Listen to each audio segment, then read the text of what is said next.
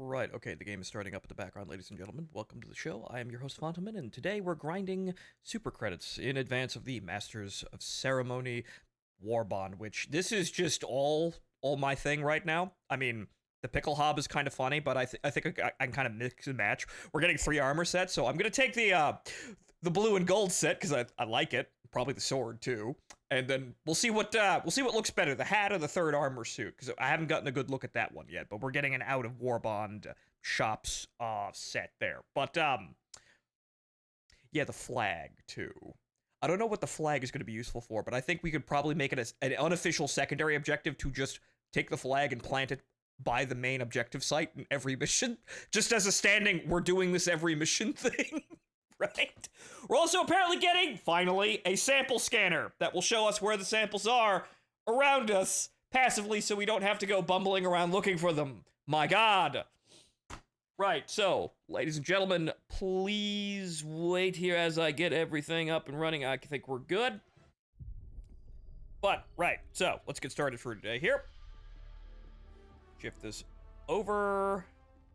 Right. Okay.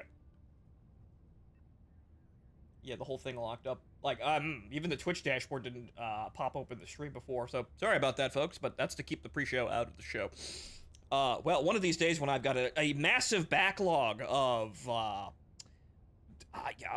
royalty-free lo-fi hip-hop, I guess, like everybody else, right? I might be able to have the pre-show there, but I'm never giving up the entertainer, but that's also royalty-free as well. But yeah, the opening to Locomotive Breath is not. I may have to lose that if we ever go pro, I suppose, or rather get big enough that people want money from me.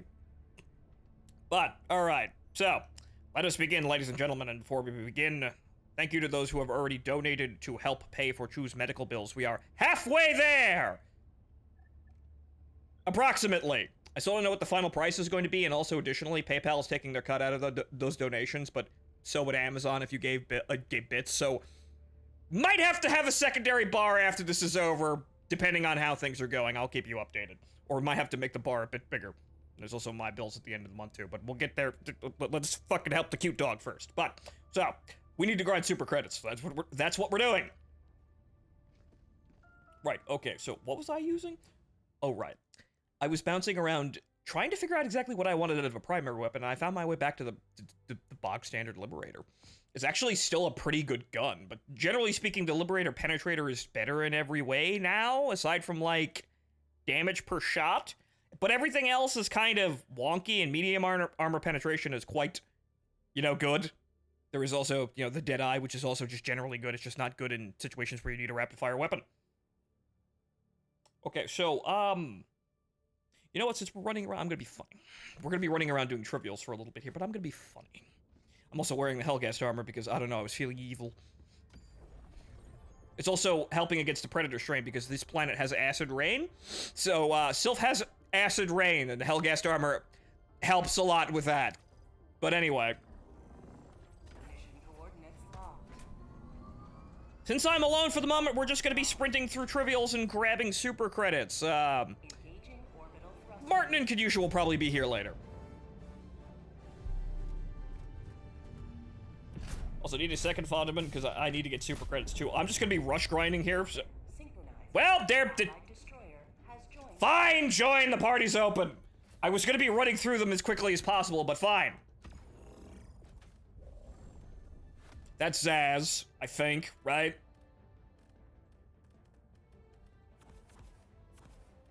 It officially don't matter. Right, hello Zaz. But, party's open, I suppose we could just do that. The objective is get the super credits and get the fuck out. We need a lot of them. Well, I could leave. As long as you're gonna be fast, sir, you can stay. Haruka, I think I have you on Steam. I'll see to that after we get through this mission.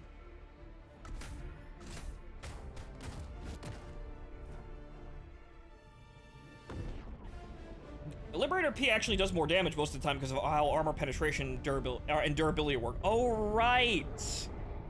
Right, because light armor is a thing, And that reduces damage. Right.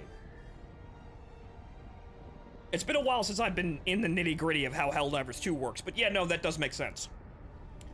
Even though the Liberator, being a normal gun, can penetrate light armor will still reduce the damage that's being applied.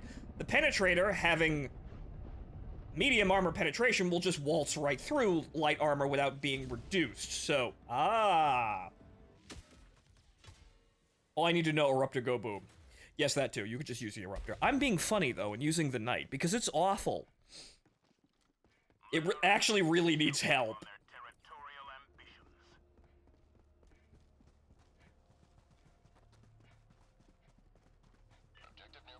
I like the Space T-90. It's funny, but the problem is that it's also horribly ammo inefficient, and, it really just needs more magazines.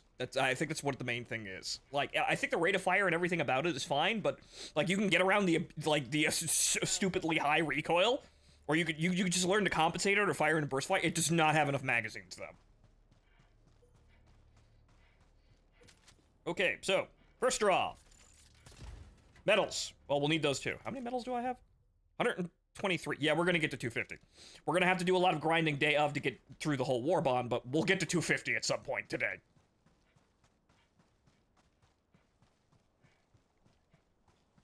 Specifically, matching penetration with the enemy armor reduces damage to 65%. Oh, okay. So basically, if you're just meeting the armor, you're still only doing 65% damage. Is that how the equation works? And it's requisition slips. But hey, we could dump that into the democracy station. That actually does have a purpose now.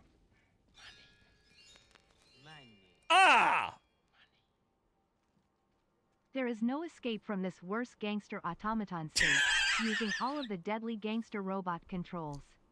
Indiana 2084, gangster automaton police beat me bloodily. Dragged me in chains from Malevelon Airport. Oh, it didn't say Malevelon! Microsoft Anna, you absolute fucking Microsoft Anna, this is why you're getting replaced with better AIs. But, Martin, thank you for for the $150. We're on our way. Sorry that got botched, but you all know what that was. The gangster, communist, automaton, computer god.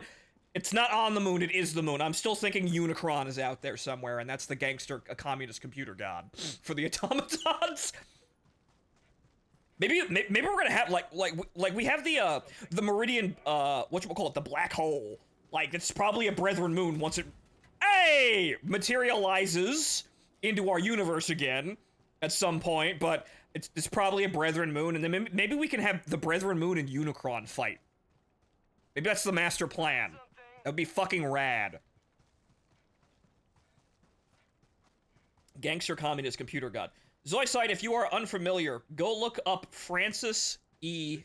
Deck and listen to what it sounded like when this country was a real country and we had real schizophrenics. Hello, T-Dog. Alright. Good that you drop here. There's a friendship bunker. But yes, we used to be a real country with real schizophrenics.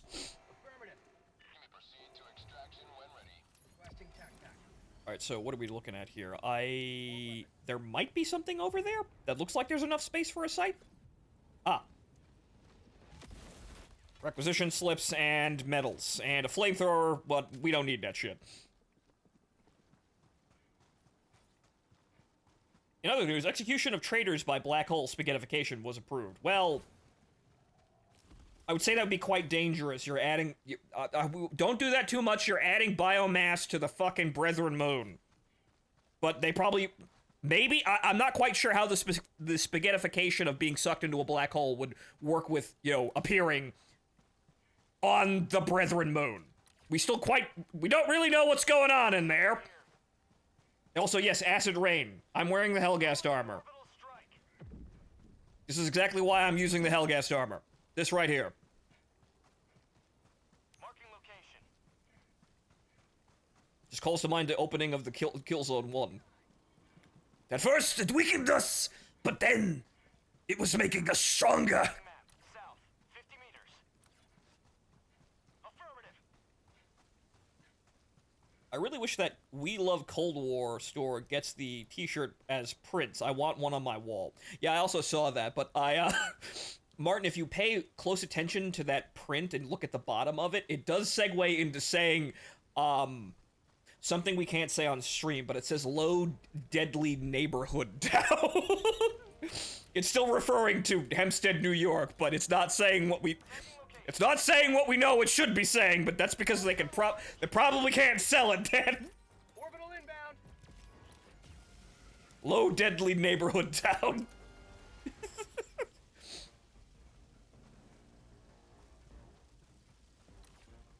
Okay. Is there anything over here? I did a sweep over here. No, I'd be able to see it. The map's too small.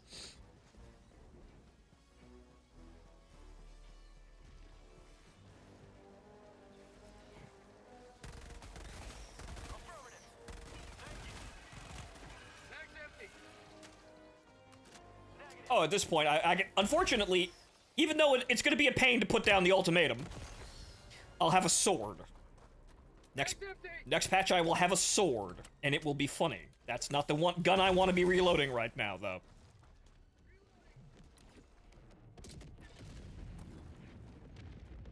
Thank you. Well, that solves the issue. Found something. Anyway, I'm leaving work now. I'll catch up in a while. Right? See you then. We'll transition to doing higher difficulty stuff then, but we're grinding. It's... I already had a shovel. Where's it? Where are the goods? Where are the goods? Where? I know there's gold here! Where's the gold? Support weapon. Found something.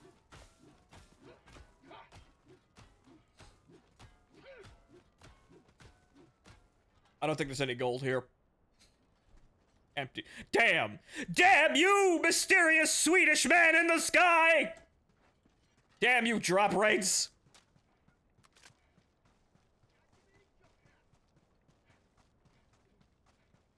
Is that? I think that was that's probably an orbital laser out there that I saw, not a pack or a pod. All right, let's get the hell out of here.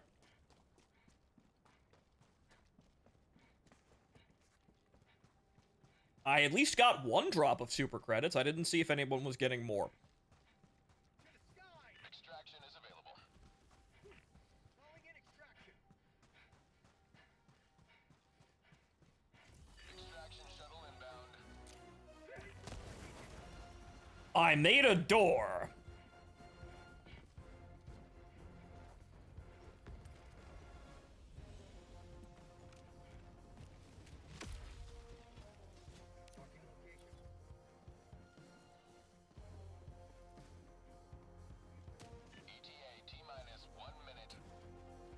For right now, we're going to be using accelerated extraction to speedrun these missions even harder, but once we actually transition to actually playing the video game on difficulties that aren't the tutorial, I will once again resume my duties as the extra live guy. Mag's empty.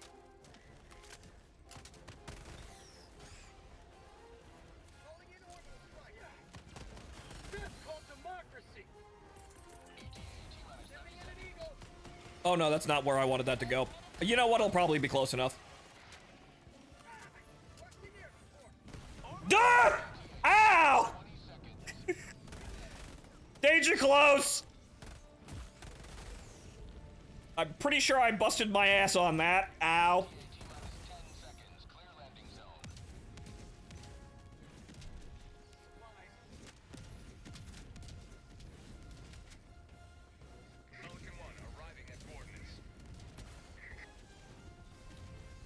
Have you considered simply playing on max difficulty and putting faith in democracy? Yes, but also no. Look, we'll play on max difficulty when the war bond gets here, and we'll play nuclear trench warfare with bolt-action rifles and the flag. Countdown initiated. Stand by for takeoff. Extraction complete. With the super secret side objective is to take the flag to the primary mission objective site, and then plant it at the primary mission objective site. No one will tell us to do this, but we will do it every mission.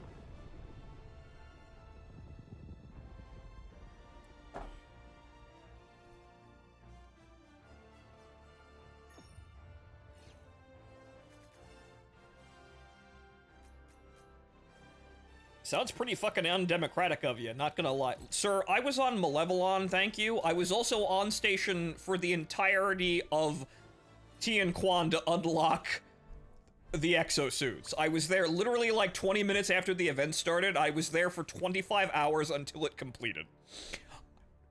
I can take it easy if I want to, thank you. The only thing I don't have is on level 150. Alright, Haruka, we'll get you there. Hang on. Nobody else join, the spot's claimed.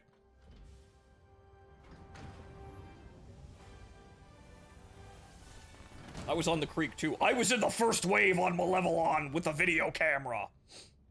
3.5 million people saw how cool that shit was and then flooded the game so no one could play. Well done. The enemy barely. Okay, so hang on here. Let me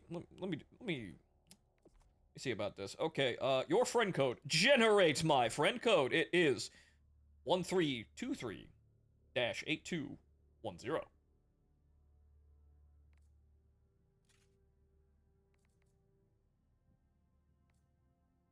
Okay, so whenever, okay, so do I have to refresh the friend? Send me a damn friend request. But, well, I guess it's a race then.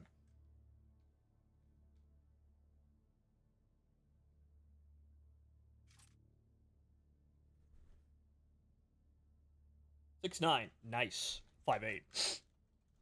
I think that's already him. Send friend request. That, what, no, well, you won the race. Nice.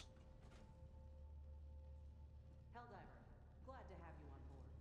Raise personal flag on raise the flag missions to complete the objective. No, well, we have to drop into the drop site, and we have to immediately carry the flag, and the flag has to be carried by someone to the primary mission objective site and be planted at the primary mission objective site no matter what it is or what the objective is.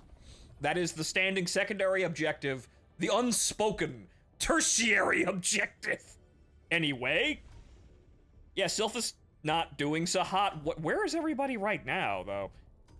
Oh dear God! Look at these. What's going on? Where is everyone?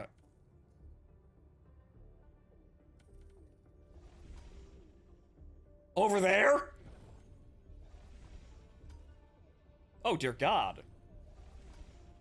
Yeah, no, most people are over fighting the bots there, but alright, well, we'll fight the bugs here to get something going here, but we're gonna make a donation to the Democracy Station then, so.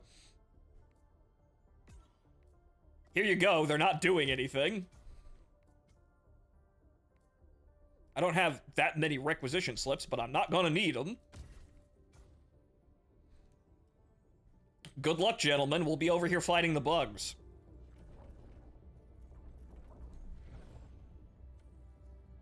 Also, do we need to burn the flag if it touches the ground? No. Once the standard has been deployed on the mission, it is the standard. Even if we all drop dead and drop the standard is still there. Honor is... Remember, if honor is preserved, all is preserved.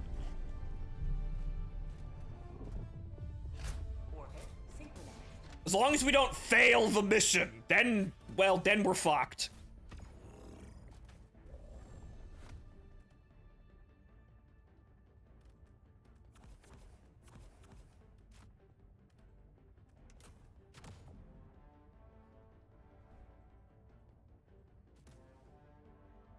Is Dawn still crazy, or did we fix Dawn?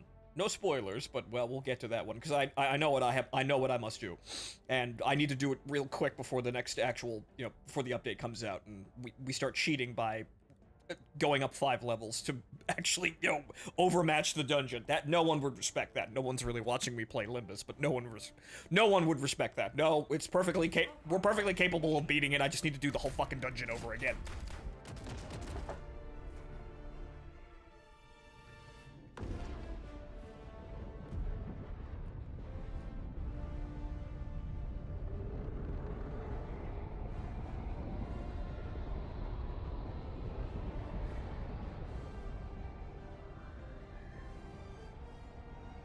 There's a new type of ego now. Ego that activates upon death. I hope it's fucking good.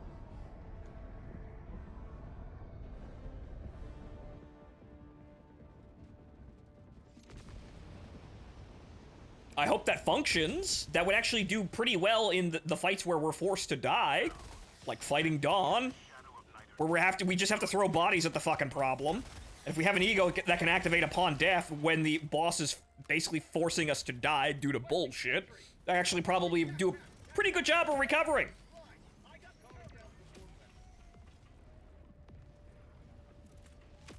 They better be fucking good, though. Oh, they're really leaning on people dying in recent content. Yeah, mainly because, you know what? You know why, honestly? I feel like there's a dissonance in the narrative where it implies that everybody is dying repeatedly in battles where no one dies.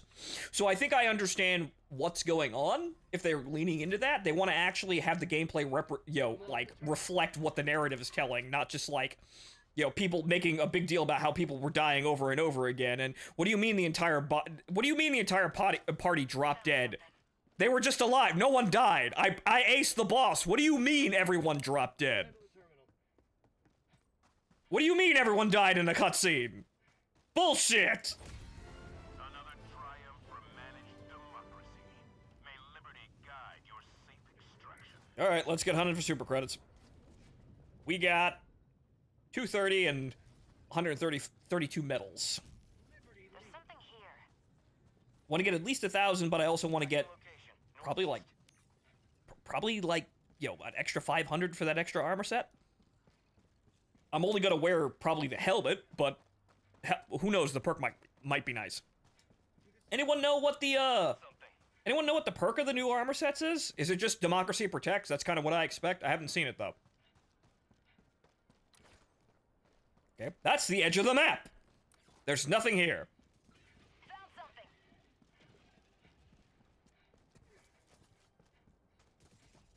Marking location. I think it's harder to break your limbs. Well, okay, so fortify. Well, that's kind of lame. Never mind. I'm gonna wear it because it looks nice, not for the perk, but that's kind of lame.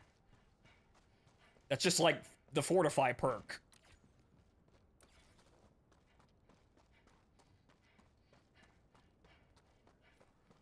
I was expecting it's more Democracy Protects armor sets, and that would have been acceptable. 50% chance to, well, say no, fuck you. Doesn't look like there was many sites on this map. That's disappointing, but it means we'll be out of here quicker. Have a taste of democracy. Marking location. Found something.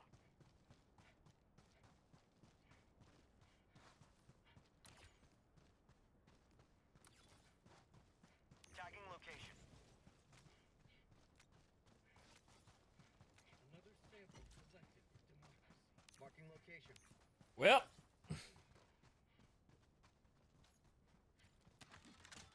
You may proceed to extraction when ready. well, time to defile the graves.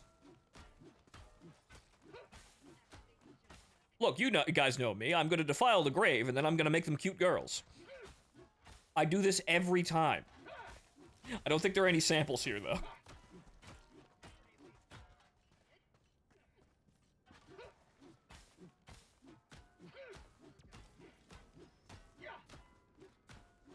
New armors looks to me like a bad servo assist. Oh, well, that's lame. They look nice, though, but that's lame. Calling down a sentry. Then get back to Necronica. Extraction. As soon as that bar's filled, baby. As soon as I have less to worry about, don't you fucking worry. New mag. Because unfortunately, we have more pressing matters here rather than taking more shots in the dark on things that people might like, but may not actually pay the bills. Bug tunnel breach. Because definitely, I want to take them to a point where I can make tons of money on them, but however, that's going to take work, and that's not going to happen overnight. Unfortunately, being an adult is, well, paying the bills properly, even though, well, in some cases I haven't been handling that properly either, but they've been getting paid. We all have our moments, I suppose, but I feel like I'm getting out of mine. Requesting air support. Unleashing democracy. So, I'm just gonna enjoy that and then keep walking. Or running. Running really fast. Okay. More common samples.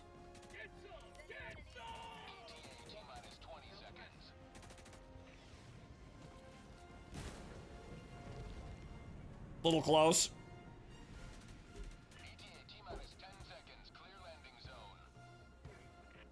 Yeah, hydrate. Suppose we'll go for a little bit and then I'll get coffee by the time we transition to actually playing the game. Or more coffee. Okay, so 240, or rather, I don't know if those apply immediately into... No, they apply immediately into the account, so yeah, we only got one. It's gonna be a long day.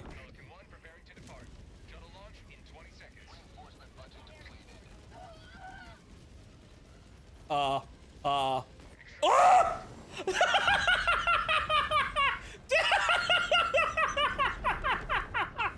Worth it. You have maintained our way of life.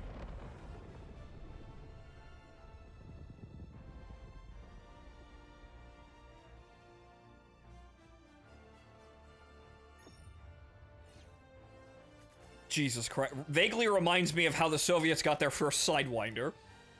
Gulf of Tonkin, a saber fired at a MiG-15, or MiG-17, one of the two. But, see, the Sidewinder impacted the MiG, and it didn't detonate, and then the MiG flew home, and they very, very gingerly took the Sidewinder out of the MiG, and then proceeded to study it, and that's how we have the R3.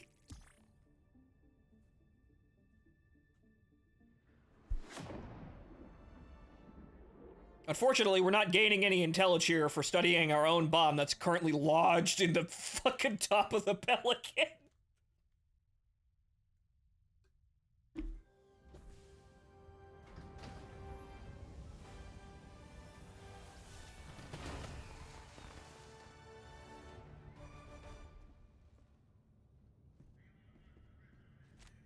Not a single Helldiver lost on that mission. A result as glorious as it is. Not for lack of trying, either. Clearly. We were even trying to kill ourselves. Next! Flag! Mission coordinates locked. Hellpods primed. Engaging orbital thruster. Good pilots follow orders. Eagle 1, probably. She wouldn't say that. Orbit synchronized.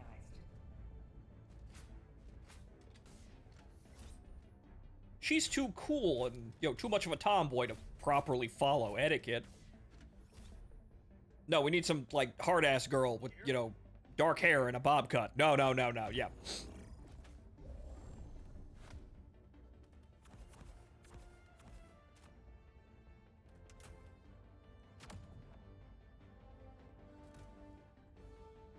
At least we have 20 super credits so far. Yeah, this is going to be a long day, but this is why we're grinding trivials and doing it very, very fast. This is just the most efficient way of doing it, because, yes, we could be playing higher difficulties, but we're just wasting time, basically, in terms of grinding. We're not giving ourselves any more spawns, though. If we go up to easy, I think, the maps get bigger and they have slightly more sites, but that's it. The maps don't get any bigger. So really what we're doing is we're making the enemies harder and basically wasting time getting to the sites to get the random draws to see if we even get super credits that mission anyway. So unfortunately, this is the most efficient way of doing this. Objective critical stratagem available. Found 30 on that first one. Ah, good, okay. I found 1, so we have 40. We had 40 from that first mission and then 1. No! Oh! Oh! Damn you, Night Recoil! No! Haruka, I'm sorry. It was very undemocratic of me. I apologize. Anyone got some ibuprofen? I need a headache. Well, I've got a headache! If you needed a headache, I provided one. Whoops. Yeah, there's a screen grab if anyone wants to get the clip. Oops. Night recoil too strong. Sight picture, drifted directly into my ally's head. Oops. Orbital inbound. Just freeze frame it right as his head pops off and says, "Does anyone have any ibuprofen?" Just caption it.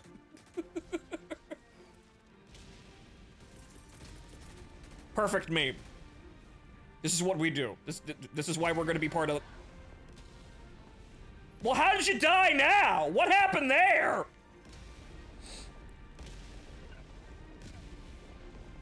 How did he die there?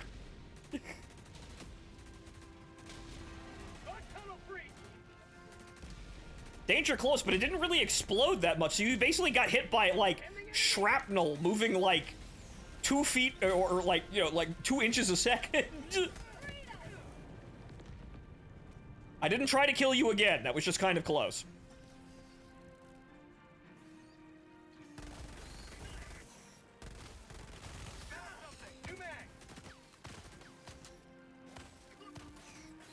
Today's the day we're gonna lock in, though. Clearly.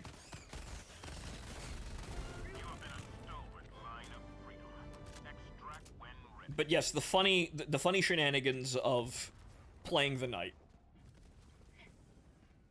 It's an interesting gun. It's just not very good. It's sometimes kind of hazardous with the amount of recoil it has. I'll take it. Okay, this is not a sight. Very sad.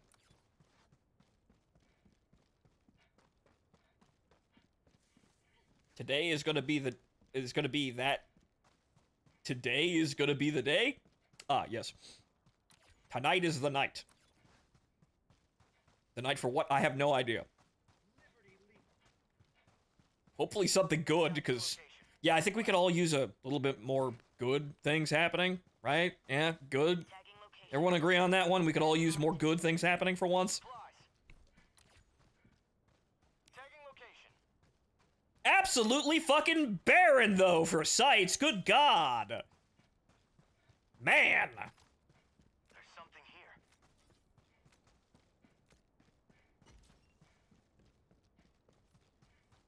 I wouldn't mind some good in this timeline. Yes. Yes, some good would be helpful. Can we get some good in here? Maybe we should all just sit down and try to make some good things happening. I, for one, am Found something.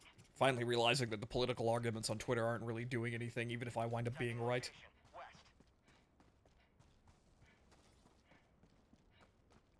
Even if I do finally wind up being proven to be on the right side of history, yeah, I'm not getting anything for that really anyway, so what the fuck am I wasting all this energy for? Jesus Christ. Can I, like, charge back all of the time I've wasted trying to articulate, you know, nuanced and concise opinions on Twitter? Can I charge that back to God? Can we get that time back? Can I roll back a couple of years?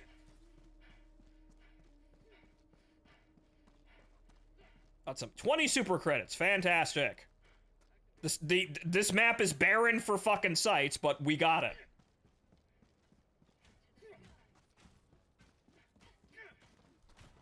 T-Dog is digging a latrine, I suppose. Found something. We found the thing. Damn! Hey! Wait! Why did you throw a grenade? You have a fucking jump pack! Little shot of liberty. Why did you even do that? Fucking shit was booby trapped, man. Affirmative. Alright, I think that's all the sites. Let's get the hell out of here. 10 more. Fantastic. 280. Good. There weren't very many sites on this map, but a lot of them were super credits, so that's fantastic. No, we got this one. Wait, what the oh, it's Rex. Why didn't you take the Rex? They're useless to us, but we could just throw them into the democracy station. It'll help somebody. Calling in extraction.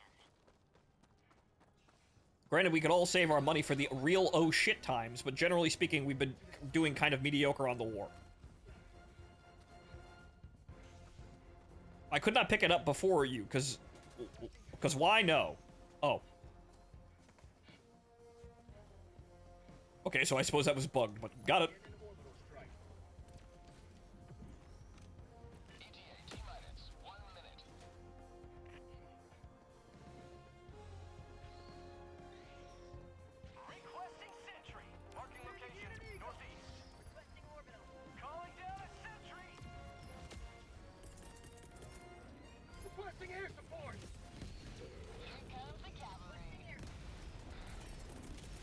Oh, that might be a bit close. Requesting orbital. ETA T-minus 30 seconds. Sending in an eagle. That's not actually close enough to see it. Nope, nope. There it is. They found him. Yeah, there they go. They got him. Making very pretty holes in a field, though. ETA T-minus 10 seconds. Orbital incoming. Calling in an eagle. And that's how we lock down the entire flank. Pelican 1 arriving at coordinates. Back. Pelican 1 landing sequence initiated. Watch where you're standing.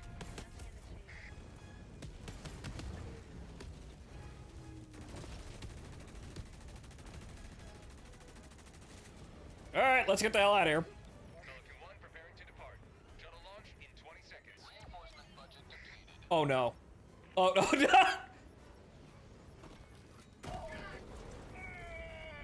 It would have been funny if you tried to go for it, man. Go for it, man. You would have, you maybe would have made it, or maybe you would have gotten to the deck before, you know, right as the bomb hit the ground and gotten hit in the face in it. Come on, make good TV. Got there right as it arrived and gotten hit in the face. It would have made great television.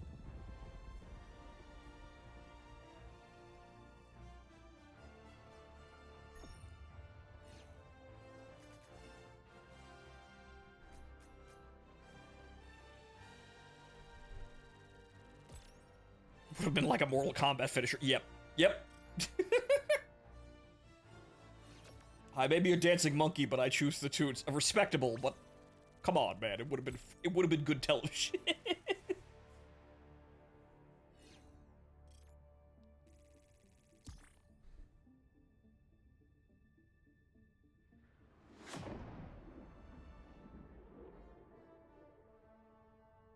Priority alert. The Demiurge system. Priority.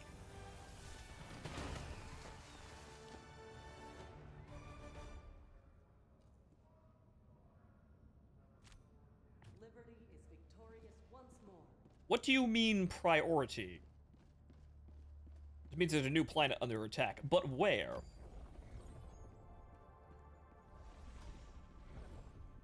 Okay, Demiurge. Anna Skellert. Orion. Huh.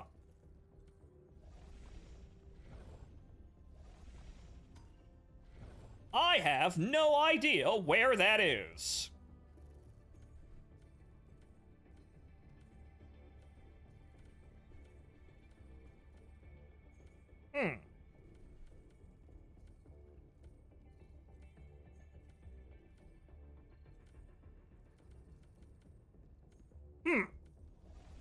Oh well. This world is riddled with terminate abominations. Where will you Mission coordinates locked. Hellpods prime. Next! Engaging orbital thrusters.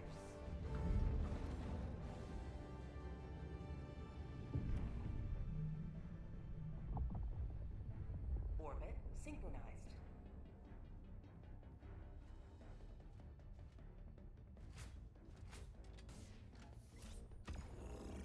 Demi, you're some shit. Look, someone else can handle Slanesh.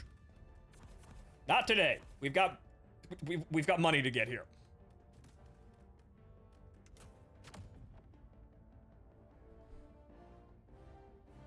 Tannis sector, apparently near the border between bots and bugs. I see. Those priority alerts would probably be better if they tell us exactly where the sector is. But granted, most of the time you can kind of see. Hellpod launch. You can kind of go onto the Galactic War map and immediately see where it is. But it'd be nice if he told us the planet and then also the region.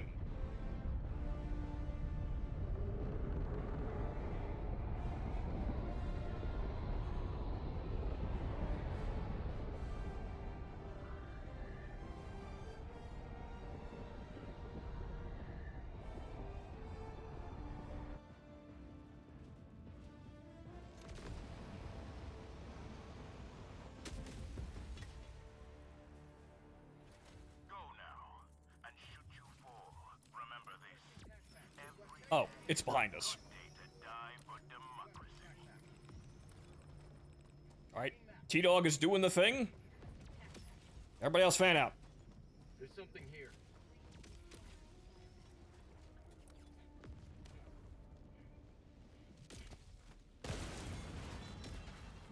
Is it money? Well, metals. We'll need those. There's something here.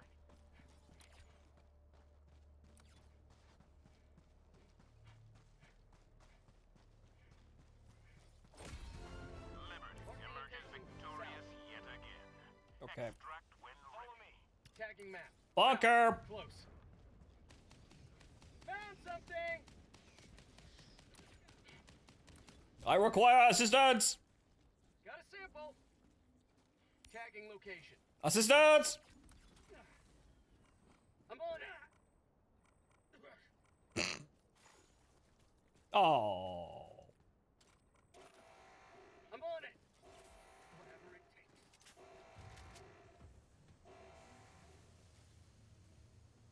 Aha! And a shovel. Because why not? To the sky. Okay, I believe that was 20?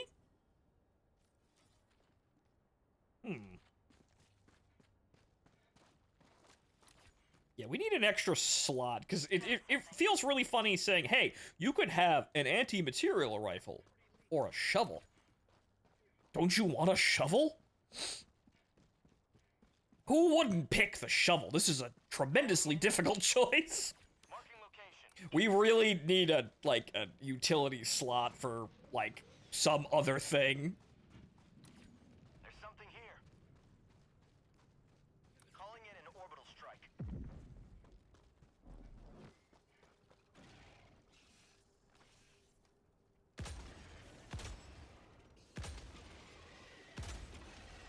Say hello to democracy.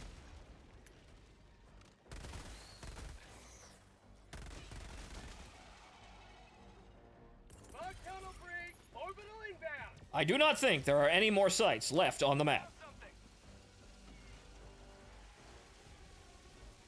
Negative. Tagging location. Southeast. Oh, there is one over there.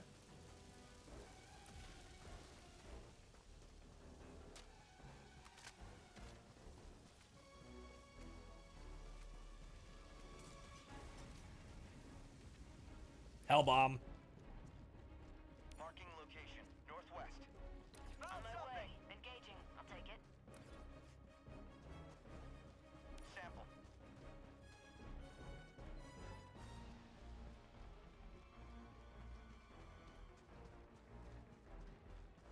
Good, good.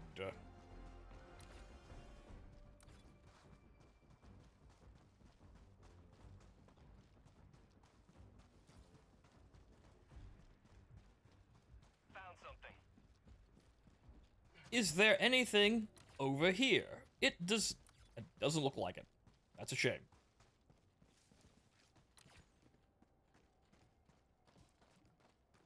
Oh, I had the map zoomed in. I couldn't actually see everything.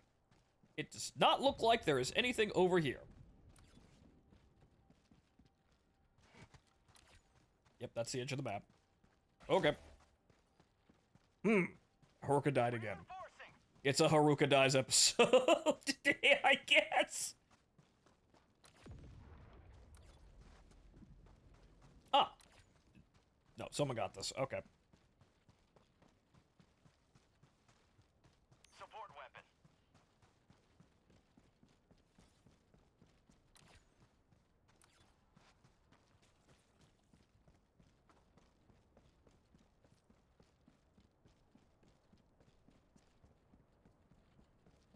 Extraction is available.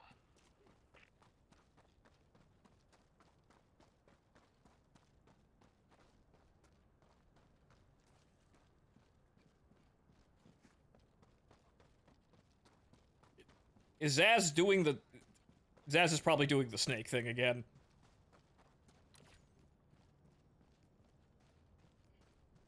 It would appear that all the sites have been looted, aside from that one over there, but it's probably samples. Throwing supply beacon.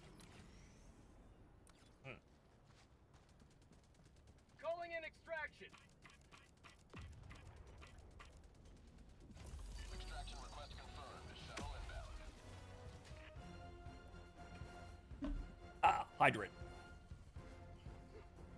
Okay, so where are we now? 310. Good, okay. Calling in an orbital strike. Activating jump pad. Oh.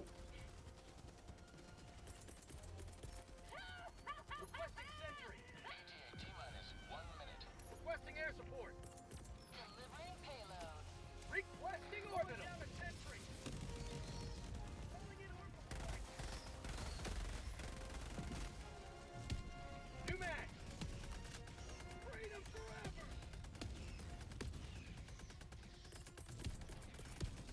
Sending in an eagle.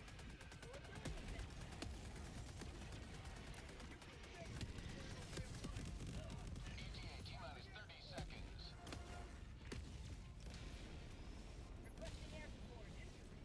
That bomb was heavily delayed. ETA T-minus 20 Cool. Got a sample. ETA T-minus 10 seconds.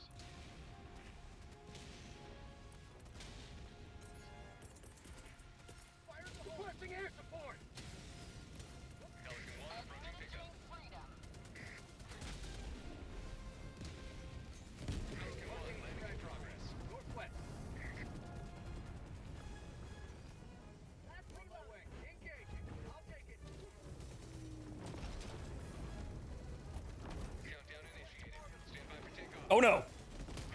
Pelican 1 beginning ascent. Haruka died.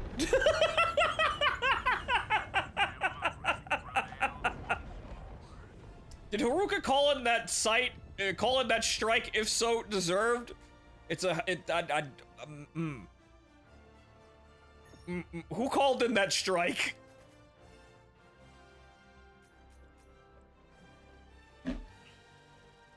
Zaz. God damn it, Zaz. Thankfully, we're doing this mostly for super credits and nothing else, so we're good.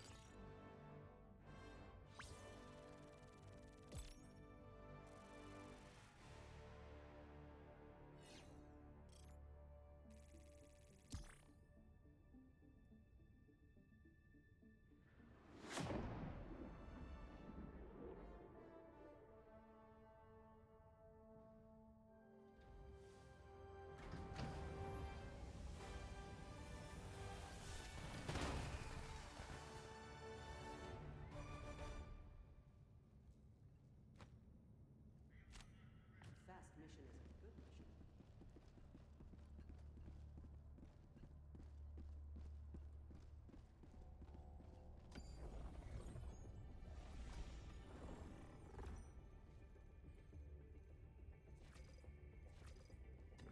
Alright, the same thing again. Mission coordinates locked.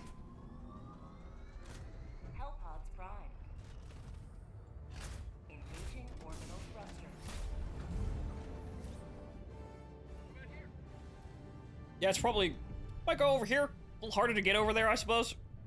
Orbit synchronized. Clear this at least, and then, you know, go over and do the objective.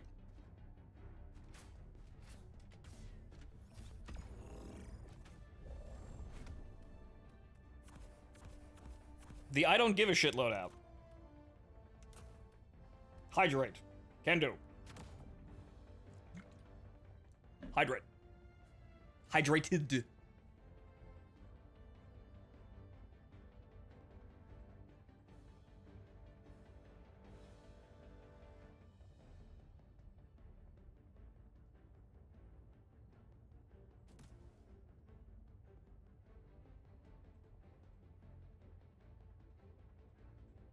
Launch initiated.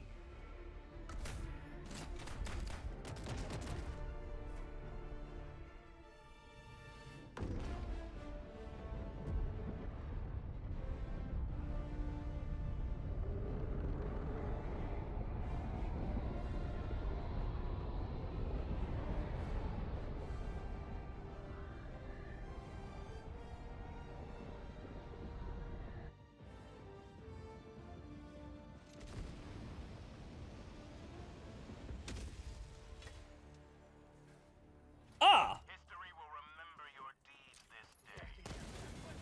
Literally landed on it!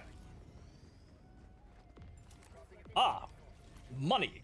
Good. 3 war bonds and 10 credits. We'll be looking for those 100 credit drops today, though. Those would be very helpful. Activating jump pack. They are entirely random, though. Ah, right.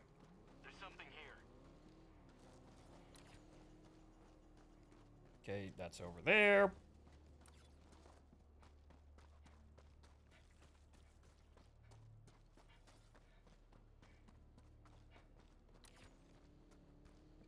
To the skies.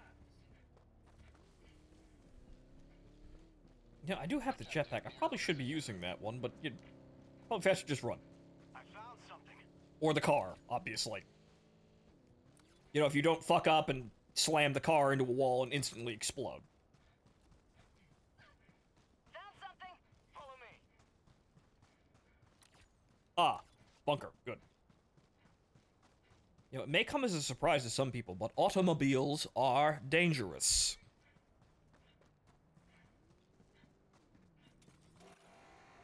I'm on it.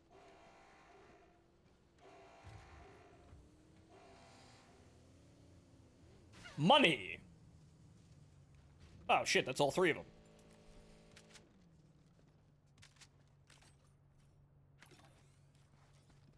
Okay, 100 Rex, and... Another step towards galactic. more requisition! Now, how many super credits did we get? 10. Well, get out and hold X like a man. Oh, no. Oh, no! Oh. Democracy isn't done with you yet. As I said, ladies and gentlemen, automobiles are no trifling matter. Marking location, northeast. The site is unfortunately empty. I leave the shovels and the dead men where they are.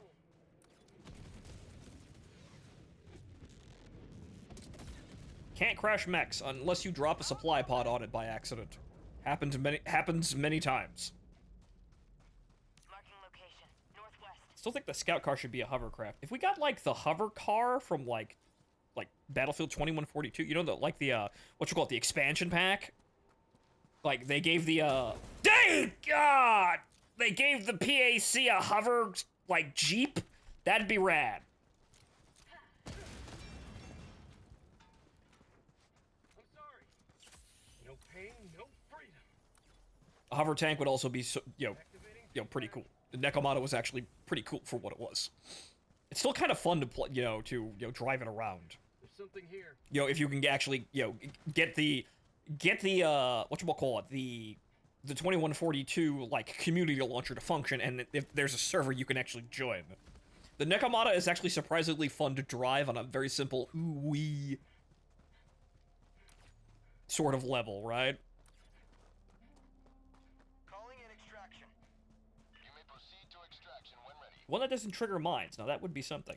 Yes, it wouldn't trigger mines, and it would be able to drive over many other obstacles and basically be generally more controllable on all terrain. Also, since that's up there, we know there isn't anything up there. Okay. That would be a lot more ergonomic for getting across the map in this terrain, because it's an infantry map. It's designed primarily for infantry. So there's a lot of undulating terrain and hills and rocks for cover and, to make engagements a little bit more interesting. It's not just one flat plane.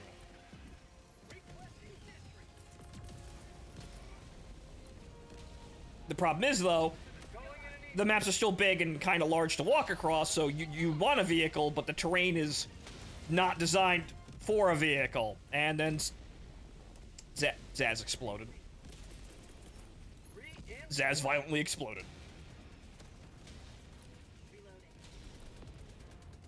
ETA T-minus 30 seconds. Orbital inbound. Once we get hover tanks, the bots will get hover tanks.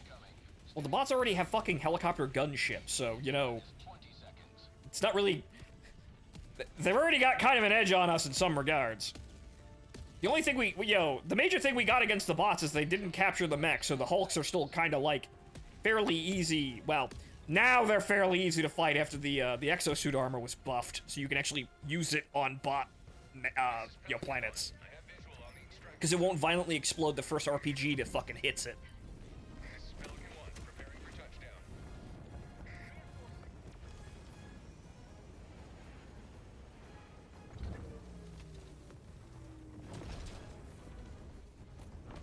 Oh, that's cursed. Oh, that's oh no. That's cursed. Oh no. Oh no. That's...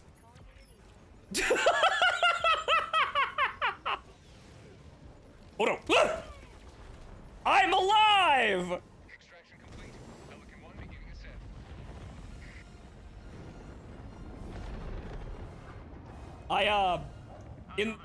In the diving animation, I was for a split second underneath the door of the Pelican, so I did not get hit by whatever the hell just hit us. Lucky. But yeah, so that was a Hellgas rifle and the proximity RPG stuck inside each other. Just like you could hear the Gmod metal banging crowbar sounds from Half-Life 2 as it just kind of spun around, colliding with itself. The abomination.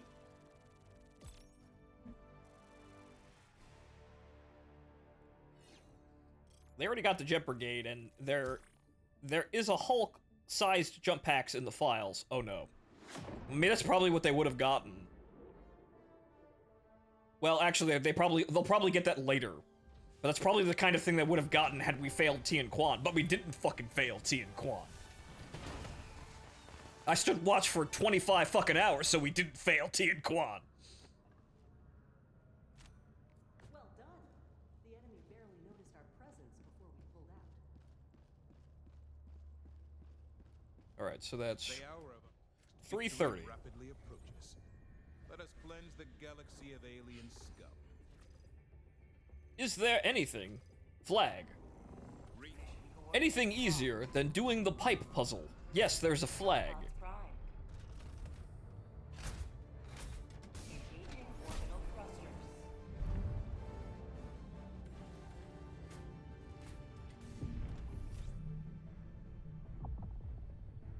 Orbit synchronized. Engaging orbital thrusters.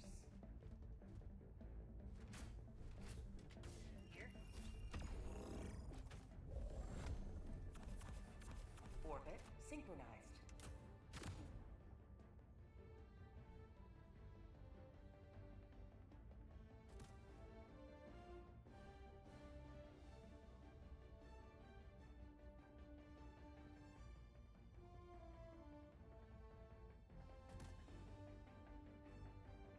Launch initiated.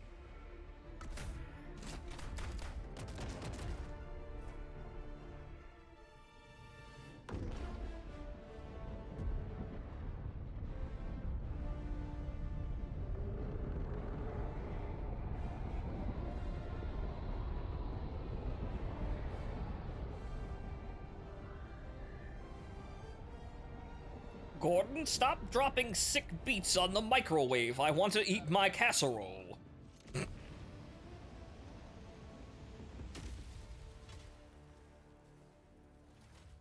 are the best of the best. Live up to your name. Live up to freedom.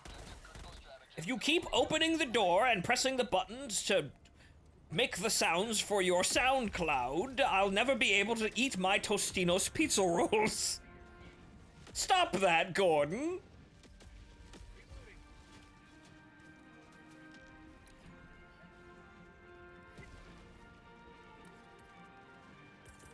Found something! Requesting orbital! Firing orbital laser. Bug tunnel breach! Oh, there's an overhang there, but they're close enough anyway.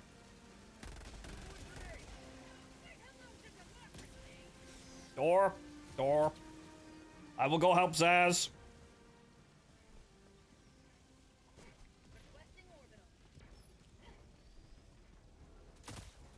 Ow. Ow. I'd shoot you, but then we wouldn't be able to open the door.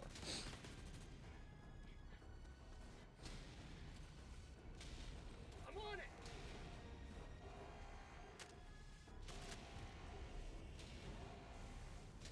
Yes.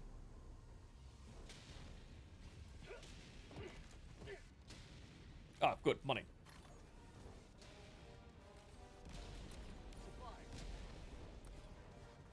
Calling down a vehicle. Bug tunnel breach. 10 whole super credits.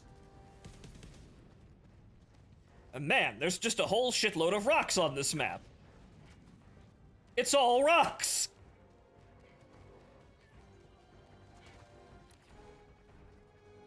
There's, actually, there. That's it. It was a hole.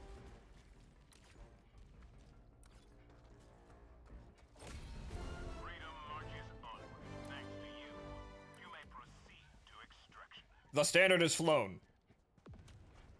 Affirmative.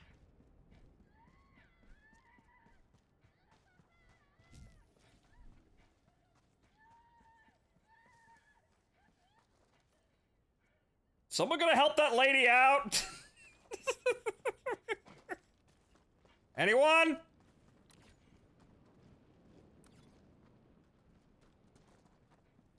Tagging location. South.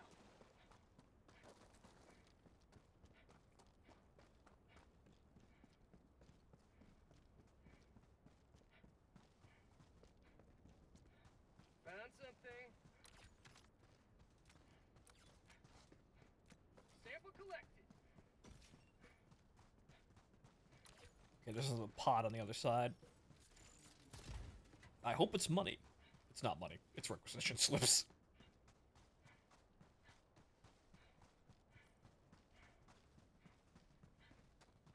Door. Marking location.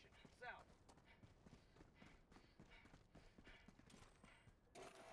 I'm on it.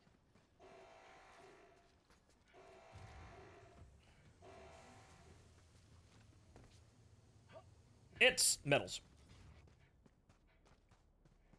Which 167.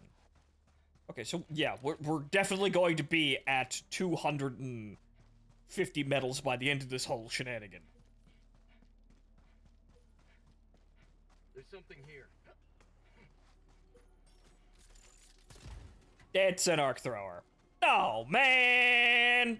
Weapon drop! Oh man! Location. There's something here.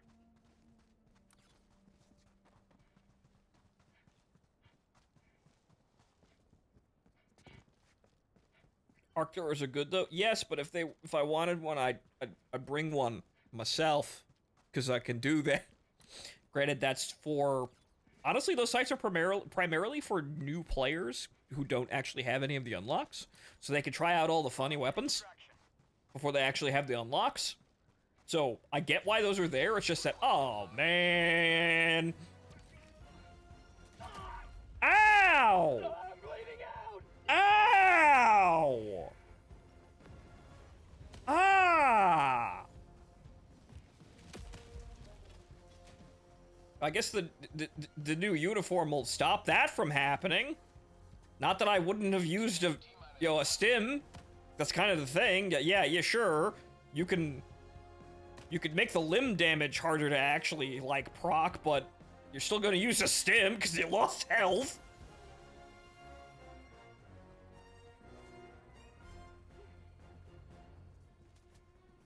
I often don't drop with support weapons and just scavenger or bother someone for it. I always drop with a support weapon when I'm actually, playing seriously. But it's you can be self-sufficient and it's good if you are.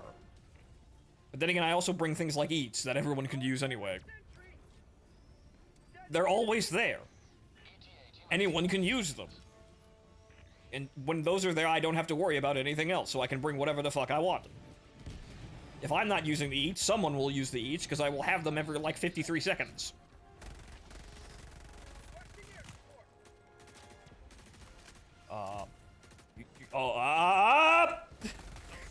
Arriving at coordinates. Pelican 1 landing in progress.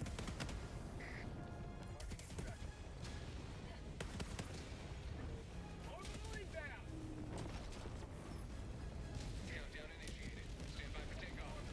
Oh no. Extraction complete. Pelican Oh, 1 it's smoke. beginning ascent. Actually, no, it's a 388 millimeter barrage. Liberty has seen you through.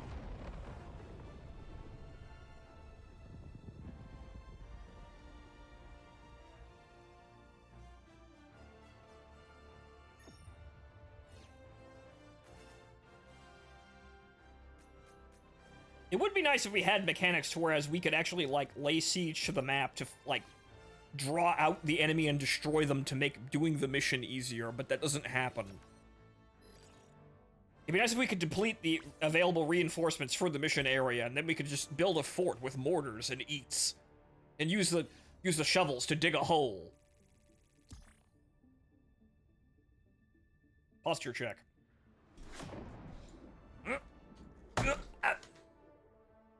Sitting up straight. Fato, draw me like one of your French girls. I'm sorry, I can't do that. I can get Deku to draw you like that French rat girl, though. We got that. You know, when I have some money. Fortunately, all of this money that is being donated, I am very appreciative of. However, I cannot actually spend it. Zero friendly fire incidents is the sort of statistical anomaly. It's already paid for with a very, very, very expensive bill. The bridge is yours, Helldiver. Take us to the fight. The bugs swarm across this planet. Choose where to make your stand. A success. Mission coordinates locked. Or should I say, already Hellpods prime. spoken for? Already spent? Right? Engaging orbital thrusters.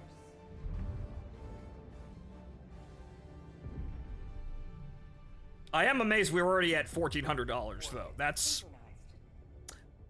Synchronized. I thought I saw Zaz's name falling through the ship there. I was concerned. Sorry. It's a corner of my eye. But I am thankful that we're already at $1,400. This actually looks possible now. This was a very, very painful mishap, and not just for Chew.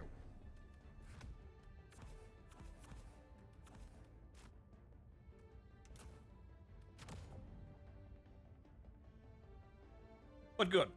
It appears that we're actually going to make it. So hopefully this is where things actually start getting better in general. Because, well, I've still got bills to pay here, but, well, it's been a while since I've been on continuous alert for streaming, so we'll see exactly what happens by the end of the month. Maybe at least I'll be caught up on the schedule before I take a break after this.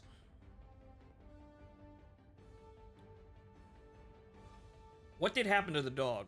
The dog, unfortunately, wanted attention, so I picked her up and I put her on a bed.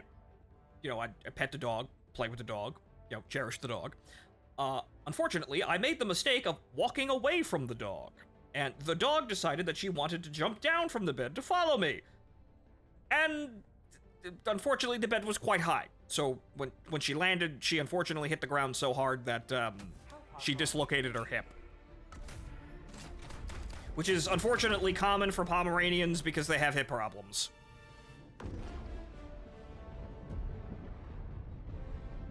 So it was just the stupidest, minuscule, mindless, simple mistake. And immediately we're out $2 grand. Ow. Objective critical stratagem available.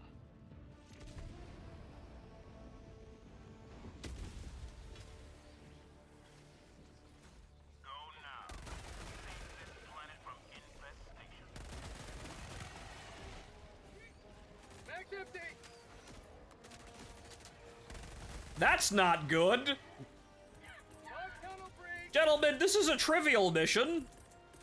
What are you doing dying like that?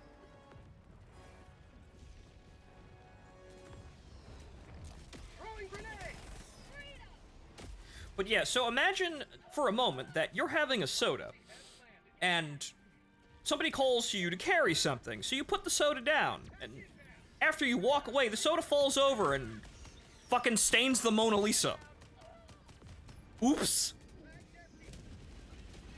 Fell in a bug hole, sir. Unlucky. But yeah, that's basically what happened, and that's... Yikes. Unfortunately, pets are very expensive when they have health problems. Chew's worth it, but damn!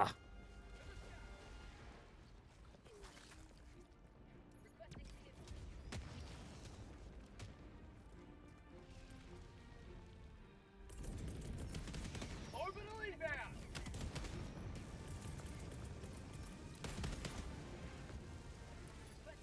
Requesting orbital! Firing orbital barrage. Clear the area.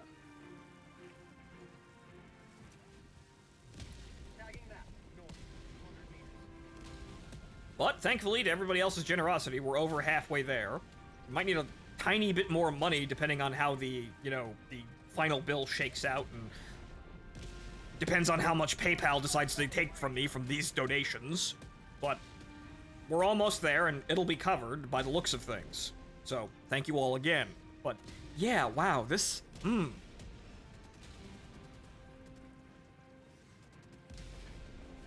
something!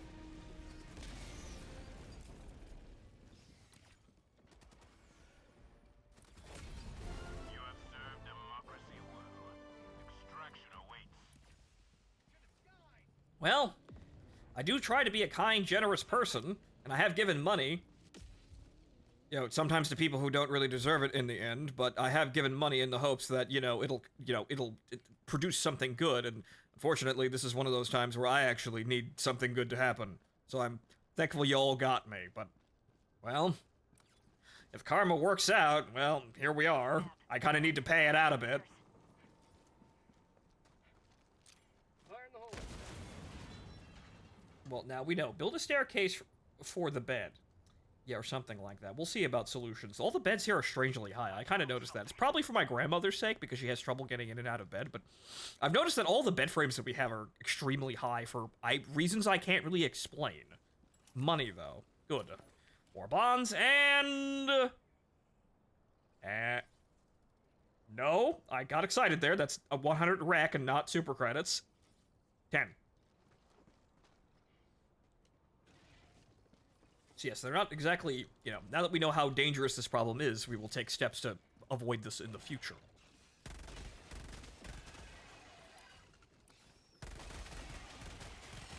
Found something! Mag's empty. You may proceed to extraction when ready.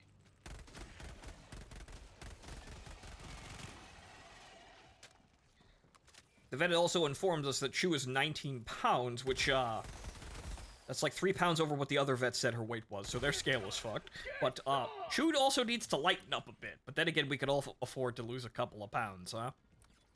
Especially me, I've been sitting here getting fat. Not a good look.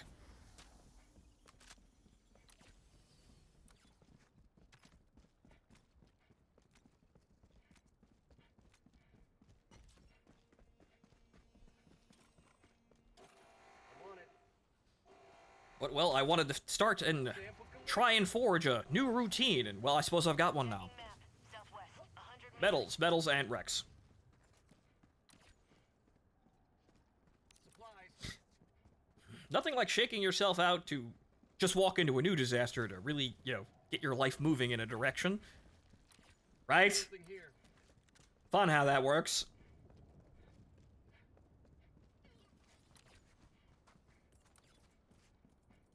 Calling down a sentry. There's something here. It would appear. Oh, right, the wall. Dropping a pin. Southwest. Right, 100 meters. the wall. I forgot about the wall. I think I bought the wall.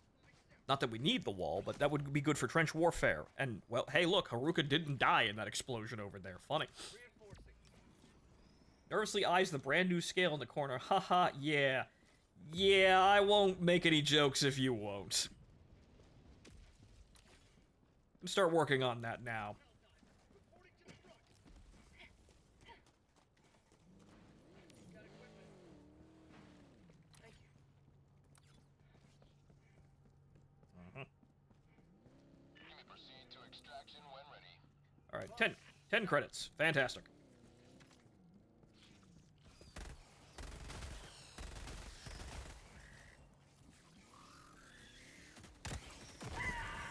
Oh, that was ass. I really didn't want them to drop that bug hole. My bad. Ow! Ow! Ow! New mag. Ready to liberate. But, well, I think I've got a new outlook going forward that'll actually help me. It's mainly down to realizing how much time I'm wasting around stupid shit. Calling in extraction. Stupid shit that isn't actually, well, working, or getting angry about dumb shit I can't control, about people I don't know.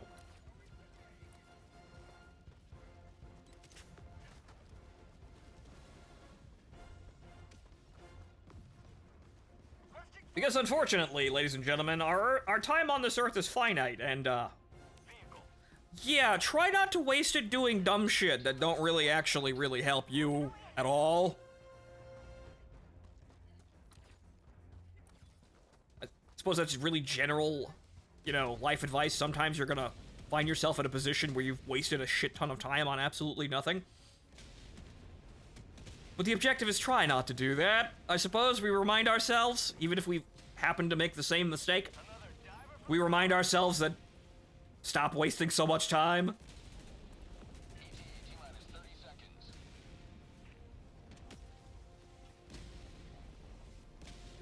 And quite honestly, at this point, if I was going to be famous for my amazing commentary and critiques on Twitter, it would have fucking happened already.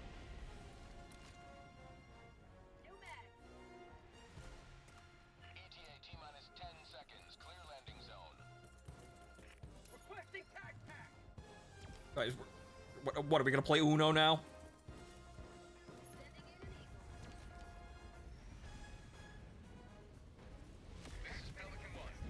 Eyes total. Ow.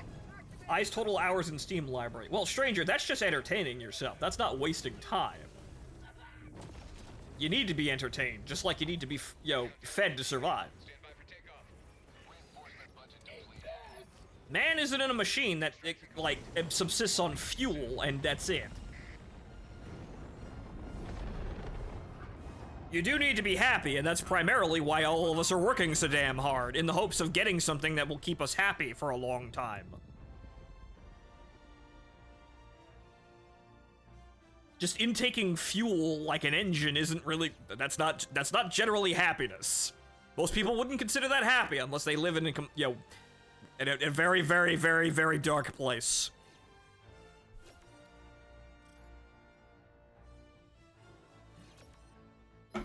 But people do need to be entertained, and that's, well, unfortunately, sometimes expensive, and also, in a way, time-consuming, but time-consuming is, that's the time you want to be entertained for a long time. So that's time well spent if you're actually mentally better for it. It's also my job. And unfortunately, trying to get attention on Twitter is part of my job, but not as vital as a part as I've been leading myself to believe. Social media presence is important, but generally speaking, it's more about content.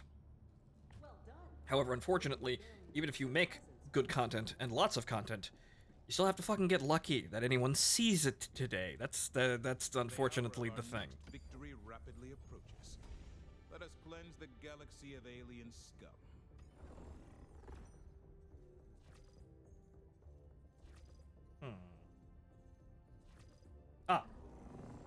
Propaganda station. Where are we? Just under 400 credits. Getting close to 200 medals, though. Very nice.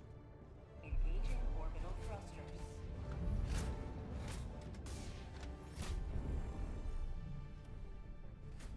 They have to be entertained correctly, otherwise the powers that be take away your money.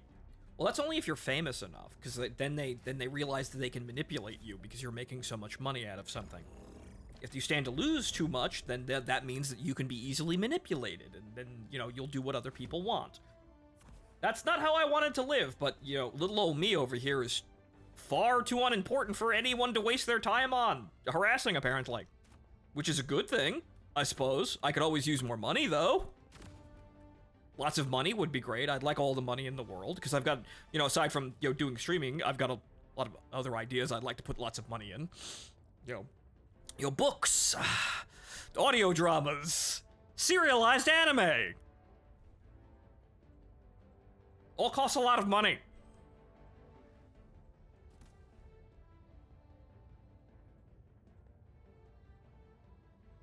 And even then, it also, on top of that, costs a lot of advertising for anyone to see the damn thing in order for it to be actually, viable for sale? Pod launch initiated.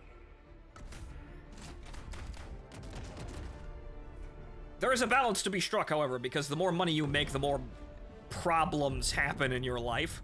Though generally speaking, without money, you still have a lot of problems in your life, so it's not exactly a zero-sum game there. generally speaking, a lot of problems start happening once people realize you're making money on something.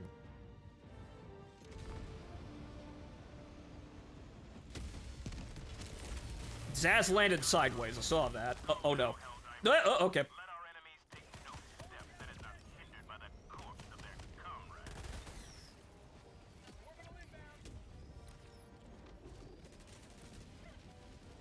Bug tunnel breach. Tech pack inbound. Well, do we all have mics? I mean, yes we do, but frankly, we're clearing the map so quickly that it doesn't matter. Tagging map. East, 200 meters. We're actually playing the video game. I will arrange, to drag you all into, the streaming, the streaming room so we can actually hear each other. Fire in the hole. Here, we're just go get loot. Found something. I didn't burst into flames.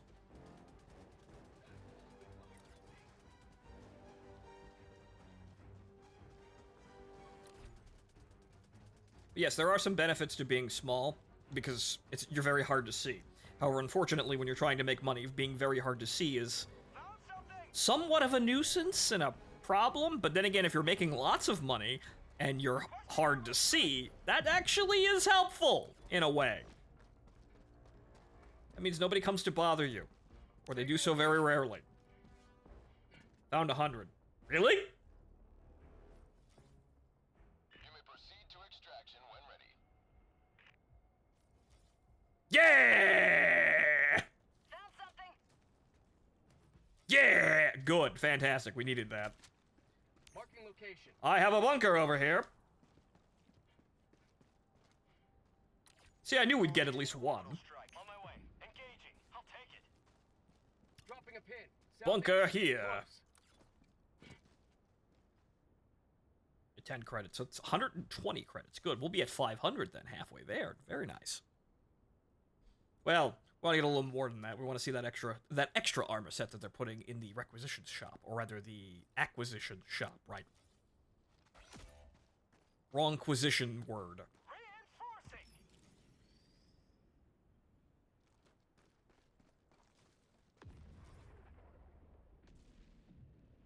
Hmm. 182. All right, good. Requesting tac pack. They do exist. Take your hat off, boy. That's 100 SC. Yes, I would take my hat off if I was wearing one, but Get some. Get some. everyone pay your respects to 100 super credits. Baller. Medals and Rex. Oh well. I think that's everything. Looks like it. There's like this corner over here near the extraction point. I think that's about it. Taking a pin. Southeast. 300 meters.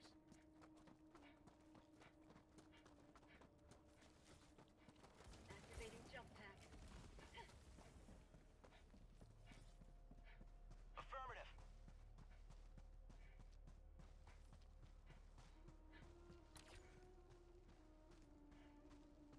Okay, nothing over here, nothing over here. Got the area in front of the extraction point, and that's about it. Northwest. On my position. Yep, that'd be it.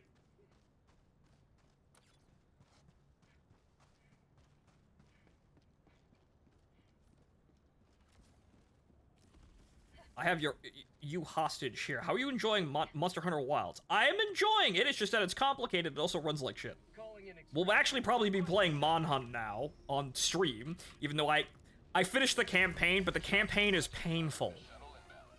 The campaign is painful. Because while, visually the game is well produced, holy shit, that campaign design.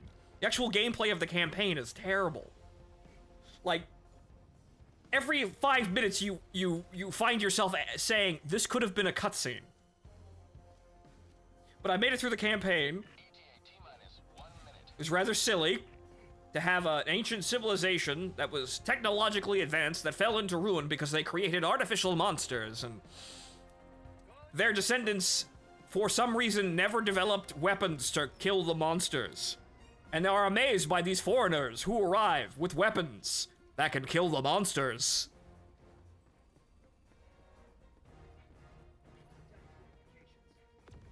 Fondo, this has been the lore forever. Well, I'm just now being introduced to it, and it's fucking silly. But Monster Hunter, I understand how Monster Hunter works after playing the campaign. Generally, it's well designed when you're fighting the monster. Everything else is kind of a mess. Like, fighting the monsters, the actual game, is good. Everything else is kind of a disaster. I mean, they did have weapons at one point. It was a monster, but it's kind of irrational to see, like, how no one thought, hey, what if we made a big sword and hit this monster with this big sword? Like, this goes a step beyond, like, why did you never invent firearms? No, why didn't you just hit someone with a sharp rock?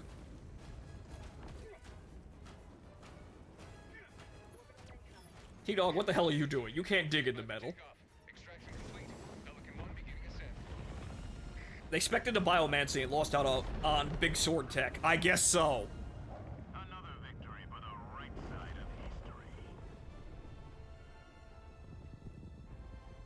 They did invent firearms, eventually, yes, and I've been hopping between some weapons. I haven't really used too many of them, but I played the gun lance in the tutorial, which was a horrible mistake because it's quite complicated. Then I moved to the hunting horn, which I got down, but every time I would step away from the game, I'd completely fucking forget how to use the damn thing. So I eventually gravitated to the heavy bow gun, which is extraordinarily simple to use. You just shoot the monster. You look up exactly what ammo the monster is weak to, you bring that ammo, and you shoot the monster.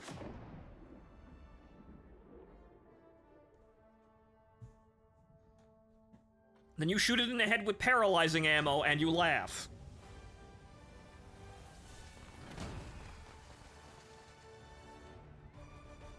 The saxophone is funny, it's just that it's complicated to, like, remember how to use it, and it's also not the greatest, like, melee weapon in general. Like, you have to play it like the hammer with a bunch of other shit tacked onto it. It's effective, it's just that it's a lot to remember how to do if you take a break from the game for a couple of days, and I wasn't really making too much progress. Because it was like, I had to remember how to do these things. Kyusha helped me, though, since he has endgame gear, and he just basically killed the monsters no matter what I was doing, but by the end I was using the heavy bow gun, and we were taking out monsters really quickly. Literally just shoot it a bunch. Hellpods Prime. Engaging orbital thrusters.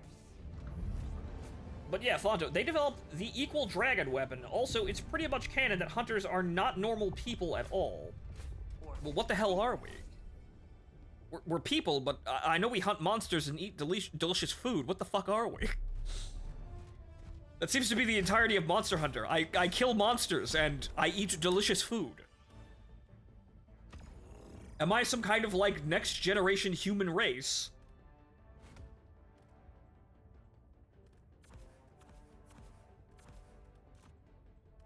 I kinda got that I'm probably not human or something like that, or extraordinarily gifted by, I don't know, new type powers or some shit like that.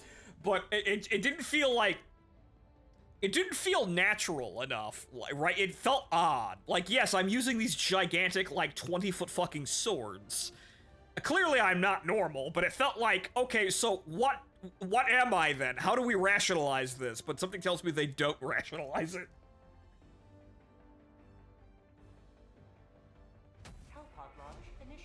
They were the result of certain experiments from some precursor civs. Ah, I see.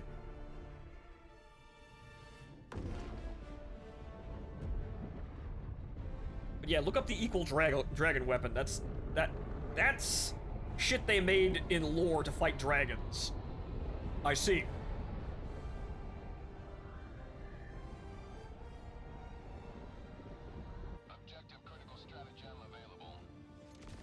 But yes, I know it's probably a very long series, and they probably have lots of lore in it. I mean, Wilds doesn't seem to really explain much of it, so Wilds is kind of a bad game to walk into your first time, because it really doesn't ground you at all. You just go out there and you fucking hunt monsters, the end. So it's probably not the introductory game that most people would need if they haven't played, like, anything else. But granted, Monster Hunter has been pretty popular lately, so probably everybody, you know, except me, played Worlds beforehand, even though Dancing Fool got me Worlds, and I never found a good time to stop and play the damn thing. I kind of regret that.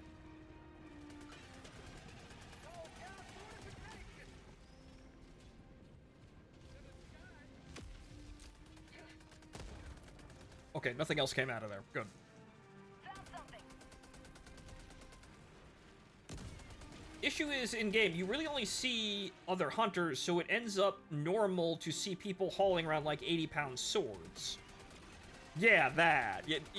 Everybody's a hunter, and everyone looks like a normal human, so this is just normal humans do in this universe, right?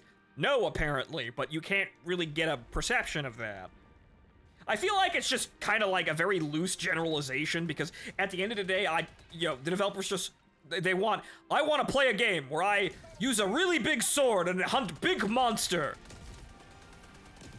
How can I carry around this gigantic anime sword? Waves hand. Reasons. That's it. That's probably mostly what it is.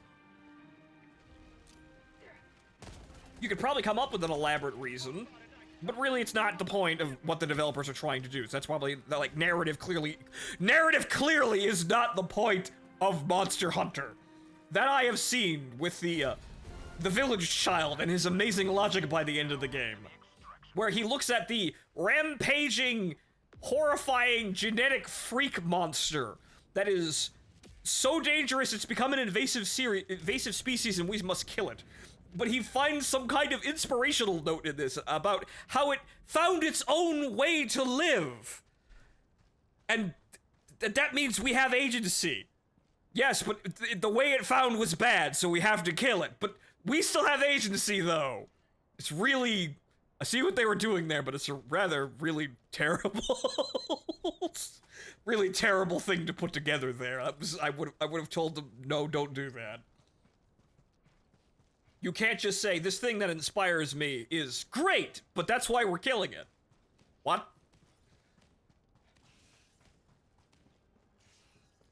There's something here. One of the very polarizing quests that Wilds did away with was stealing large eggs from wyvern nests for breakfast. I mean, we're still hunting and cooking basically everything and wearing them for pants. That's what we do. But yes, we are killing dragon children, but they're so delicious! I feel like, at some point, you have to admit, yeah, that's what we're doing, but that's how humanity survived, and that's just it? You'd probably set off the fucking vegans, though, but welcome to surviving in this. They're so delicious, and they make such nice pants. That is it. At some point, you have to just sit there and acknowledge, yeah, that's what we're doing, and fucking crack a joke about it once in a while. Good lord, have some good character about it. It's funnier that way. And more entertaining.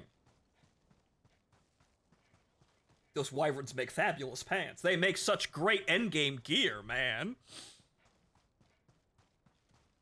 Oh, I have a dig site at my location if you want to dig. Ah, yes. You're all the way across the map, though. Fuck it, dig. Let's get on with it. We got a schedule to keep. There's a reason fashion is the endgame. But yeah, so...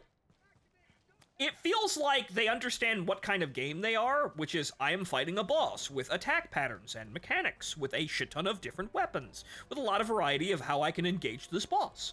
And we fight with multiple people, so that everyone can take a particular role and specialize in a specific weapon, and thus, do a specific role against the monster to fight its mechanics and attack patterns. All of that is well and good. However, holy shit, like, even the open world map design is a complete fucking mess. It looks like an artist designed it, but then it's so terrible to play that you basically have to be autopiloted by your fucking chicken horse. Like, you can't really navigate it properly, so you have to rely on the thing, like the automated cutscenes, the cutscenes with gameplay moments to just get you through most of the world.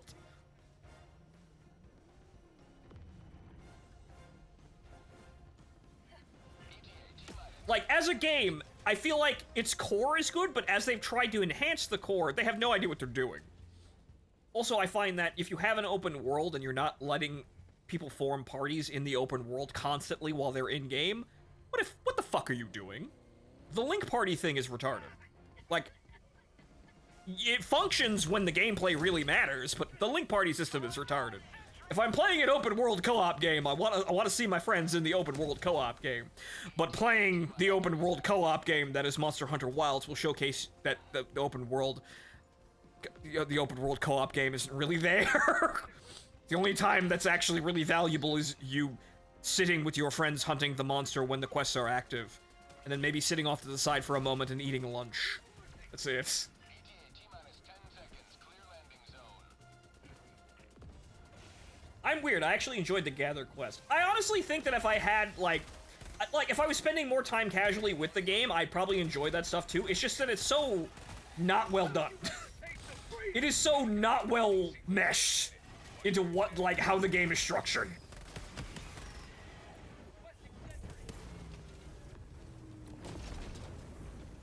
Fire in the hole.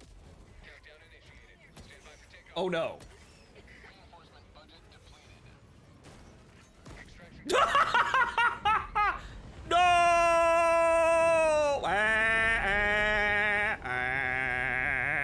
Victory was never in doubt. You made TV, yes. Now, next time, jump into the 200 kilogram or 500 kilogram bomb as it is landing and be physically impacted in midair by the bomb. So we can make a TikTok and get like 2 million views. We'll work on that, but thank you, Zaz. Thank you for your sacrifice.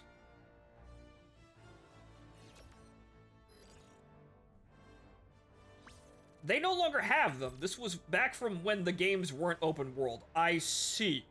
Ah, okay. I haven't actually done anything like that in Wild, so I hadn't realized if there were specific quests for that. It felt like there should be, but what do you mean there aren't any? What the fuck are you doing in the open world aside from setting up pop-up camps only where they say you can put them? So you have extra spawn points to fight the monsters. What are you doing in the open world? I mean, granted, if you have a computer that can run this fucking nightmare smoothly, the game looks very pretty, I guess. But what are you doing with the open world? Speed is the essence of war. Well done. Saw a new update trailer for Starship Trooper Extermination. There was a cameraman. For no one. Are you Is the camera there, though? Are we getting points for being for producing propaganda? Is that actually there? That would be funny.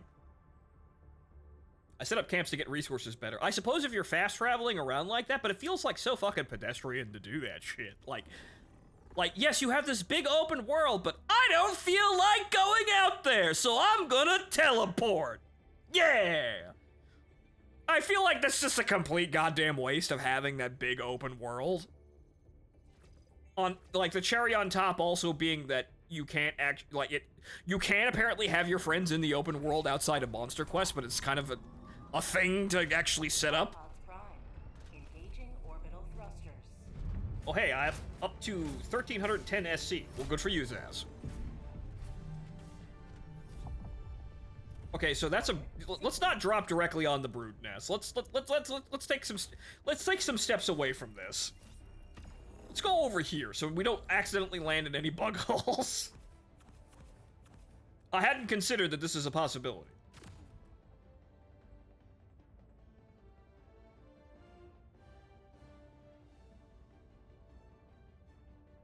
But generally speaking, I'm enjoying Wilds, but you definitely see very clearly what Monster Hunter is and what it Launch initiated. really isn't, but it's trying.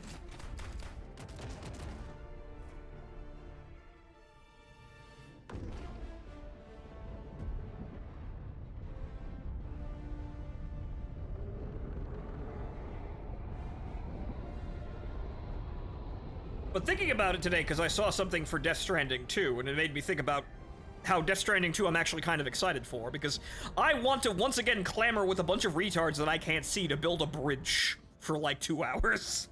I actually enjoyed that. I feel like that's actually going to be fun to go back to. But actually, I think what we really need is like a Death Stranding type of open world game for a Monster Hunter, but with actual proper co-op. Whereas the world out there is a desolate and terrifying landscape, and we have to move between, you know, islands of civilization. You know, we go out there, we, you know, hunt monsters for breakfast and make cool pants. I feel like that's, like, probably what Monster Hunter should be. If it wants to be an open world game? Build a bridge, you say? Yes. Build a bridge, and then build a monorail tower. Build a railroad! And it died. We walked over there, we threw the orbital laser into the objective, and the objective is done. Congratulations. Found something. But yes, I'm actually, I haven't been paying too much attention, but a lot of media for Death Stranding 2 has been coming out recently, but, thinking on it this morning, I'm actually excited. It's not just for the delivery man gameplay. It actually is, a kind of, a weird but unique community sort of thing, and, oh man! Weapon drop. Fire in the hole. You're all fucking dead. Ow! I am also dead! Calling in reinforcements. Request approved. Reinforcements on the way. Point me to the enemy. I think there was another site over there, but we're all gonna have to go cruising around the map. Found something. Did I hit you with that artillery? Yes, you did. You threw an artillery strike directly on top of a site that I was trying to leave. There's something here. You may proceed to extraction when ready. Haha, Hellguest armor. Ha fire. Immune. I tossed a walking barrage. Oh, well that explains it. Activating jump pack. Well, we'll play Monhunt on stream someday soon here. I'm basically filling up the days to stream here with the first thing that I could think of, and the Helldivers 2 Warbond got me to think, well, I guess we're gonna need super credits. So that's why we're here today, and we'll be back playing it when the Warbond drops, so we can look very nice in parade dress. Again, I'm amazed. They got something in my color. The sword looks pretty rad too, and we'll probably have some fun, retarded fun with the flag too. We will believe in the flag. I'm not quite sure what the flag will do, but if it's a fucking stratagem, it better have, like, heavy armor piercing. Found something. It better be secretly like an anti-tank lance. Other than that, though, I also, even if it's not a good weapon, no one would really expect it to, but even if it's not a good weapon, I want to be able to plant it in the ground wherever I want. Dropping a pin. Southeast. On my position. And then we will make something of the flag. Attacking map. East. Close. Or we will call the flag in directly on top of the objective and just leave it standing in its flagpole on the objective. I would like to physically carry it and plant it somewhere, though. That'd be the whole, star attraction for it. Otherwise, you're just giving us a completely useless stratagem. But then again, they have been giving us rather silly things, and, to be somewhat critical, it does look like that these Warbonds are coming with less and less content in them. So I think that's a problem they probably should address, but it's nice to have this, though. You at least got me a nice uniform in the colors that I want. So I can finally step out of the orange world.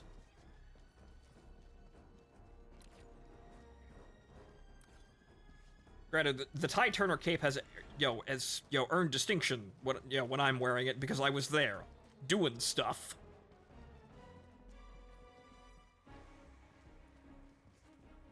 However, blue and gold, more my thing. However, the VTuber relaunch is going to take a while.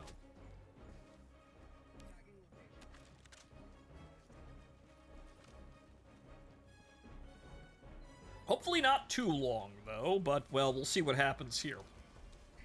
We got more things to worry about than that right now, and that's gonna take a lot of money. Even more money than this medical bill, but hopefully, I'll have that money in hand, and it won't just be coming out of you. In fact, it probably won't come out of you at all. Casual reminder that, while I am kept aloft by your support, and, the graces of you finding me entertaining, I didn't really get into this wanting to rely on so many people to actually just stay afloat. That really wasn't the objective. But hopefully I'll get what I want, and then, well, hopefully I can say we all get what we want at the end, in time. I hope. Extraction request confirmed. Shuttle inbound. Can't wait to see your VTuber drama covered by Nux or Hero Hay. Ugh. I'll try and stay out of trouble.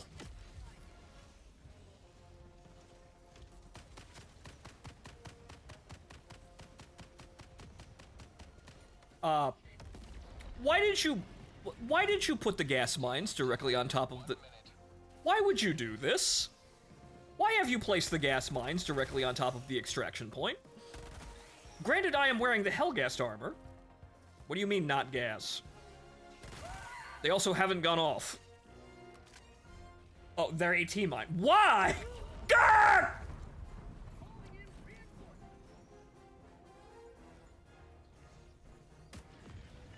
Why, SpongeBob?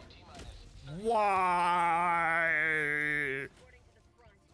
Fonto and jiggle physics. No, I won't be doing that. Thank you. You see, the new age that we live in is quite adventurous and free, but yeah, I kinda only wanted to be the anime dude, so that's gonna be me. However, unfortunately, this limits my reach, demographically. There's not gonna be any yaoi either. You're not gonna be included in the advertising budget. Not gonna be encouraging that one either. Why have you done this? Ow.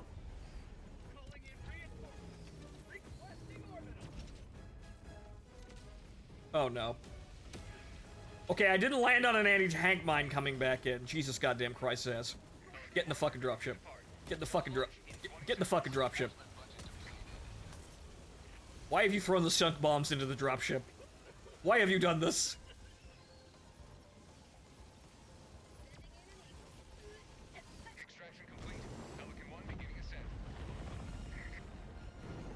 But yes, I just wanted to be the anime dude. That's somewhat gonna limit the demographics, but hopefully I can compensate with proper advertising and maybe a half-decent joke here and there, right?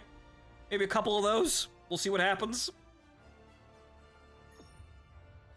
I know what I should be doing, and I know how to do it, it's just that unfortunately it requires a lot of money that I don't have right now. And people will say, oh, well, you don't need an expensive model and a good rigger in order to actually, be famous, and yes, you do. To get famous to the point where you're actually self-sustaining like the larger VTuber, like the larger corpo girl, yes, you fucking do.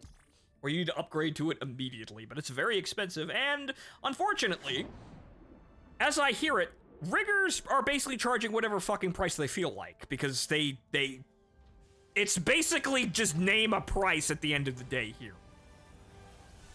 So actually, they're getting even more expensive out there. Will your VTuber model have twin tails? No, it will have Coke bottle glasses, thank you. Like a refined dork. Welcome aboard. Fast mission is a good. It's a seller's market at the moment, yes, and basically everybody's charging whatever the fuck they like, so even if you say, oh, well, you don't need an expensive super duper top of the line model, you're still paying a fucking arm and a leg for this. And I know what I want to do, and how I want to do it, however, it requires me actually coming into this with a quality, or an appearance of quality. And I know how to get that, it's just that, that's gonna cost a pretty penny. But like I said, while I need your assistance to pay for Choose medical bills, this whole plan coming in the future will more than likely, if I have anything to say about it, not necessarily require me to beg you for money. That I wouldn't want it. I wouldn't want it to be like that. And on top of that, it shouldn't be like that. And hopefully, if everything works out the way I expect it to, it won't.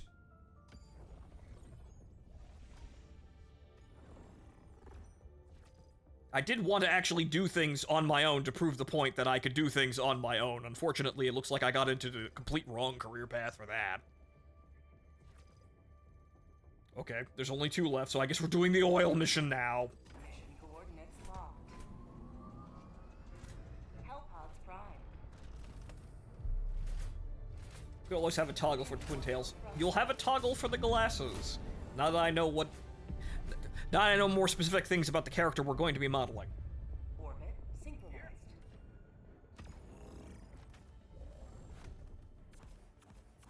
So some days I won't be wearing the formal marching band outfit and with the Coke bottle glasses, and you'll just have me in a dress shirt and suspenders, looking very casual. I know exactly how it looks. It's just that that's going to be very expensive to get a good artist to pay for, to actually draw all that properly, and then draw it to the point where it can be rigged properly too. It's going to be a fucking nightmare to do that. But I'm only entertaining these plans because I may actually have the money to do all of these things properly. And then we'll see how far we go with that. Maybe I can actually prove that, hey, I could have done this the entire time. It's just that conditions were not right, and boy, did I get some really terrible cards to play with. Will there be a wife toggle? Wouldn't we all like a wife toggle, stranger? Wouldn't we all want a button somewhere over here where I can toggle a wife on and off? Wouldn't we all love that? All the galaxy looks to you for salvation. Let nothing stand in the way of... I didn't hear a no. Well, I guess the wife toggle will be collabs, but we'll see if any girls actually want to collab with me, because as I have been looking at things, the VTuber audience is predictable, but also not exactly accommodating for a male streamer. Because a lot of viewers that like, the cute girls don't like seeing the cute boys along with them, unless they're, well, really just out and out femboys, honestly, if we're just gonna be honest. So this is gonna be kind of difficult to be, hey, I'm just a straight guy, hi. Found something.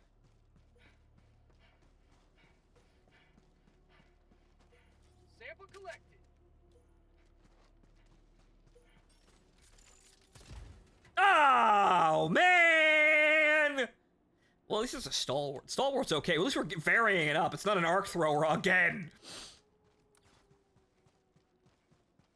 Japan's Solid Snake voice actor did VTubing for a time as a middle-aged man with zero physical charisma. Why? He probably did a pretty good performance on that one because of professional voice actors in Japan. But that was before the whole thing really took off. Femboy Goon. Please no. Found something. Let's not, even though I'm pretty sure that once you actually see the model, Cup of liver tea. once you actually see the character and the model, there's gonna be people just immediately,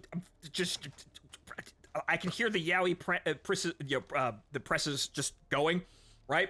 The printing presses for yaoi art just immediately going, and it's unavoidable to an extent, but, well, I've got a plan to encourage some artists to, well, draw things of the character for semi-free advertising, even if it isn't free at the end of the day. But encourage them to draw certain things. And no, not lewd.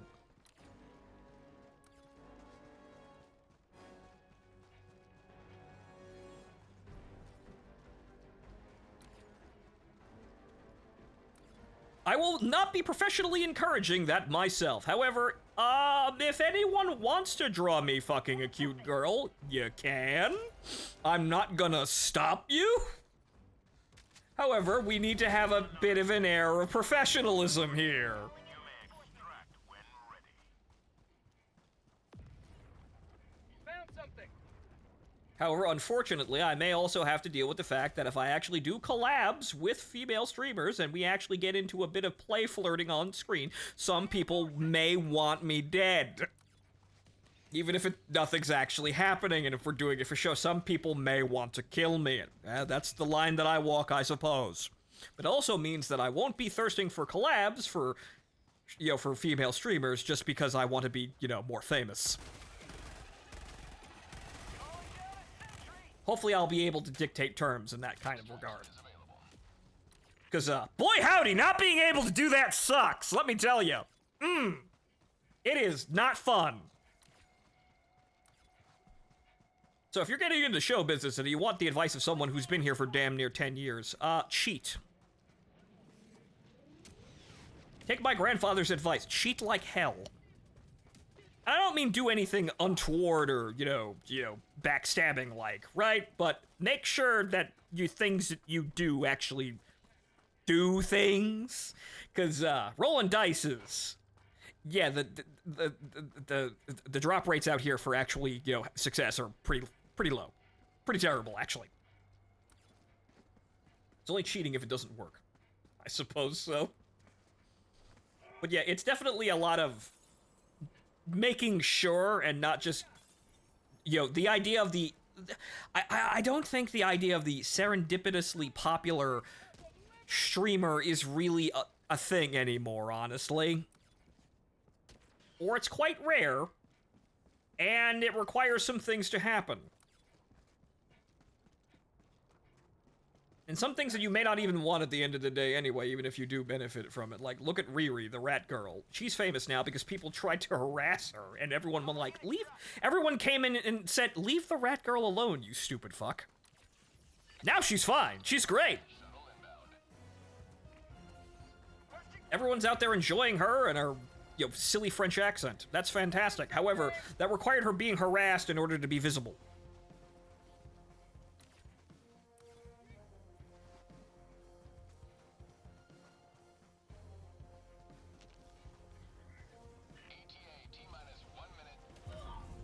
Ow!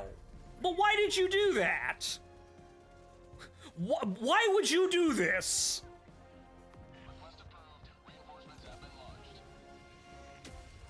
I did a quick draw. God damn it! See, that's my luck. Oh god, why?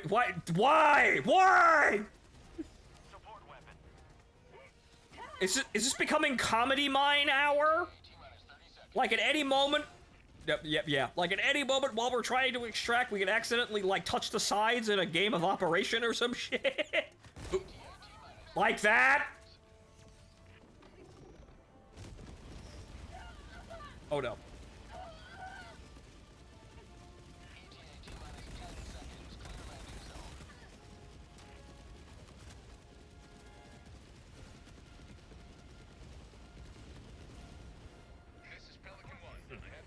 But like I've been saying, I've got a plan for the whole VTuber relaunch, and I feel like at the end of the day, I have to do this now. Because it's just not, it's like, there's no other part of streaming that's actually growing, even if people would also say that VTubing is oversaturated right now as well. Granted, we have just as many people crashing out now as we have coming in. But I've got a plan. I think it's a good plan, or worth a shot. And hopefully I'll have what I need to actually do the plan under my own power, and actually prove that, hey, yeah, I could have did this under my own power if I had the ability to, because it has not been a bed of roses here or a pleasure cruise, my friends.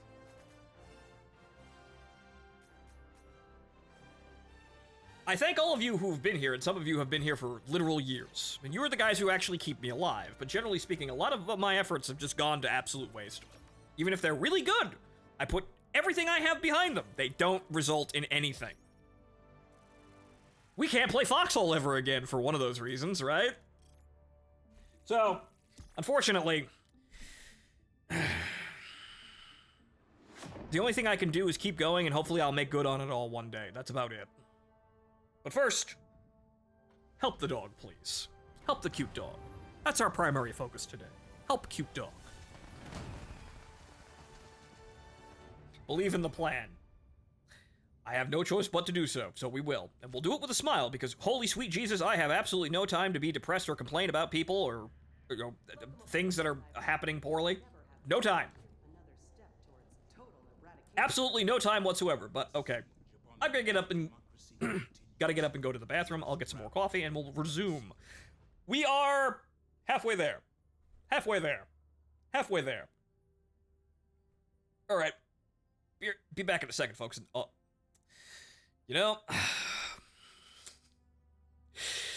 Maybe someone should have sent another posture check at me.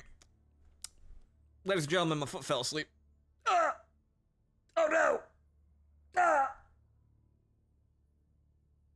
had my leg up underneath the table on, another part of the desk, and I moved it, and oh god, the pain! The debilitating, disabling pain! Be right back.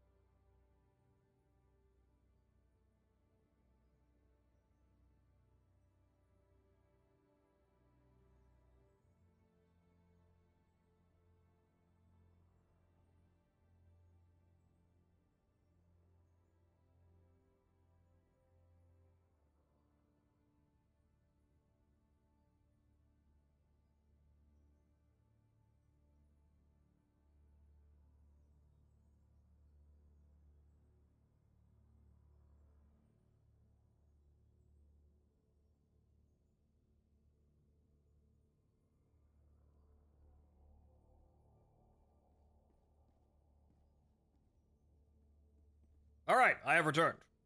Let's get on with it.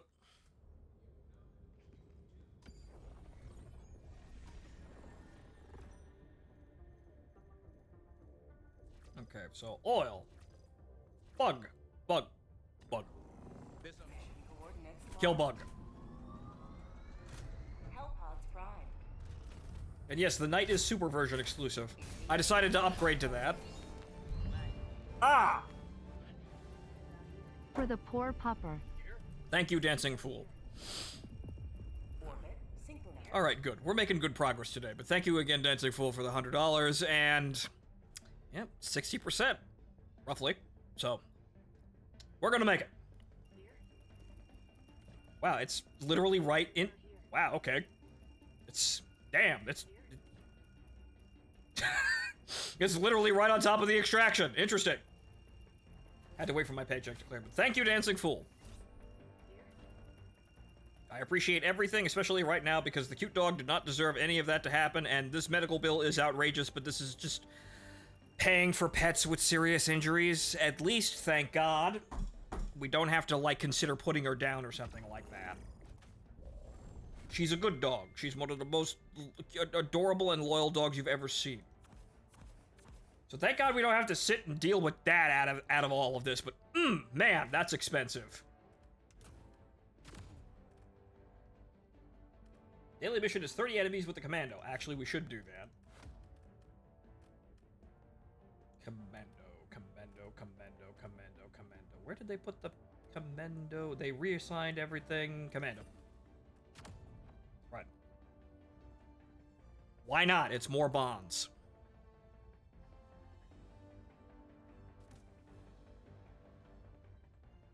I feel that. I remember when my cat went senile, it was rough.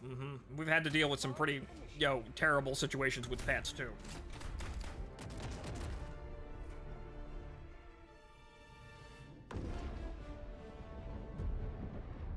Ah. Tomcat. Welcome, sir.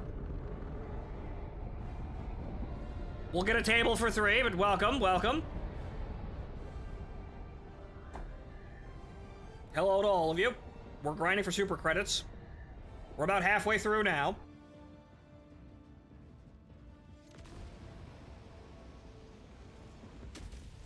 Ah, I see. Became violent, huh? This is the solemn duty for which you were Yeah, not too many years ago, unfortunately, my aunt had a pug terrier mix. Tubby. Had her for years. Same kind of adorable dog that, like, level of adorable and loyal that Shu is. Unfortunately, she just got old and, to the point where she wasn't living. So we had to, that was painful to have to put that dog down. So we've had to do that before, but thank God we don't have to deal with that situation right now. This is a fixable issue, but, man, is that expensive. Pets are suddenly expensive. They're adorable, and they're worth it, but damn, those bills come out of nowhere. He was existing, not living, exactly. Found something. Ah! Money.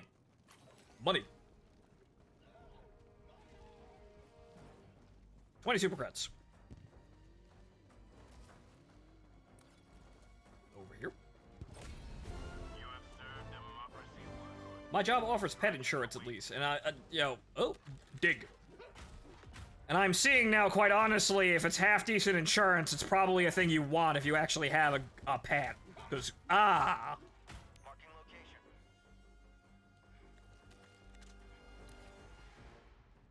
Requesting sentry. Found something. old black Labrador because of cancer wrecking her ability to walk. Last thing she did was walk over to little old me and slump her head into my knee. Tagging location. Oh. Found something. Support weapon. Yeah, I feel that. Cancel that. We've had more than a couple of dogs in the family, and yep, Supplies. I feel that.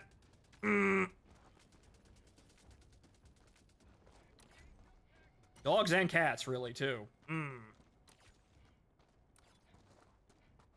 weapon.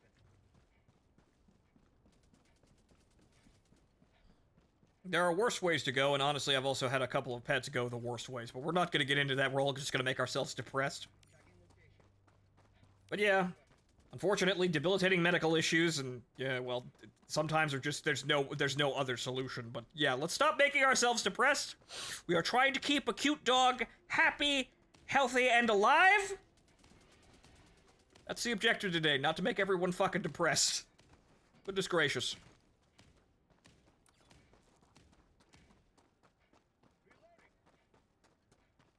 I'm gonna go back to staring at anime boobs now.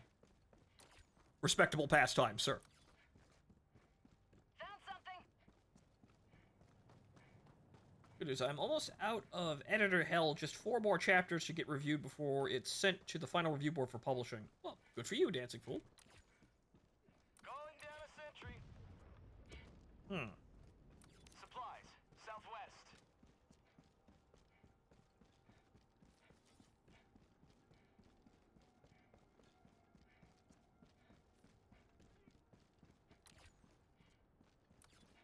Found something.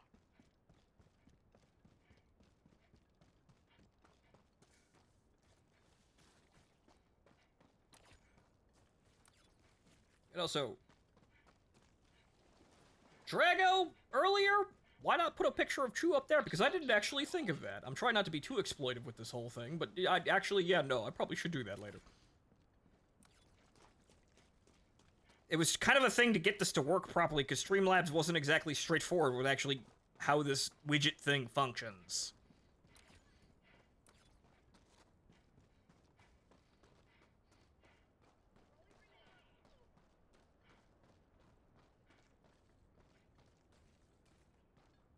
God damn it, Dancing Fool. Damn it all with your editors trying to make everyone in your story fuck. There's something here. It keeps happening!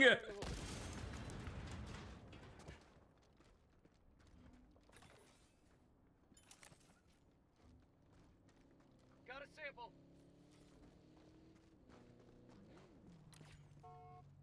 Hot. Advanced weaponry. Alright. I think that's all the sites, aside from the 2 in the south, and those are, if those aren't super credit sites, they don't matter! Well, I don't understand why this editor is so obsessed with them fucking. Good lord, Haruka, please stop! Ah!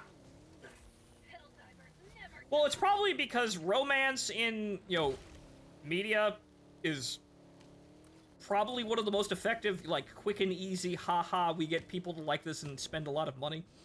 Like, for example, right now, the primary audience for, you know, books in general is women, and then, well, you look at all the fetish material that they buy.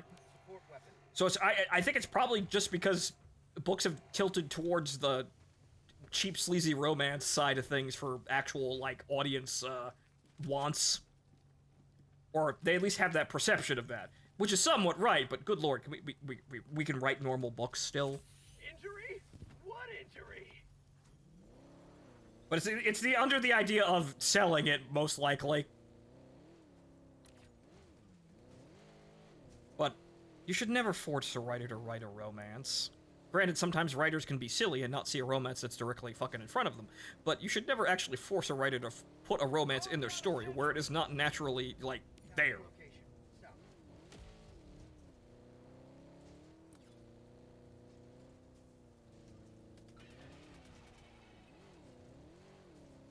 If I want porn, I can write porn, but my sci-fi story is not meant to be porn. Well said. 7 commando skills. I have not actually seen any enemies to shoot. Ow! God damn it, Haruka. Bug hole. Oh, hi. Hello.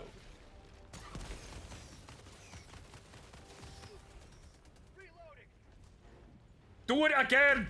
Ow. There we go. There's a couple. Oh.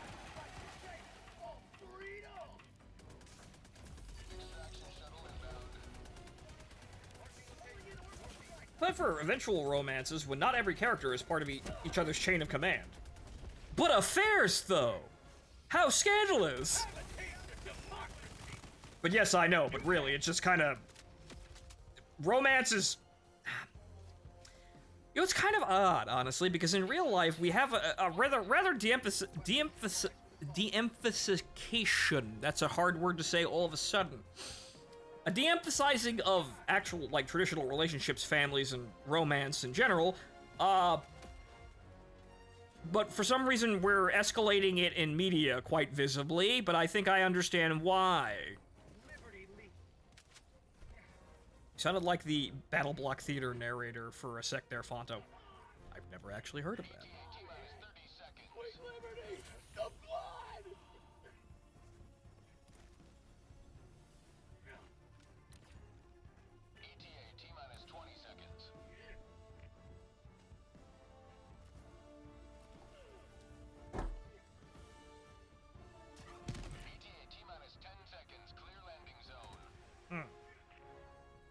But it's kind of funny how media reflects that, you know, what we actually want, but when it comes to real life, we're actually not doing that, or in some cases, making it difficult.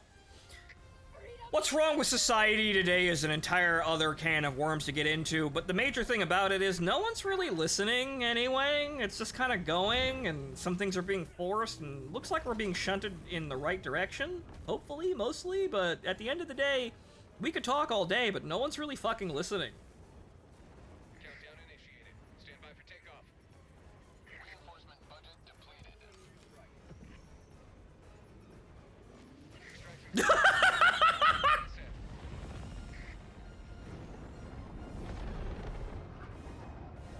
The man was vaporized on screen.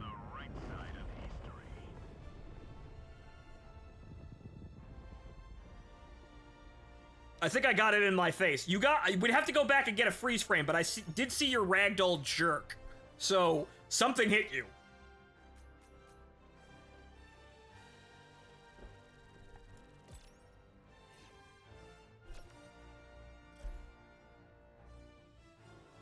Something hit you there. I'm not quite sure what, but something hit you.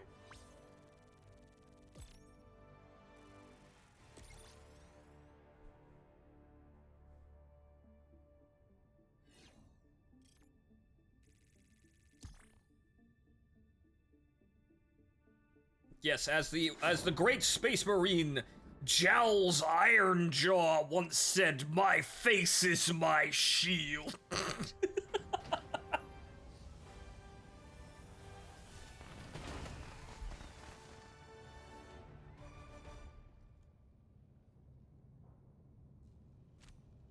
triumphant return.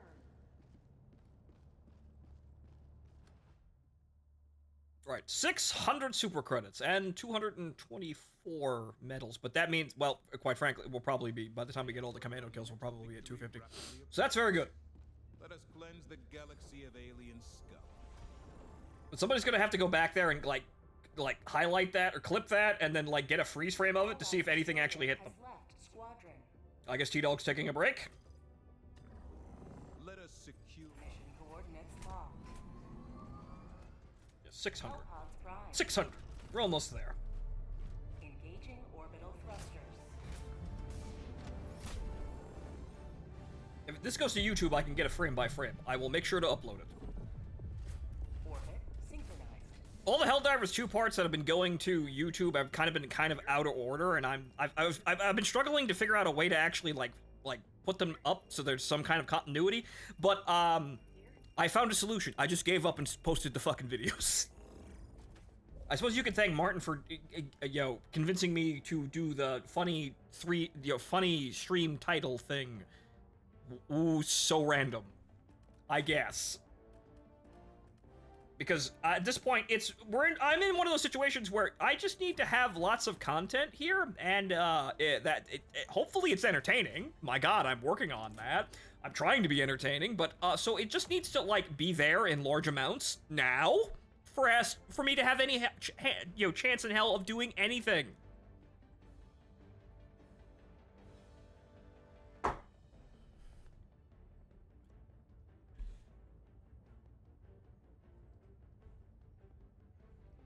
really pissed off one of the editors when I had it so a lot of the extreme religious groups were sort of wiped out after they decided to fuck around and find out.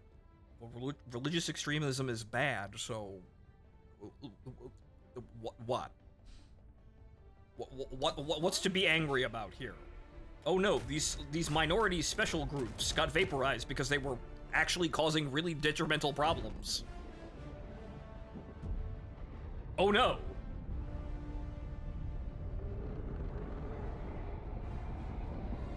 They upset they were mostly Muslim groups. Well, okay, but looks at India and Pakistan. So guys, do we want to talk about that? Want to talk about that and how that's not really an alien concept that the Middle East has been at war, been basically in the center of warfare for the past 40 years? More so back there if you count the Soviet invasion of Afghanistan. Even further back if you count like post-World War II and one. Allied destroyer joining squadron, deploying Helldiver. Like last level of wiped out. I mean, extreme, yes, but they probably deserved it in terms of like your science fiction setting. You probably came up with a reason to use such excessive force.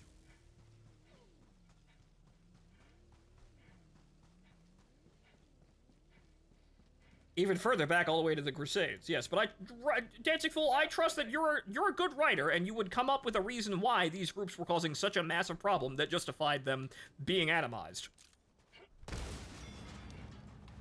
Because that's what you do as a writer. This thing happened. Why did it happen? It happened because this. Requesting sentry.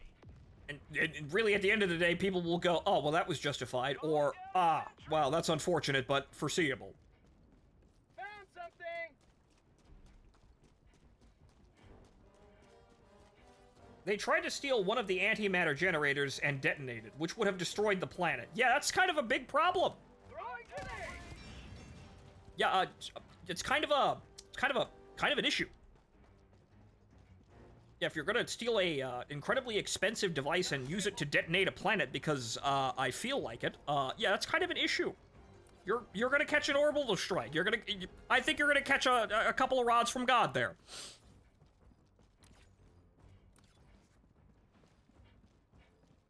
So yeah, basic justification. They did this thing. It was going to cause a lot of damage and kill a lot of people. So we killed them first. The end. But violence isn't the answer. The answer is opens history book. Flips page. Oh no. Flips another page.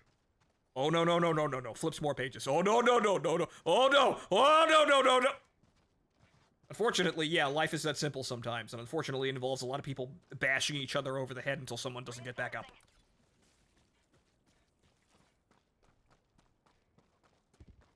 But we need peace. Yes, we do need peace. However, sometimes peace isn't an option, especially when you take a position that causes innate conflict. If you continue to take a position that causes innate conflict, and you aren't reasonable or rational, there is no other means other than to remove you to attain peace. But I want to get what I want, but then get peace too. You can't fucking do that. Unless you kill everyone that doesn't agree with you then. Oh, but I want everything. You can't do that because sometimes the logical chain of events for everything to happen don't line up and some options cancel each other out.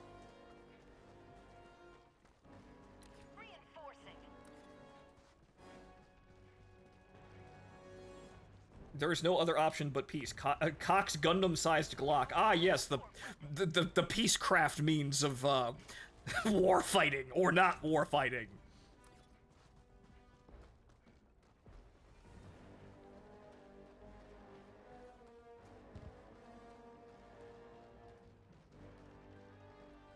Remember that? Reminded that Palladium literally wrote that black people went extinct in Robotech. Okay, that's rather silly. That's rather silly, even though Robotech is just justifying things in Macross and doing it rather silly and in a really, really dumb way. If I'm going to use my keen senses of observation and literary, media literacy, I will say that the Zentradi post the first Robotech war are the black people in Macross. I have seen this with my own eyes. Yes, they've chosen to represent minority groups as like 30-foot-tall giant men. And women with green hair, if you do the whole Meltron-Zeltron thing, but Robotech kind of gets sort of weird like that. See, it's there, but it's also not, but it's also there. This is after the Macross stuff, by the way. Oh, so now we get into Southern Cross and fucking Genesis Diver, or Genesis Climber Mossopedia. I keep saying Genesis Diver Mossopedia, but it's Climber. Which is, like, the third anime they mangled into being, like, in line with Macross. In a way, it's kind of brilliant, but oh dear God, what have you done? How they managed it was somewhat brilliant in terms of creating, like, an intellectual property, in terms of, like, melding that together, but oh dear God, what have you done?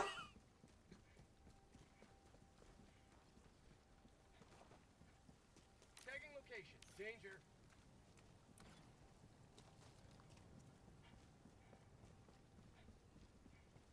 Reminded that Southern Cross and Mossopedia got better in the smashing of and better ratings. Yeah, it's funny. That's probably a lot better for Southern Cross as well, because Southern Cross is literally just fucking someone ripped off Robotech or ripped off Macross. It's got basically everything. I don't know what the original story for Southern Cross is because I've never actually seen it. Maybe I'll go and check, but I know what it is.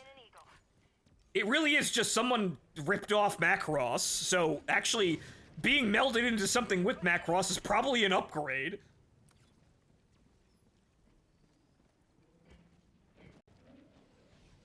Southern Cross is part of the dimensional stuff, and that story is fucking weird. But they've got, like, alpha jets. I also, generally speaking, from what I remember of the Alpha Veritechs, those are actually pretty cool designs, even though they're just ripped off of Macross. Having a good day? Yes, we are. We're grinding for super credits, but we've made more money for Chew. Things are proceeding. We are over halfway there to paying off Chew's medical bills, and things are going fine.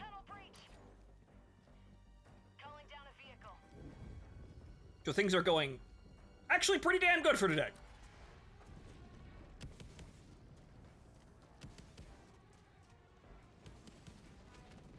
Found something. Marking location. They got upset when they asked me why there were no Muslims, and I told them after the unification wars, Islam is all but wiped out, with only a few small enclaves living in the boonies on Earth. Which is, well, if you were going to write, you know, removing religion from the situation, yeah, that's a way of doing it, and you're at least a little bit nicer than Warhammer, which is just saying, which really the reason why there are no other religions is the Emperor of Mankind just killed them all. He just said, stop this shit or I'll kill you. And everyone who didn't immediately stop that shit died. The end.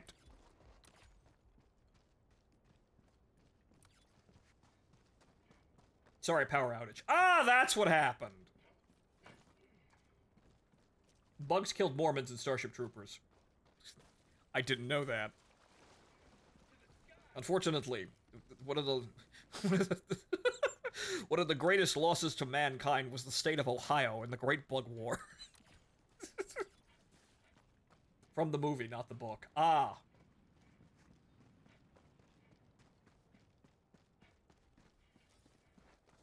Did we get that? We got that. Okay, I think we have everything. Aside from, like, samples, but I'm full up on samples I literally cannot carry anymore.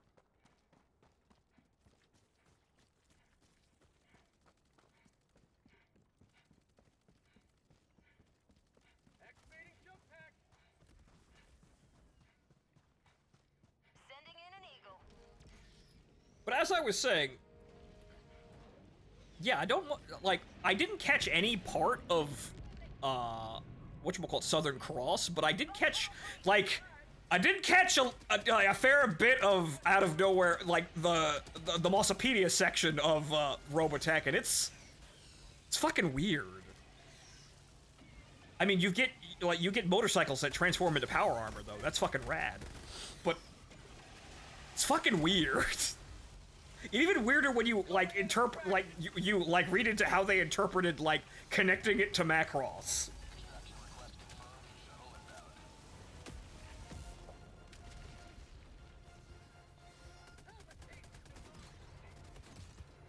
Technically not the first motorcycle robots in Robotech. Yes, but everyone gets moto slaves, and that's fucking rad. Marking location. Cancel that. South. Bugs. ETA T-minus 1 minute. So Fonto, I've been helping the TTR RPG for Robotech. I can explain this, but I need to do it in voice. It's probably very complicated, but oh well. One of these days, I suppose, Haruka.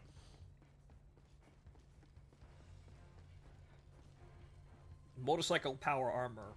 Yeah, the transformation animation looks like it'd probably kill you if you moved a little bit too much in one direction, but yes. There's even a game for it. It's hard as fucking nails, though. Robotech Invasion is fucking difficult. I have a copy in the closet, but oh god, is it fucking difficult! ETA T-minus 20 seconds. Which reminds me that we still have to play Robotech Battlecry. The original recording got scrubbed because of the audio issues, but I could do that as well. ETA T-minus 10 Unfortunately, there was never a game for the Southern Cross section. Calling down a sentry. This is Pelican 1. I have visual on the extraction zone. Pelican 1 landing sequence initiated. Watch where you're standing.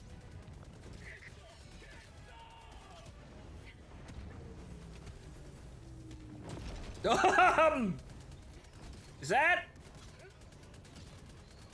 Oh no. Ah! Ah! Extraction complete. Pelican 1 beginning ascent. Did Space Island hopping versus the Invid and found out mass dropping troops without preparation cause they got mulched, so Cyclones came in to try and help do Pathfinder drops. I see. And yeah, that whole the whole Mossopedia section. I've been on a blue gender trip in the background, and yeah, no, that's just, you know what? Mossopedia fits in that same thing of, oh dear god, the world is taken over by bugs, must kill bugs.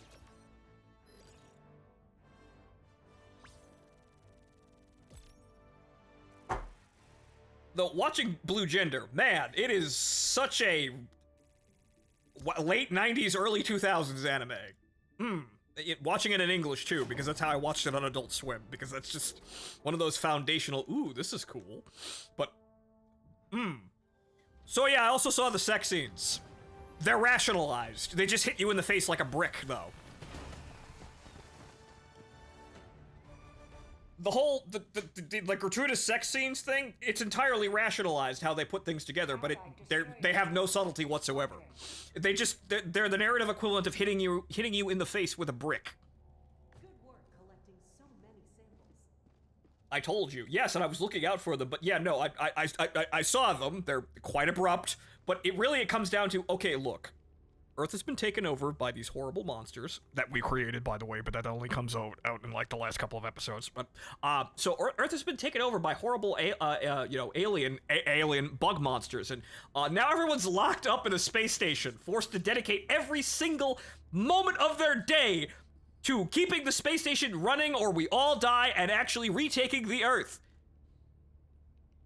Yeah, some really bad psychosis is gonna come out of this, and that's what the sex scenes are. Just showcasing that, yeah, some of them are not really handling that whole we're literally at total war very badly. They're not handling it well, and that's what all of that is. So it's rationalized pretty sensibly, but it just, like, as it comes across in the anime, it's like hitting the viewer in the face with a brick. Mission coordinates locked. Hellpods prime. The anime really went, it's time to fuck. Yeah? Yeah, not really, but yeah, you had those moments. Like like a scene where one of the characters goes with another character to one of the restrooms, and there's what are these rest areas inside Second Earth, the giant space station? It's just there's lovely scenery and there's couches and some girls giving some guy head in the corner and everybody's okay with this. Again, I understand what the point was, but man, brick to the face.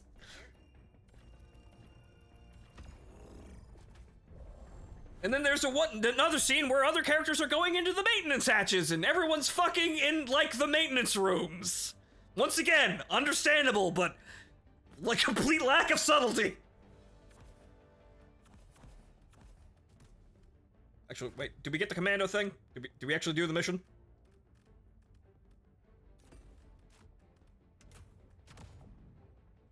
We need to repopulate. Just, like, not now, but please try and contain yourselves. We definitely need to repopulate because most of the humanity is dead. Please try to contain yourselves for the moment.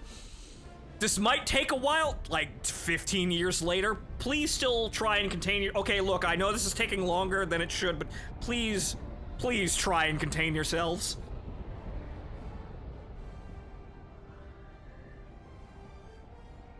I mean, fear of extinction is gonna drive people to fuck, yes. But the thing is, I understand what it's doing as a narrative device. It's just that, man, subtlety, complete lack of it. And that's why I think the complaints are, it comes out of nowhere is, that's why I think those complaints exist. But if you look into what story they're telling you, it's not a surprise.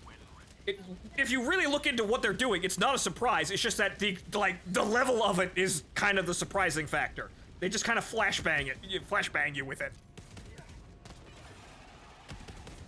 I mean, for the main character, it is, yes, because Yuji is a normal guy, and that's the whole point. One of the actual good things about Blue Gender is how we take a normal guy who's an idealist and a Spartan, cold, calculating warrior, and by the end they do a switcheroo. So that the idealist is a fucking murdering, killing machine, and, like, the cold Spartan woman is... The ice is melted, and she's caring and loving. Doesn't really have any idea what the fuck she's doing, but she wants to love. It's actually one of the better parts of the show. Just how they do that entire, like, polarity shift and switcheroo in terms of characters. It's very nice development. That's probably one of the best parts of the show. It's just that it's not terribly well produced, and it's kind of one of those ultra-violent, just sort of like sort of 80s ultra-violent... shows where people are dying horribly every 5 minutes. Sounds like Black Lagoon. In a way.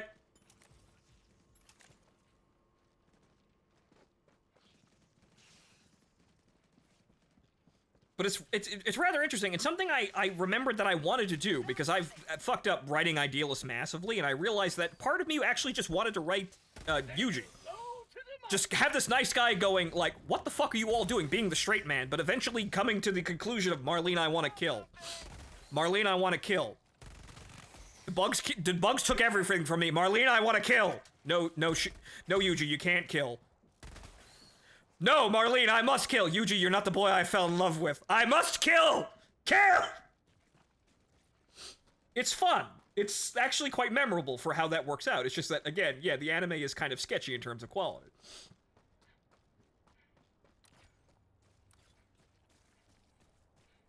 Found something. Marlene is the name of the Robotech waifu that Scott had before his whole group dies. Yeah, funny how that one works. Marlene Angel, though, is another, like, completely, like, holy shit, what are you doing? Like, complete lack of subtlety. What the fuck is that name? Yuji Kaido sounds like a normal fucking name. But, like, what?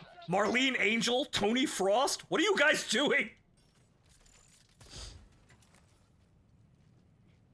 Also, the whole B-Cell thing by the end of the show is somewhat foreseeable, but goofy as fuck.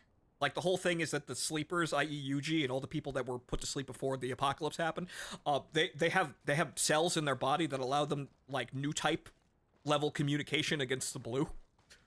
So they can actually, like, predict their movements and kill them in combat, and one of them goes mad with power and actually, like, controls them.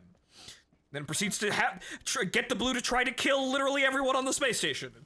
It's novel for what it is, but it's also one of those, really, guys? What the fuck are we even doing right now? It's one of those acid trip moments.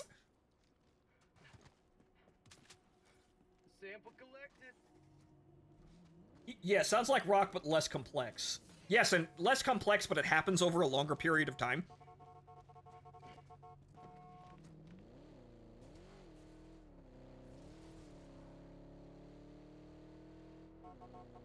Speaking of new types, how about the G-Quux episode? Episode 5? I'm entertained at how we've just transitioned to killing people every fight. Amazing driving, Haruka. G-Quacks. But I'm kind of amazed that after we killed the Pokemon waifu, as she's now been known, the God's #1 Titans cadet. I'm kind of amazed at how we've just casually transitioned to killing people. Like I was kind of like that was painful, but it was kind of funny to see at the end of the fight with the Black Tri-Stars that they just died. They just explode and die, which is. Have we really turned this entire show into putting 1 year war washed up heroes out of their misery? Is that the whole show? Granted, the whole new type dimension thing showcases that indirectly, even though the shows don't really get into this, but, like, it shows that eternal life beyond death and reincarnation are things. But really? Are we just putting washed up, failed people out of their misery? I don't like that. I'm not a fan of that. The Dom design is okay, but the whole boot backpack thing is... I'm not sure how I feel about that, but generally speaking, it's like 90% it's just a Dom. Did not have case 2, yet unfortunately. Not that it had head Vulcans, though, but...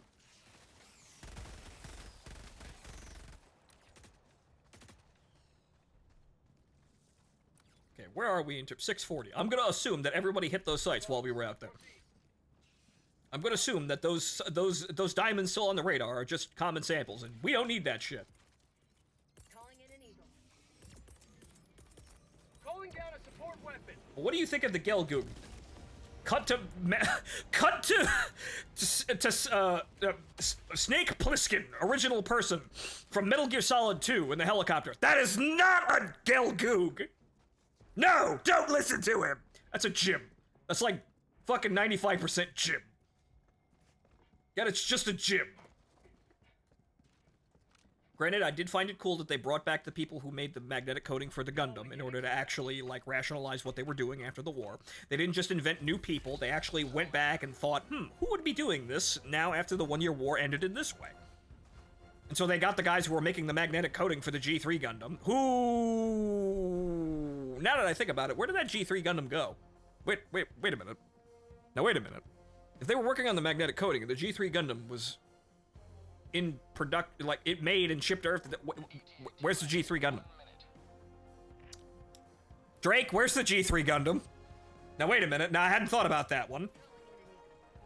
He's there, and he's working in the tech sector to develop new mobile suits. Drake, where's the G3 Gundam?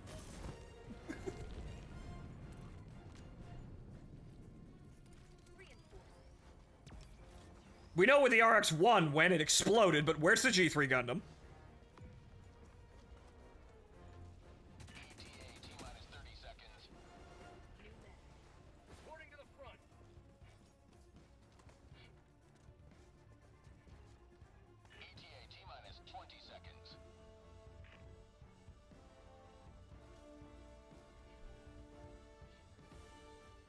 They may just say they had the tech but didn't build the G3 Gundam, which would be stupid. But no, that's the thing. The G3 Gundam was already made, and it would shift off to the whole magnetic coating, facility to test all of that. I believe it was on Granada. Or Von Braun, whichever one was the Federation-held one, because I know one's Xeon and the other one's the Federation-held city. But that's what they were doing with that prototype, and that was there pretty much from the get-go. And they also made note of actually saying that they, the Gelgoog had anti-friction technology, which is magnetic coating. The secret sauce is magnetic coating.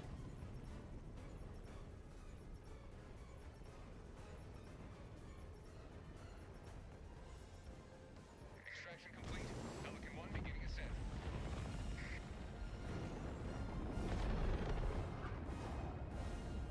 Democracy prevails once more.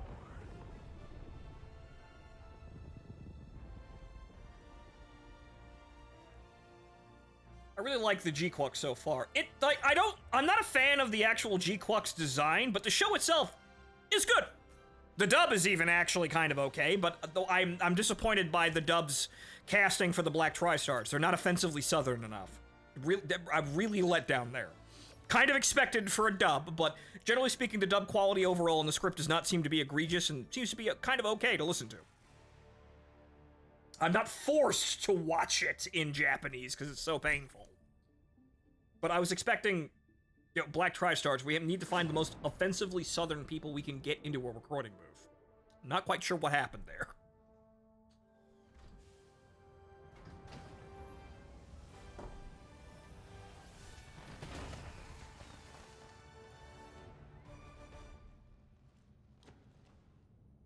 Also, yeah, the new Gundam and the Unicorn, I'm not familiar exactly when the Unicorn's program started, but guys, those are all made out of Psycho Frame. We don't have that yet. It's a good day when we lose so few Helldivers. Welcome aboard, the Super Destroyer. Like, it's UC, like, 84 or 5? We're not there yet. Galactic war waits for no one. Are you ready, Helldiver? Granted, Neo Zeon, well, there isn't really a Neo Zeon. It's Zeon 1, so there wouldn't be Neo Zeon. The people on Axis should be fucking around with that stuff, but it's not going to be ready for quite some time. Unicorn would have started late UC, 80s at most. Yes, but that would have then required everything to go the way that it is, and everything about how the whole Vist Foundation thing came together, it's kind of unnecessary, because the whole thing was we had to hide this thing because it would start another one-year war, but Zeon won, so there's no reason to keep that shit a secret. The Vist Foundation wouldn't have any power in this situation. They'd be a bunch of rich people, but they wouldn't have, like, the hilarious amounts of power they have. Or it would be via a different means. They probably still exist within, like, the Earth Federation circle of power. We don't really know what happened to the Deep Roots either, because there's a lot of people to kill to stop them. I'm still more or less, what's the word here? Certain. More or less certain that the events that we are watching right now are going to wind up causing Grips Conflict 2.0 somehow. Whatchamacallit? Chico, the Pokemon waifu, showcasing that the Federation is still in some ways alive and well, only fosters the idea that we're gonna have it out at some point via some means, and it's probably gonna be very ugly and violent, and people are gonna die left and right. Mission coordinates locked. Hellpods GQ is 68. No, it isn't. engaging orbital thrusters.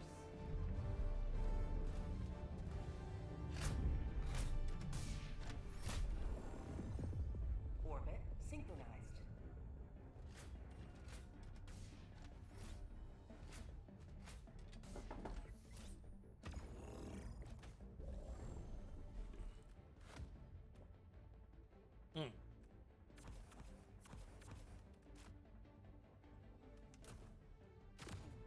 But yeah, everything made with Psycho Frame is a twinkling in the eyes of some fucker on Axis right now. They probably vaguely understand the material, and we're probably going to see the systems, like the Psychomu system, evolve from that. But it seems as though most of the effort that went into Psychomu post-war were miniaturizing it, because that was really the major thing about Psychomu. It's very large and very heavy, and that's why all the mobile suits that have Psychomu are very large. So you have things like the Zeong, for example, that are absolutely massive, and then the Brawl Bro, and the Psychomu Zaku itself, the NASA Zaku. And then post-war, you have the Psycho Zaku, which is also fucking actually, no, the Psycho Gundam. Not the Psycho Zaku. That's Thunderbolt. Shut up. Shut up, mate. But you have the Psycho Gundam, which is also fucking huge because Psychomu is that intensive.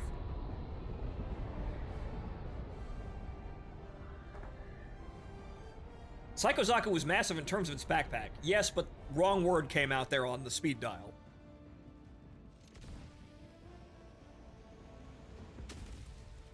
Otherwise, it's just the size of a Zaku. Yes, my mistake there. But yes, so you have the Psycho Gundam, which is fucking huge. Mainly because of all the Psychomu parts that are again, fucking huge. You know, all the beam weapons and everything you need to pipe that shit around and actually make them function and cool properly without the mobile suit exploding, or probably taking up a lot of room in that. But it's mostly due to Saikamu being such a labor-intensive and space-heavy system. And if the G-Quux has the Super Saikamu system, or Ultimate Saikamu, Ultra Saikamu, I can't remember what they called it, but it's Saikamu 2. Clearly, if it's crammed into that, then obviously they've made the system smaller.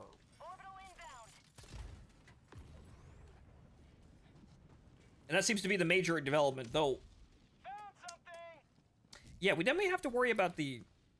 See, where did the Elmeth funnels go for the Red Gundam? Where did those go? They wouldn't have been able to do... Well, actually, you know, that does not have innate Saikamu.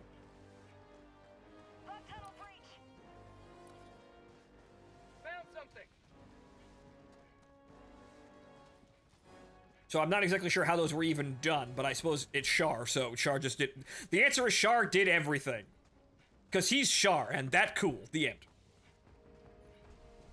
For the longest time, I thought the Psycho Frame in the new Gundam was an actual literal complex frame or lattice around the cockpit intended to amplify new type abilities when piloting, and not magical psychic space metal that you can just build things out of.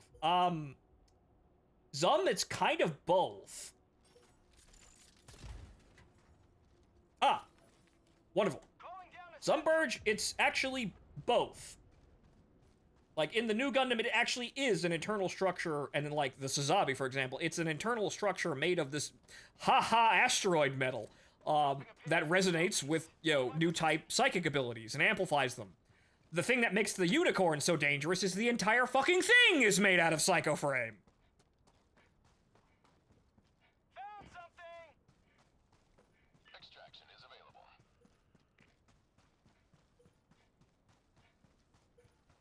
In the new Gundam and Suzabi, though, it is actually, yes, an internal, basically an internal structure that resonates outwards from the cockpit and the whole mobile suit to help a new type perceive his surroundings and, in some cases, influence them, as seen by, like, the Neo-Zeong making people shoot themselves. Which, Jesus Christ, how horrifying.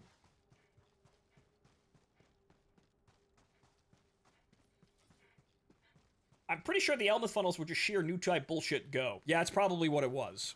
And it's Char, so... yeah. That may seem kind of ridiculous without support, but at the end of the day, you could say, well, extra modifications after the Gundam was captured. I mean, they painted it red after all. They probably did some other things. And on top of that, any new type that has the capability of new typing so hard that they cause an axis shock, yeah, they could probably do that.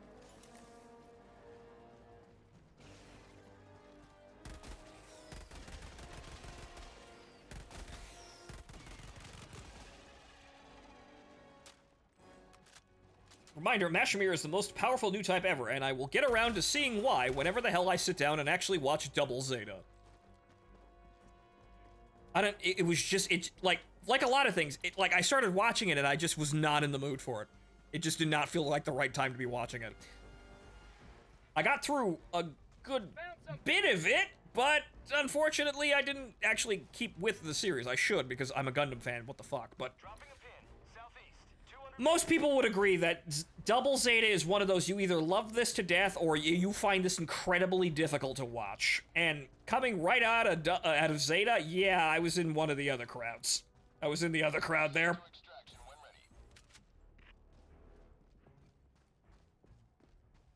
Always remember that Saikamu just acts as a booster in theory, and strong enough new types don't need to use funnels.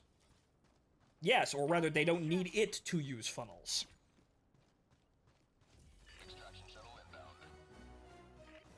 Which is what got me when I found out about the unicorn. I kind of thought it was dumb. Well, that's the thing how... well, it's not really dumb, but at the end of the day, it's how they rationalize the unicorn being important out of nowhere.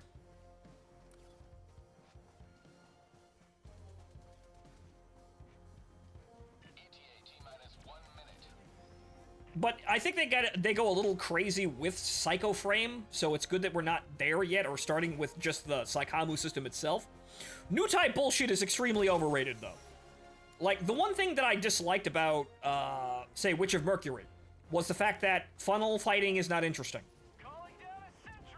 Like, it's fun to play with that sort of thing in a video game, but watching funnel fights is boring. I do not find this interesting at all. Moonlight Butterfly is a fair and balanced system. Moonlight Butterfly is just Psycho Frame to the point where you're just disintegrating people around it. Which, as seen by the Neo Zeon, yeah, you could do that. It's quite horrifying. ETA T-minus 10 seconds. But like Moonlight Butterfly, if you start looking into it and kind of lining it up with Psycho Frame, it's kind of like the Gundam in like. It's the Gundam equivalent of a fucking anti-AT field from Ava, and it should be a war crime.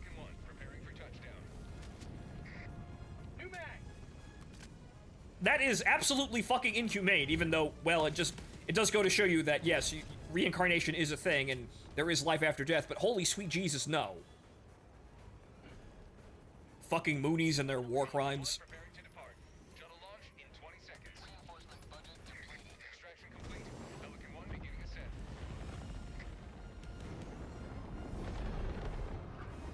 Right? See you later, Zaz. You have maintained our way of life.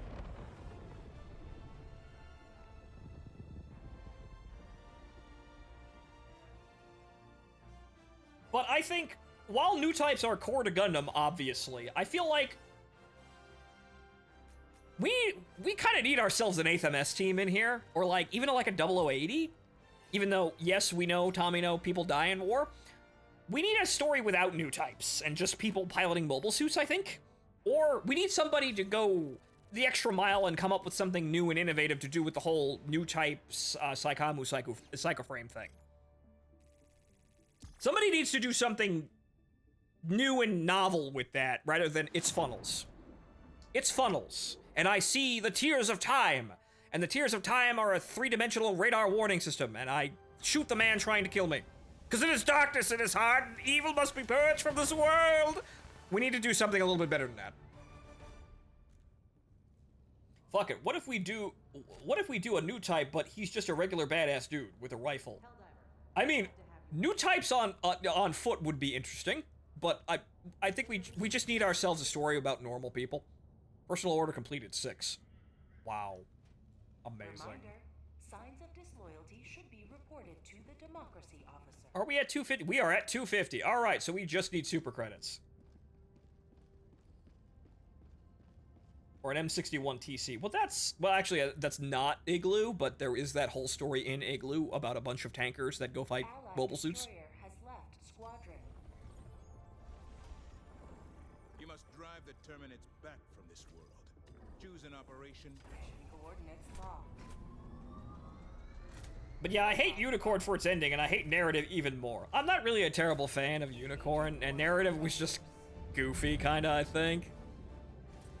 It wasn't egregiously bad, but I'm not a tremendous fan of Unicorn, but I know people are watching because, oh my god, it's new, and the animation is so cool, and isn't it the coolest thing ever? No, actually, the series is actually capable of a lot better than that if you actually look around for like 5 minutes. But Narrative, I think I wasn't entertained by either, really. Like, it was okay, it's just not amazing either, and it really didn't do anything new, aside from, like, showcasing the horrors of Psycho Frame, and how, oh yeah, we probably shouldn't be fucking with that. Yeah, this should be regulated. Hello, Silver.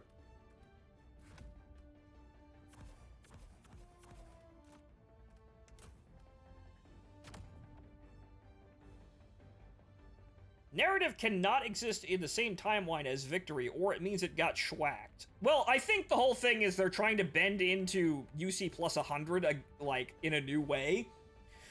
So you have Narrative, and then you have Hathaway's Flash, which are at the bridge there.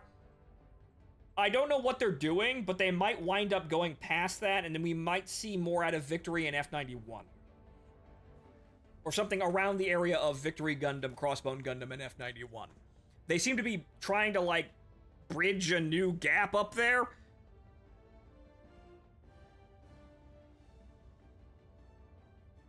Because narrative actively says the Phoenix is going to protect new types and keep things going. So, where is it during the fucking Angel Halo, where they had thousands of brainwashed new types attempt to kill the whole fucking Earth? Well, conveniently gone, of course. Or rather, perhaps at the end of the day, it didn't really get to do what it wanted. Perhaps at some point, new type energy fades, and they're no longer able to do things like, skinwalk a mobile suit. Haruka, start the fucking game!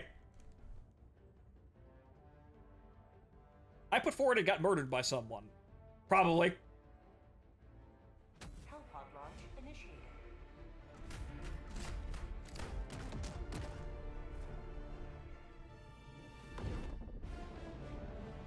It was highly likely that it got murdered by someone, or just flatlined in terms of new type energy, because that shit can't last forever. At some point, you actually have to be reincarnated, and then at that point, well, your ghost is gone now. That shit can't last literally forever with the extent of power that it is. Otherwise, we'd never be rid of people like, say, Scissor Pope. So where's Scissor Pope, guys? Scissor Pope was an incredibly powerful new type, and he died. Where's Scissor Pope, guys?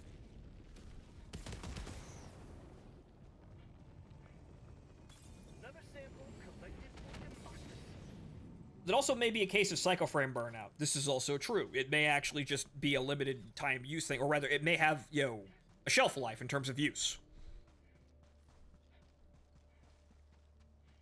Scissor Pope in the manga is in the O. What, did they just leave that shit floating out there?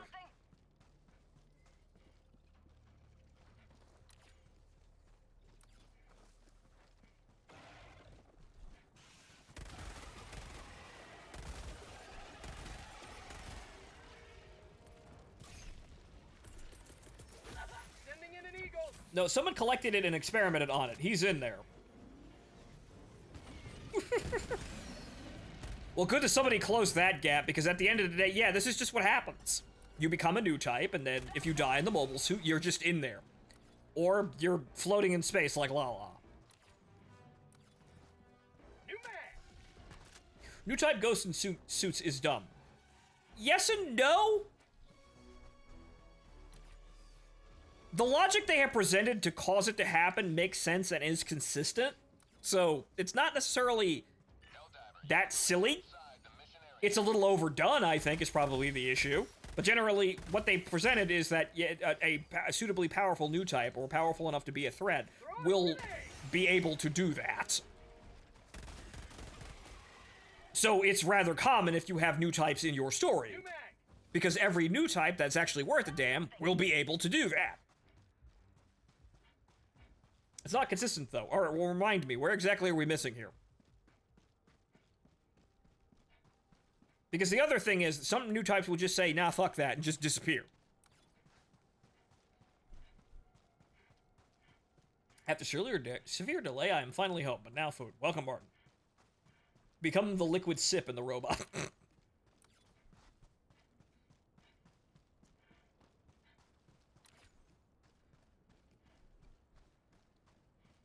Alright, there was only one site down there.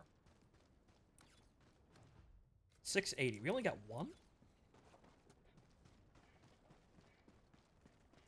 It's not a Char clone, so he just gets reincarnated into a different animac.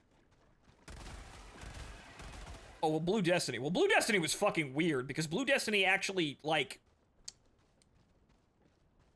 Blue Destiny also does rationalize that, but the whole thing, it assists the rationalization because, like, the whole new type ghost thing was so exploitable they actually captured one and put them inside a mobile suit. It was insane.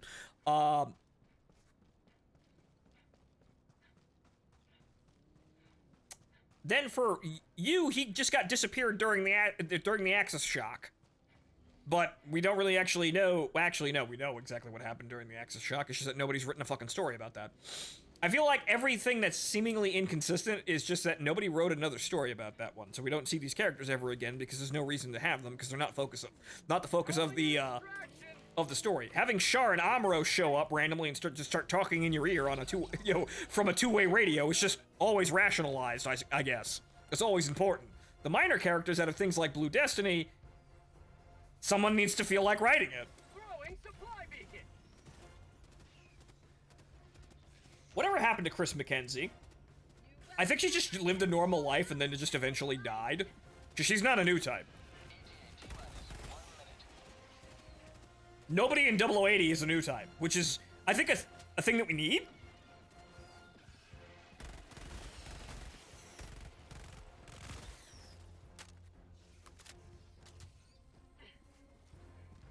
At the end of the day, I think we actually need like a 0080, maybe not in the same manner, but 0080 is a very good story about normal mobile suit pilots. And even though it's a story mostly about children and the horrors of war, of being on the sidelines of of warfare, it features some of the most shockingly violent and memorable action sequences out of the whole franchise, and it's about children for the most part.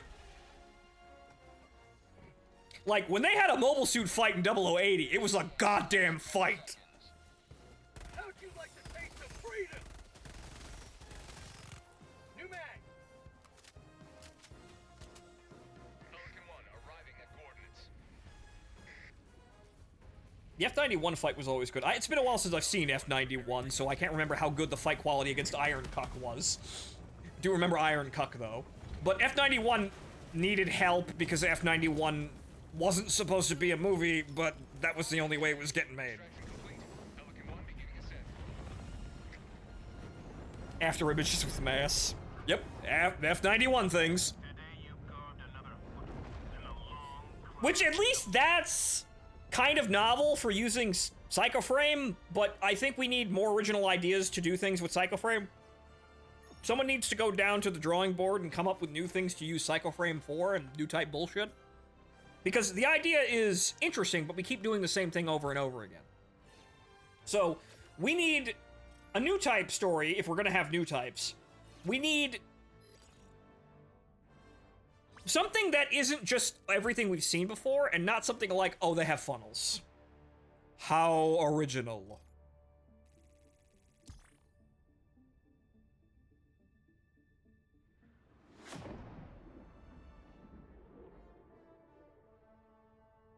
Also, it was the Kempfer versus Scarlet team fight, which was LOL, Lamau, RX-78-2, like GM does nothing but die.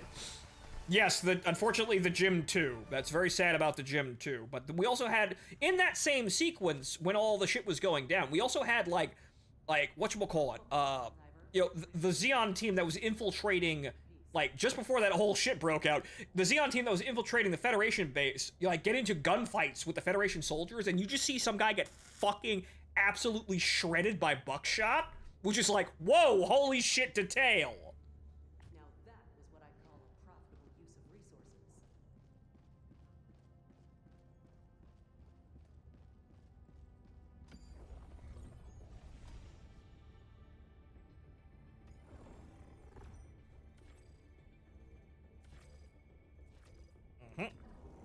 We near. Right.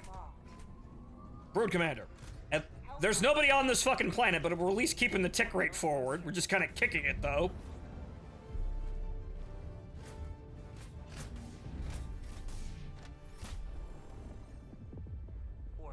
We got 6 models, majority of which being recolors. And then on top of that, we also had, like, the White Dingo thing just take over the whole GM Sniper 2 fit.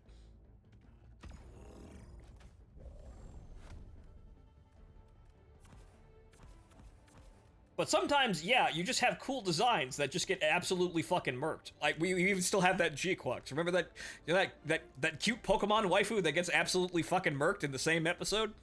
Everyone loves her now, and there's just the art is flowing out there. Yeah, once again, we did it again. Shard Abro, it happened again. Meanwhile, the gun cannon mass production type gets nothing. I mean, it gets mentioned a lot. Like, it's just that it's in minor things, unfortunately.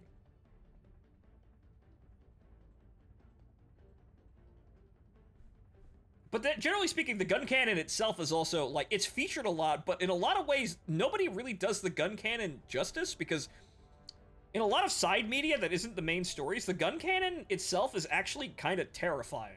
Like, it's fairly well equipped for a mobile suit, but we have Kai's piloting in, like, 0079 that seems to undersell the entire suit, and then we have... Launch initiated. Then we have things like Scarlet Team blowing, you know, getting blown out of the air.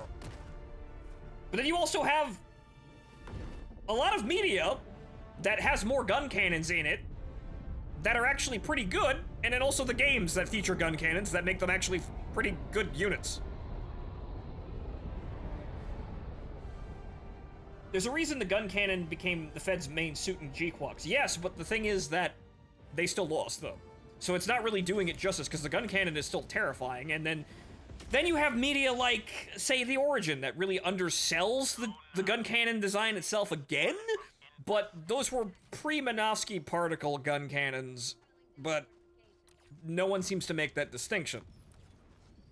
Like, Tim Ray makes a big show about, like, that not being a mobile suit, but yes it is, it's just that it's probably built around guidance and, you know, range-finding systems that don't work in a Minovsky particle environment, and that's why they get murked.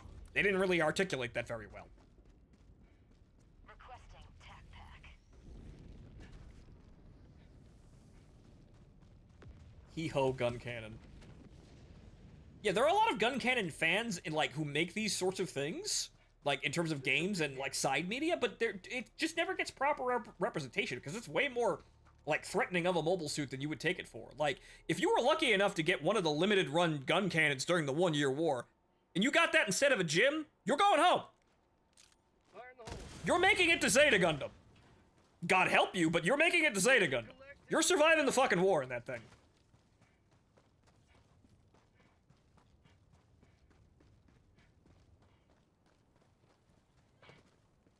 Ah! Money! Money! 700. Alright, we're almost there.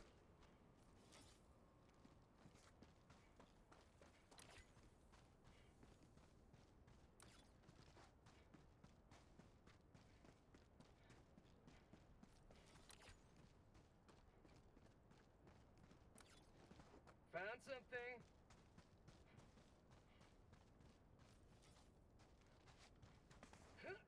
The wacko variants like heavy gun cannons, the GC2, the detector, and then there's the, whatchamacallit, the gun cannon with the Chobam armor, which we never see ever again.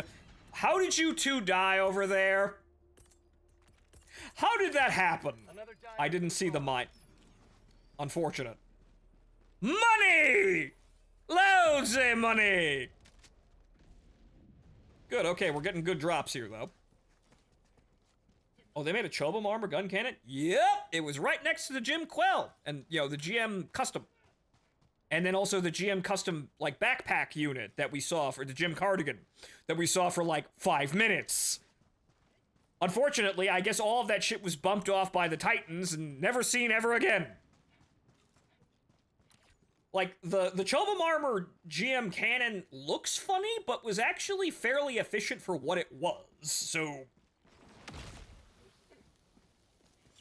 The Jim Quell was used as an ace suit, and it didn't last very long, unfortunately, because you see them in Titans Blue for 5 minutes and never again.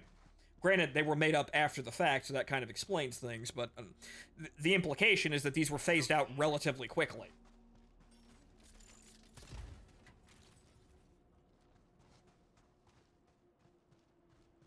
And then we have wacky shit like the Hammurabi and, you know, the Marasai that just takes its place. We just never see any ace pilots, obviously, aside from Yazan.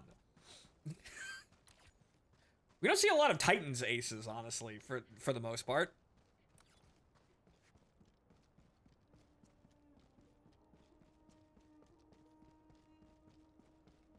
No one's trusting Yazan with anything. Oh, well, come on, what's the worst that could happen? Frag CO twice and gets away with it. But what's the worst that could happen? Found something. Yeah, but it's been a while. I think it's been a while since we've seen an actual... Well, there's Advance of Zeta, I suppose, and that's all, like, Titan stuff that's happening in a corner, but It'd be nice to actually have a series about Titans aces. Maybe we can have Shiko back, but she's in the actual UC timeline and survives. Just kind of appears out of nowhere and everyone's fucking shocked. Oh yeah, that girl. That girl we made up in an alternate timeline. Yeah, she's here and still alive. But then again, she wouldn't be as driven, I guess. Yeah.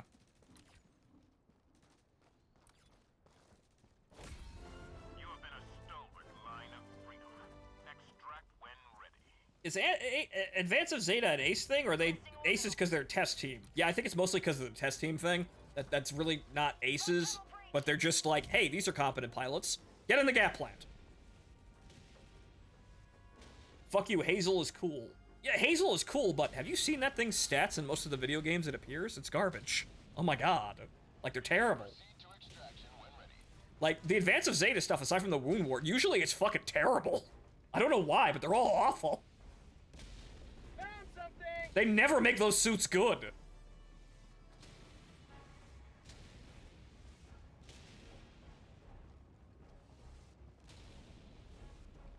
Mav gets killed in 0083 during the new colony drop, and she goes full Titans. Ah, right! Gato kills her this time! Gato kills her wingman this time! Oh god, we do Federation Gato then, but she's cute. Oh god, oh, fuck. Shit, that's Nobody tell anybody that. That's $1 million fucking idea. Female Gato, but on the Federation side. Oh god. That's brilliant. That'll make millions of dollars. Nobody say anything. I want to sell that directly to Bandai.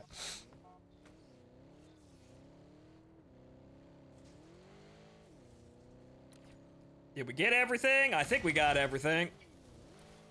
Plenty of credits, 750. We're going.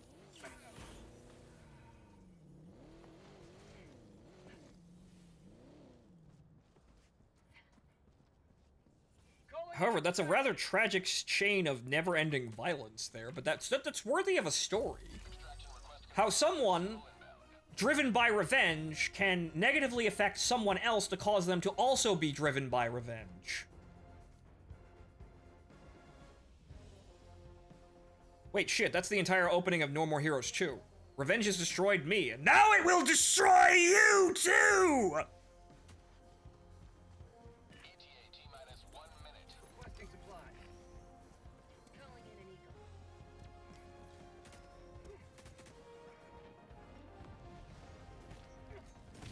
Yes, but Gato, but she's, like, the biggest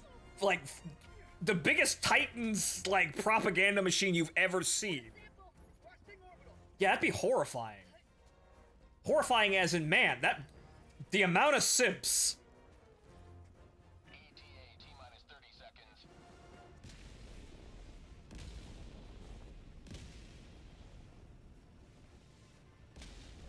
ETA T-minus 20 seconds. Seema, if she survives, as I recall, joins the Titans. Wow, Seema. I mean, good call, but that's probably a pretty soulless existence, to be honest. There's a timeline where she just fucks off to Jupiter. Also more sensible. Pelican 1 arriving at coordinates. The amount of simps lining up for double rank promotions. Yep. This is Pelican 1 preparing for touchdown.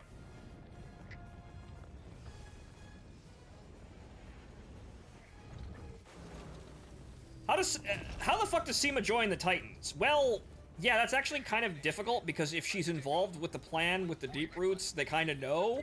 They probably want to get it. They probably want to murk literally everyone involved in that. But I can see how they would kind of hire her for mercenary work that would develop into, like, just joining the Titans in, like, the formative years. But, yeah, that would still be kind of, yeah, they would probably sooner bump her off, honestly.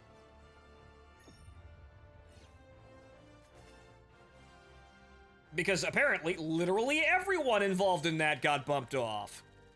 Nina Purpleton, dead. Kowaraki, dead. What's his face? The captain of the, what was it again? It's not the Archangel. What the fuck was it? Albion. The captain of the Albion, dead.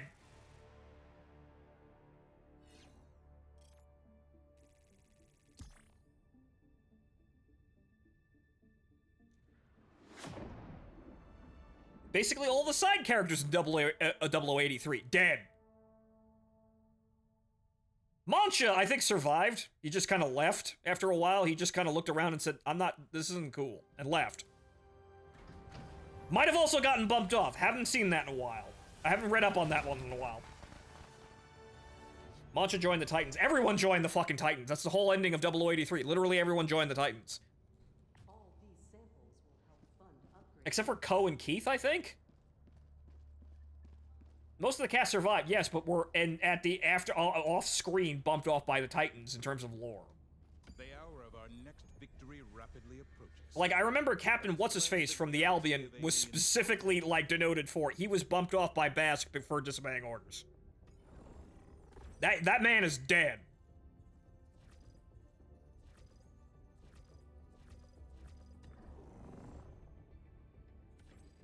Mission coordinates locked. They all went back to Torrington and probably got killed during Unicorn. Damn. Engaging orbital thrusters. Except for Ko, Keith, and the girlfriends. I'm pretty sure Nina Purpleton got bumped off, though. I'm pretty sure I read that one, though. But generally speaking, everyone in 0083 was bumped off slowly and, methodically to, keep everything about, the whole plan to get Delaz to gaslight everybody into revealing themselves and then accidentally causing an actual colony drop. No, that was kind of entirely the plan. Like, we were gonna get Delaz to get everybody together so we can make a big show about this and form the Titans as a response to this thing that we caused to happen. Classical Titans shenanigans. But however, unfortunately, Delaz kept to the plan a little bit too well, and so did Gato, and we actually had a colony drop where we shouldn't have, because we were supposed to be able to destroy it with the solar ray, and it didn't work. So that's why all that shit needed to be covered up.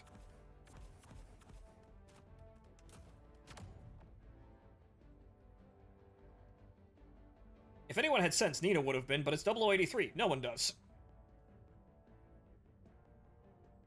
No, the captain wasn't bumped off. He just took full blame for 0083 happening. Well, no, but at the end of 0083, he joins the Titans like everybody else. But I remember reading specifically, he's dead.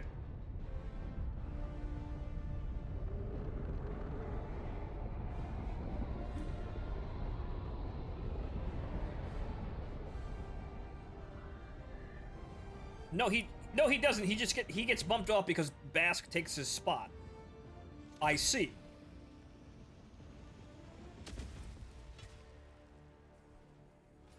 Go now, Helldivers. Someone was outright shot by Thumbman. I believe it was the captain. Hindered by the corpse of their comrade. That's what I remember, at least. But yes, a news story about, Titans. And how all the wonderful things we can do when we're evil and we think murder is fun.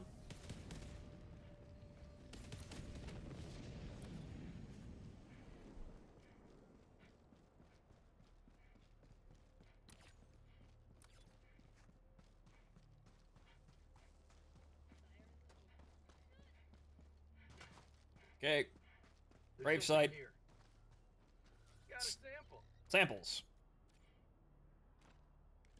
I don't really need them, but oh well.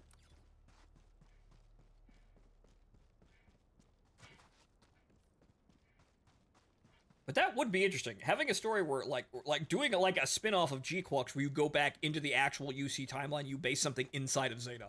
And you bring back a lot of the characters, but you have Shiko being basically a Titans propaganda officer. And she's effectively female Gato now.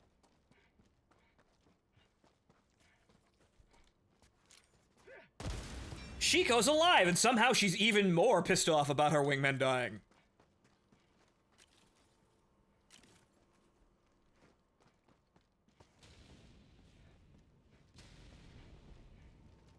Another sample collected for democracy. I'm doing that as a force of habit, unfortunately. I don't need those samples. I have literally no room to keep those samples, but I keep getting them for some bizarre reason.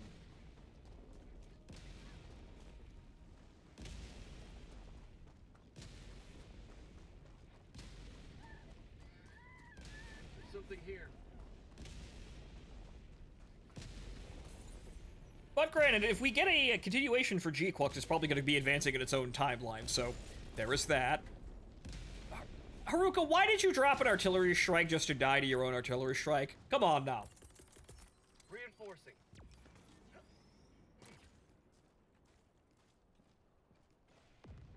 I'm gonna assume that you got that. I'm gonna go over there and kill the Brood Commander, see if I can find any more sites over here.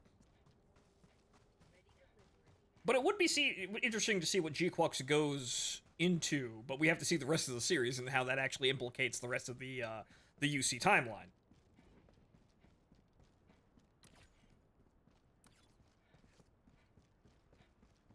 Because granted, a lot of shit straight up doesn't happen because of how they, the whole Gear and Screed campaign, fan fiction. A lot of people aren't in, like, if they're alive, they're not in the states they were at the end of 0079 or Zeta Gundam. So they wouldn't have the same motivations and be doing the same things. However, we don't know enough yet, so we just gotta see exactly how it works out. And yep, there's the orbital laser into the objective, and the objective is taken care of. Minerva is alive. Actually, yeah, shit, she's alive out there. We still have to see about Haman, which Machu being Haman would be rather interesting, but everybody's fucked then. Everyone is so fucked. That would be an interesting reveal.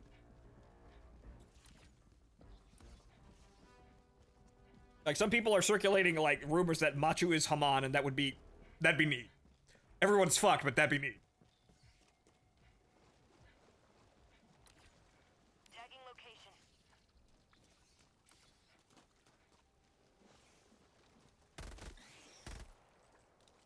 Marking location. Cancel that. Suppressed. I remember Bask pulling a gun on someone at the end of 0083. That was the Federation High Command. I'll take it.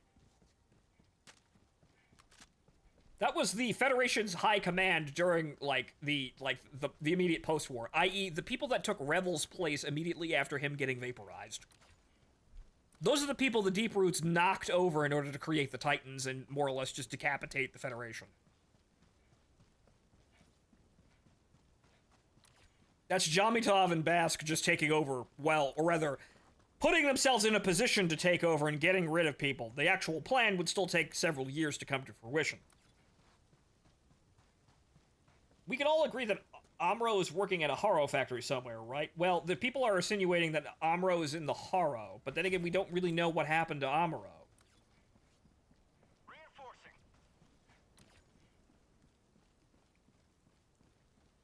We have no idea what actually happened to Amuro, thus we cannot actually say whether or not he's in the Haro.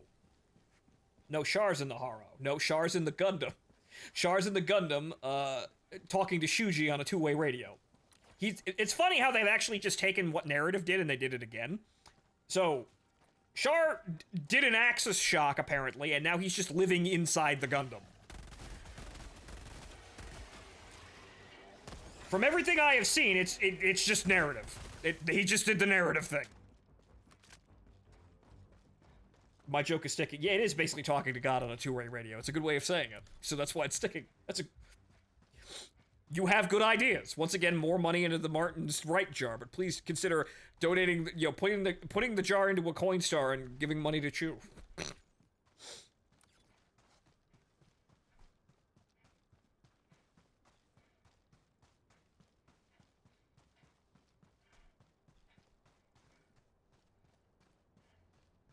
Unicorn Frontal is that way because Char's new type essence is printed on the cycle frame, or we could just be rather simple about it. Well, he's out there somewhere, so it's not really actually, like, there's no spirit. He could just be anywhere he wants. Like, he and Amuro show up to fucking talk to Hathaway while he's doing a funny. And Frontal is just a clone. Because as we know, Neo Zeon is just cloning people. They said, alright, we need new types. How do we get more new types? We'll clone the new types. The Federation, meanwhile, is out there, throwing random children into the labs. Just abducting random children from the billions of people that they have in the population and sending them to the fucking new type labs to figure out which ones are actually new types. They're going through all the Krakachek boxes to see if they can find a ring. The Federation clones people too, but yes, but less, that's effectively Neo Zeon's entire plan. They're all in with cloning because they don't have the population to do this. the Federation are trying to like the gold, panning for gold in the California Gold Rush fucking method for the most part. They're just out there like, all right, let's abduct these like 300 children here.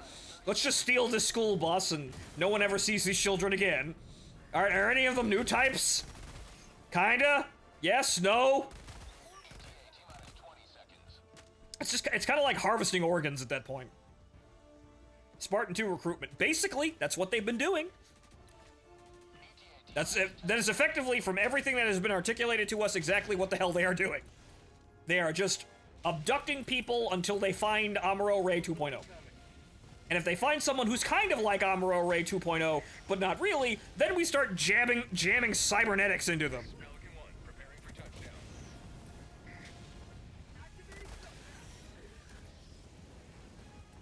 And that's where you get wonderful people like 4. The most schizo 14-year-old girl you've ever seen. And if they aren't, we'll make them. Yep. Oh. Good thing that didn't set off. I'll just act. Why don't no, we don't need those? Someone could grab those, but I don't need them. Just a Jagan ambushing a school bus, a blue Jagan. One fan theory I've seen lately is new types are a product of Minovsky particle radiation. That is novel.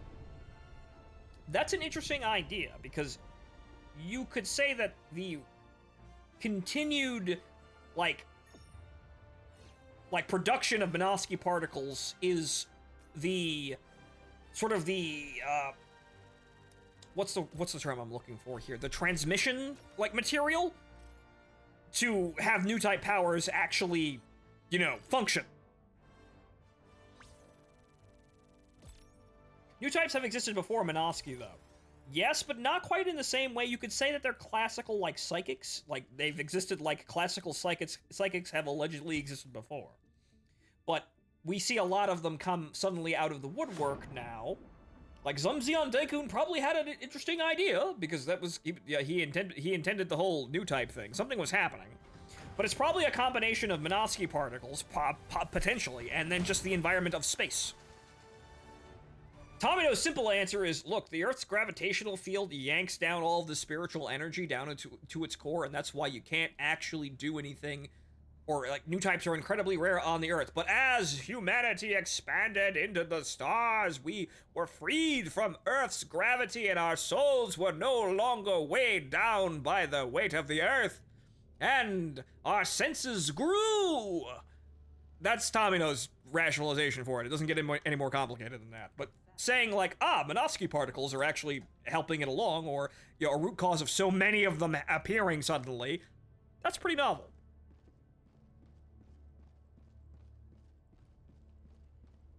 Greetings, Helldiver. The galactic Because there is an internal sort of argument within Gundam post 0079 into most of the UC media. It's that new types are natural, but also that new types are aberrations of war, and seemingly they only really appear when people need to be killed by giant robots. So, assisting this with Minovsky particles either creating new ones at a more rapid pace, or assisting ones that already exist but are dormant into activating would make sense. Because that's where that's why there are so many of them during a war. It's the Minovsky particles! They're literally giving them space cancer! Or space dementia. well, Mission coordinates locked. So the Emperor is a new type. Well, Engaging orbital thrusters. yes, actually, but it's like a new type created via, like... Okay, you had a bunch of new types to begin with, and they sensed something. And so they all killed themselves to become, or like they created an axis shock and they dematerialized into the afterlife. And then they all decided that in order to fight this oncoming threat, they all needed to coalesce into one being. And so they held hands in Tomino's like pastel happy feely dimension, and then were reincarnated as a single person. That would work. You rationally, without disturbing really anything at all, could create the Emperor of Mankind in Gundam like that. that would totally work. No one would look sideways at it. So if you wanted to make the God Emperor of mankind, you would just need like hundreds, countless numbers of new types to be reincarnated as a single being.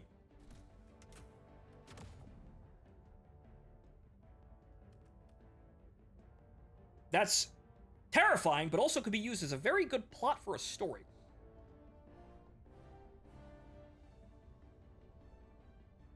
Launch initiated. But you kind of have to be careful with this, because at the end of the day...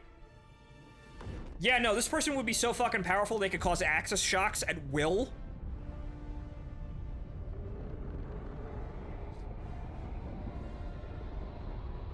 Like, imagine somebody who could just, whenever they feel like, set off a nuclear bomb from their soul and walk out of it fine.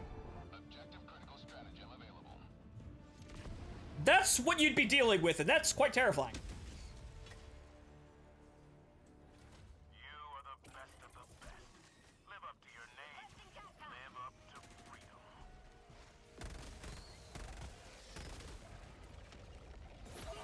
Ow.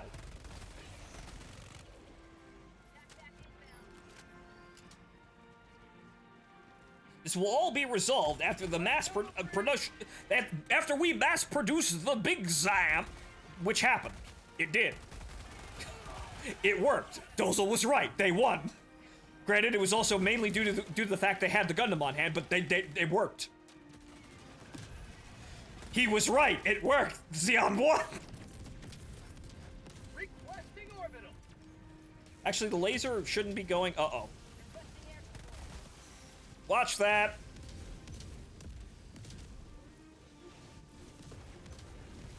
Wait, did they make it? They did make it. They made the Big Zom. They made 3 of them. They were on camera for a bit, if I remember correctly. Well, what you call it? They showcased 3 of them. But this implies that yes, Big Zom mass production did in fact take place. New mag.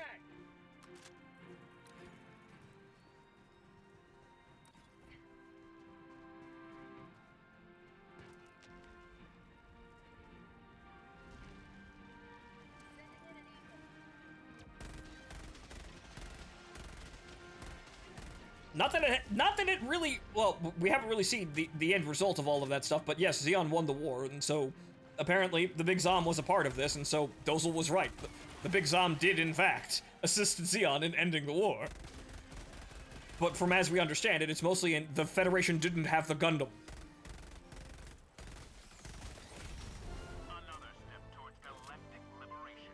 You may extract when ready. And then Dozel proceeded to pull a last stand with the same end result. BioShock Infinite is a really rather mediocre, somewhat poorly put together series, but one of the things it did say was aptly correct. Some things are constant.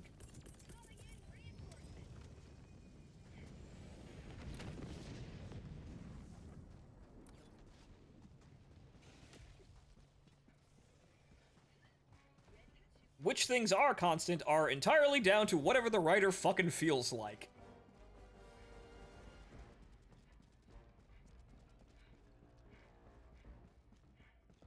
Huh.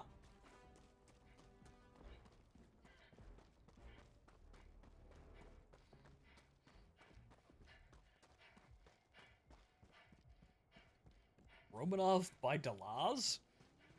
Wow, shit. Oh, I'm sorry, don't you mean bald eagle?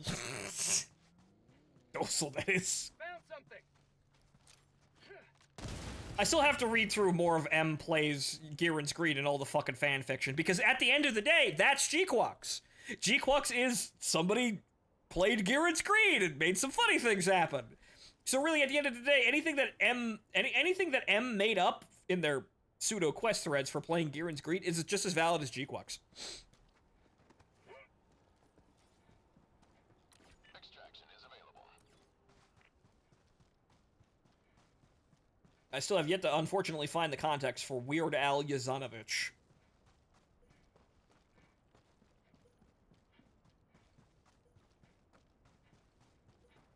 Found something.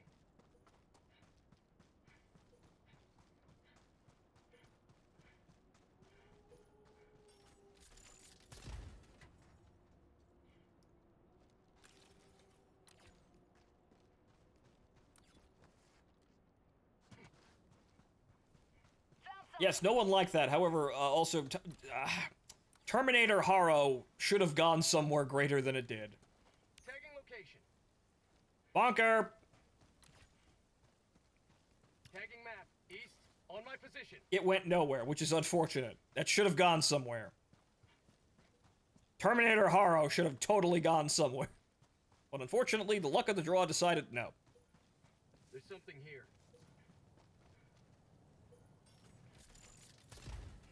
Kill 'em all Kai also dying was also very sad.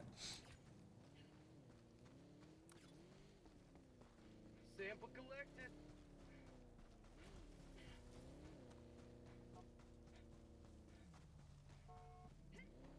But there are some times when you do these live moments here where you realize that, this thing... I'm getting the other side, let's go for the bunker. Where you realize that some of the things that happen live shouldn't happen. And that's where the second draft comes in.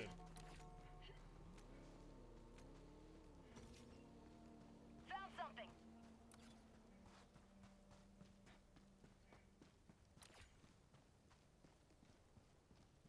This is where we have the clever implementation and use of the second draft in order to facilitate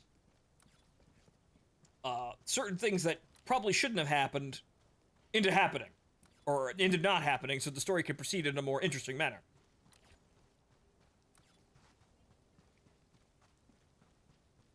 Requesting air support. Though it's somewhat damaging to a writer's pride, sometimes your first idea is shit. Jesus Christ. Reinforcing. Alright, did we get everything over here? I'm gonna walk around here for like 5 seconds and I'm gonna see if there are any sights.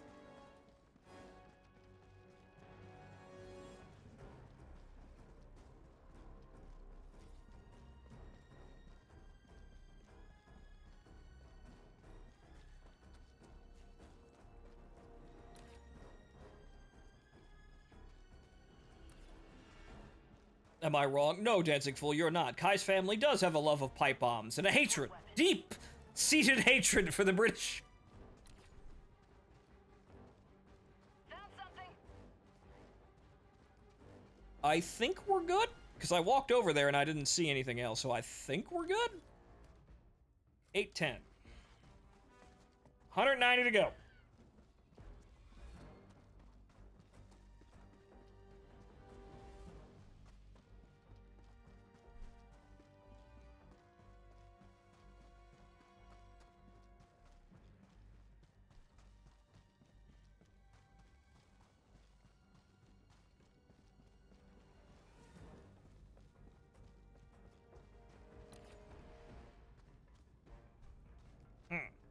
Alright, and now I wait.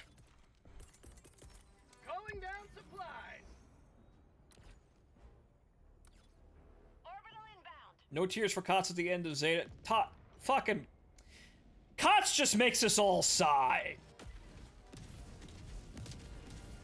Kotz is an idiot. Understandably so, but an idiot. However, unfortunately, he is a necessary narrative device, I believe, because Tamino really needed to articulate that, yeah, no, this whole new type children bullshit, yeah, no, sometimes that doesn't fucking happen, and if you fuck around in a mobile suit as a child, you're gonna fucking die. Granted, this didn't really stop anything, because things that were inspired by Gundam really just did the whole, hey kid, pilot the robot and become cool. Which is kind of against the entire idea of Gundam in itself and showcasing realistically that no child soldiers are a bad thing. No, don't do that. It's terrible. What are you doing? There's still an innate power fantasy there that was, you know, grabbed upon, and that's a lot of what mecha anime relies on. It's a good power fantasy, though. Who wouldn't want to pilot the giant fucking robot that kills literally everything? Orbital inbound. However, Kotz is there to showcase that, no, actually, if you do that, you might just fuck up and die. Requesting air support. But what if I'm the one who doesn't die, everyone immediately rushes to say. And then the power fantasy is maintained. Yes, I could. This is incredibly dangerous. And I'm likely to die, achieving absolutely nothing. But what if I don't?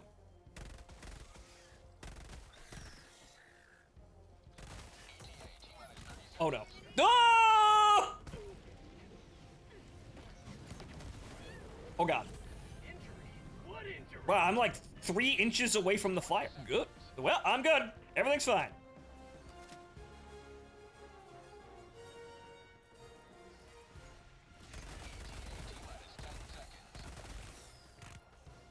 But I, like everyone else, or at least the people who enjoy mecha anime, know the impulsive, but I want to pilot the giant robot and save the cute girl. And we have old people like Tomino look at us and go, yes, however, you may die while you're doing that. That's not going to be as good as you think it is. However, us, like the self-important, self-assured, all-knowing children that we are, immediately say, but what if it isn't like that? And we continue on imagining, and old man Tomino just kind of shakes his head and smiles.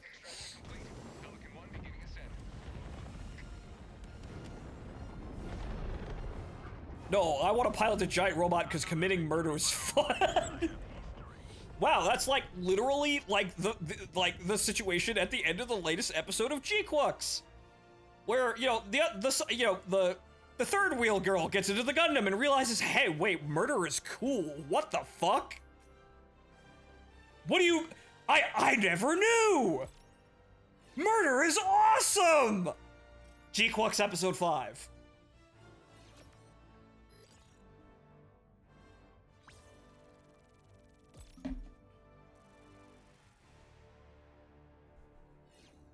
Do you think Frau Bo ever talked to Amuro after he took her son to die in space? Well, it wasn't her son anyway. But, probably. Though, Frau Bo doesn't appear in Counterattack, does she?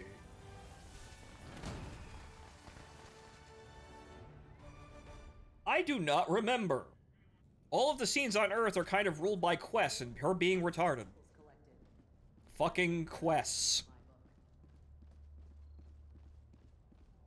Nope, we never see her again. Yep.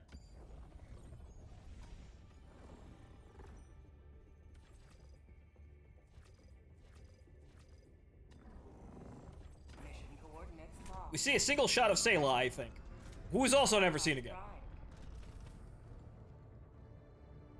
Engaging orbital thrusters. G-Quack's advice card now reads murder is okay on 3 sections out of 4. Yep. Orbit synchronized. And Machu is doing the typical protagonist-like route of, but I wanted to pilot a giant robot. But me piloting the giant robot was special. I wanted to pilot the giant robot with my love interest, and it be only us. What do you mean I can't do that? Unfortunately, yes, this is also, well, negatively affecting the power fantasy, but hey, it can happen to girls too, and not just us. Unfortunately, they're still pretty golden, so they've still got one on us. I'm pretty sure Machu isn't gonna wind up like cats. So unfortunately, we have a really negative stereotype. Actually, multiple ones, because you count Jared there too, Mr. Failing Upwards and never achieving anything, no matter how angry he gets. But we don't have a Gundam girl failure yet, I don't think, or one that doesn't immediately jump to mind. Maybe perhaps we'll have one.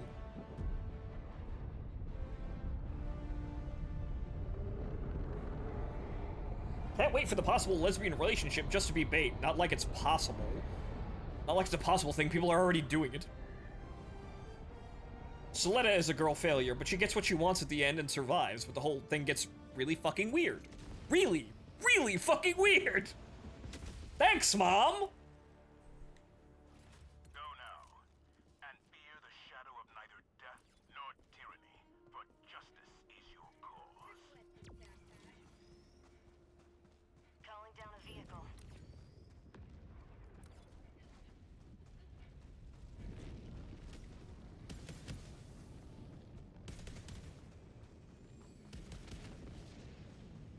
Also, more Shiko art has been deposited into the DMs. Yes, sir, thank you. It's really... It's really like hiring a Pokemon designer for, you know, to do the character art for G-Quux was one of the best decisions Anno made. That brilliant son of a bitch! Found something. But I think that she's not necessarily that good looking in the series, but people are going to town on her, and man, we're getting some things. It is such a weird design for a Gundam character. Yes, but it's also fucking brilliant, because the how many women in Pokemon give people funny feelings?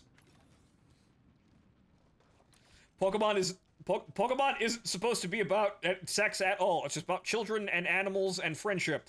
But how much art? Indescribable amounts of art. You can't even give me an answer. Unknowable. Unspeakable. Incomprehensible amounts of art.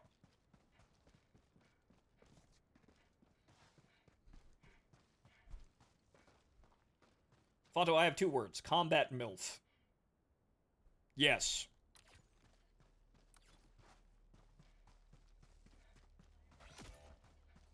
It also kind of helps that the major inspiration for the design seems to be like an average Japanese housewife. That seems to be what her design is actually like based around.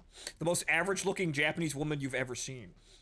And this is rather assisting the art, because she totally looks like that middle-aged Japanese woman that's, you know, a widow or single that lives in the apartment next door and comes to say hi occasionally. She totally looks like that character, and people are running with that. There's something here. Fire in the hole. Ah, yes. Silly me. I made too much food, so I can't eat it all myself, so why don't you have some? Or we can share some. Or we can immediately start fucking. That's what her character design says to me. And I think everybody else reads that too. We can sense that energy. I think that was entirely the point. And it's well done for what it is, so hats off to you. It's just a real terrible shame she has half an episode. She has half an episode and she's dead.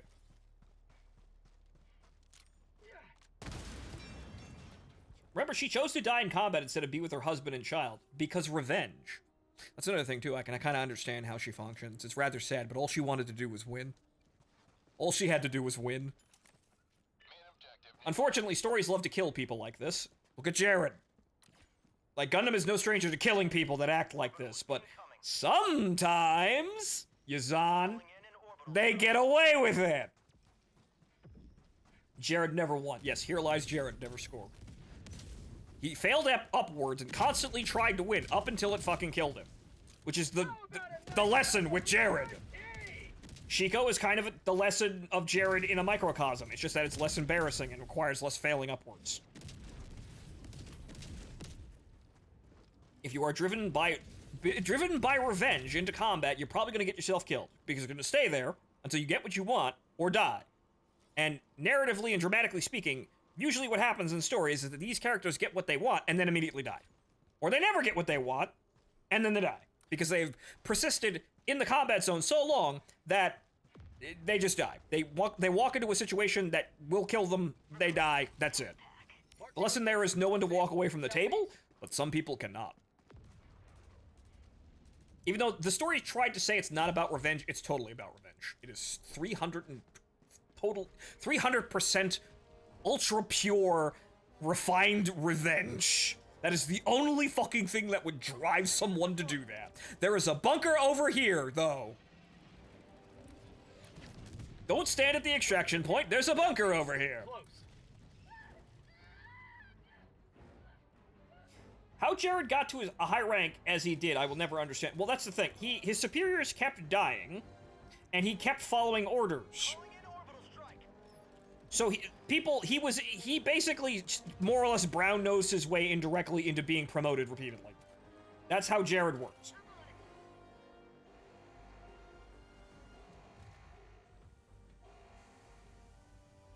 It's not money! Ah! Cool shovel, though. Alright, let's get out of here. Bug tunnel breach. Sending in an eagle.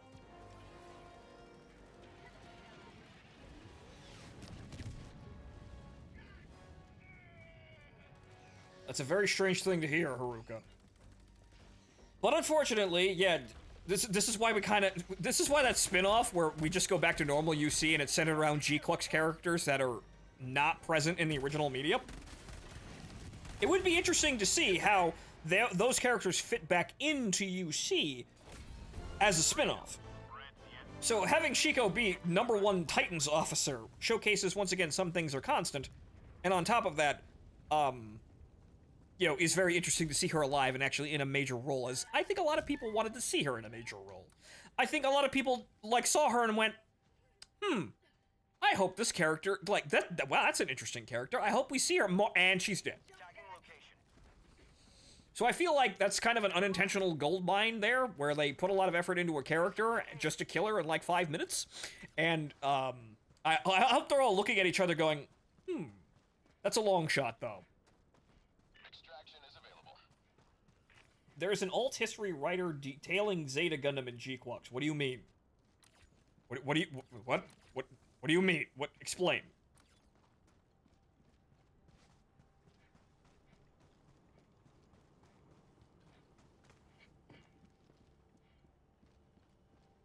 That's the joke. I didn't get the joke. Calling down supplies. But so far, as I said before, I'm enjoying G-Clux. It's rather novel for what it is. It's just that it's going its own way with how original everything is, and I can't decide if it's good or not, but at least it has good production values. What are you doing?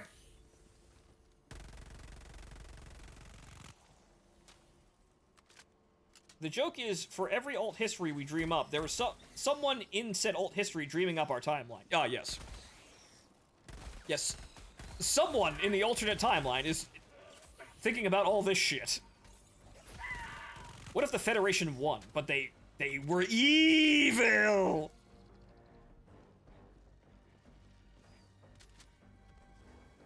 Again, there's still too many people to kill for the Deep Roots to not have a role in the story going forward, so I'm interested to see how that goes. But so far, from a production standpoint and watchability standpoint, 5 episodes of G-Clux in, it seems okay.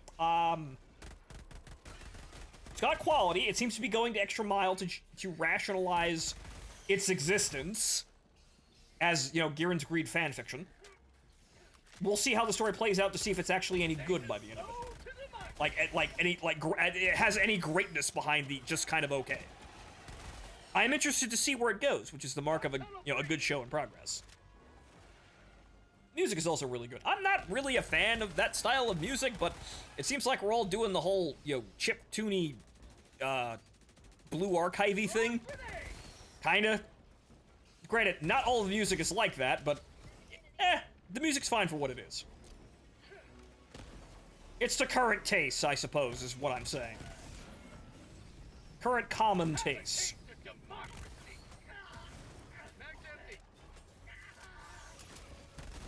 Oh no. Oh no. Oh no. Oh no. It's very Hathaway's Flash, which is, again, just, demonstrative of the current common taste in at least Japan. Because it's definitely not made for anybody else. Thank God for that. Ow! Where does that was aimed at us! What the fuck? The fuck was that? That was aimed at us!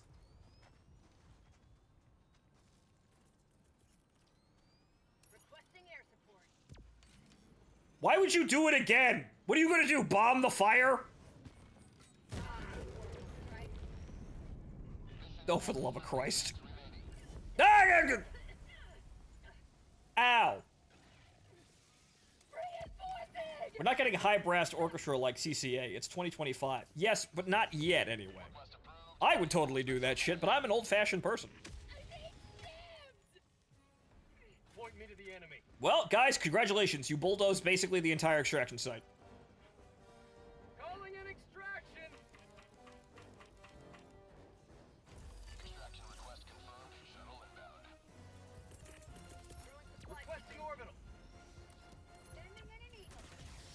How many did we pick up here?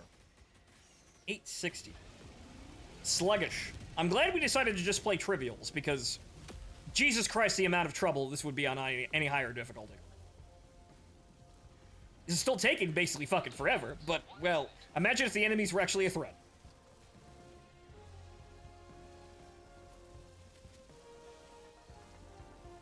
I'd love to give it a try, but I just hate the designs except for the G-Quux itself. My poor boy gun cannon.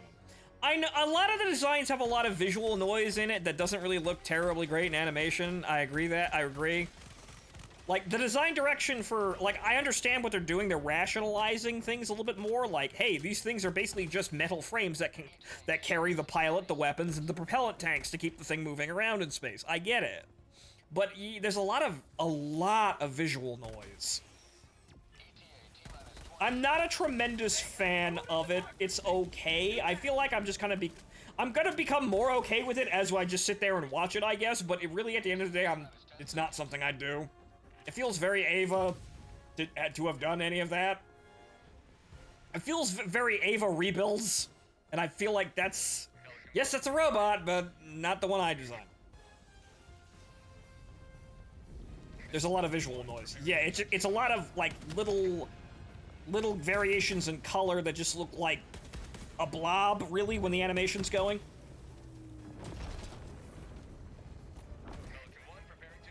The exposed head Vulcans are just, ugh. Yeah, I know, right? It's like, do you guys put any armor at all on any of this shit? That's kind of the thing I think about it, because at the end, like, when you really think about it, it seems impractical that none of this shit's armor. Like, the gun cannon actually has armor on it. Why does the gun cannon have those goofy-ass hips? I suppose it's because, like, articulation? Because that seems to be their primary focus. Like, showcasing that these things have a lot of articulation for what they are, and so they have a very wide range of movement, and then, like, doing the extra effort to articulate how like, putting the thing together as if it will actually move properly without clipping into itself. Like, not doing Transformers.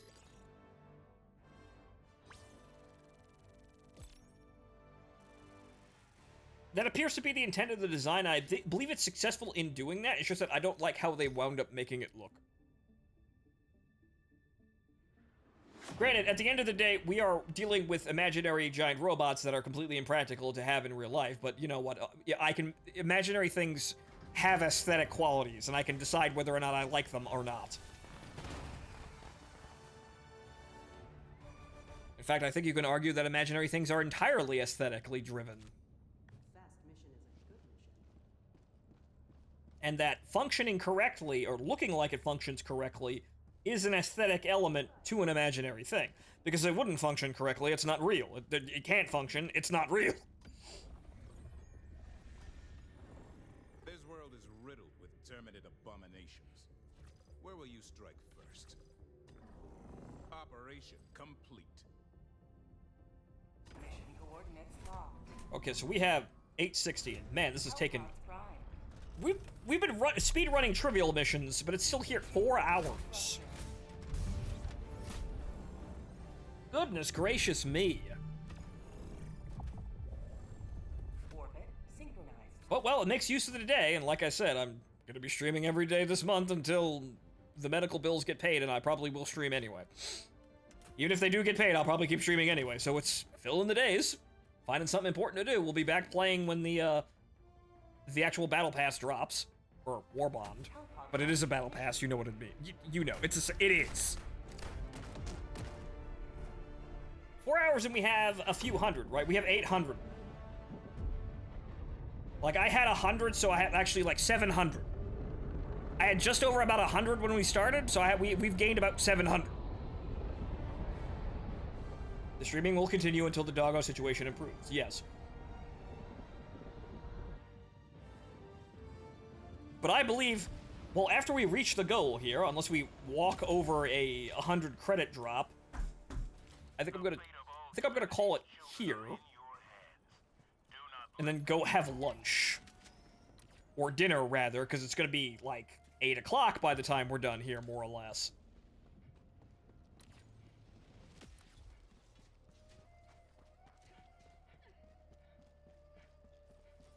because currently I am subsisting on 3 coffees and the remnants of a stale Happy Meal, which was basically like 4 chicken nuggets and small fries.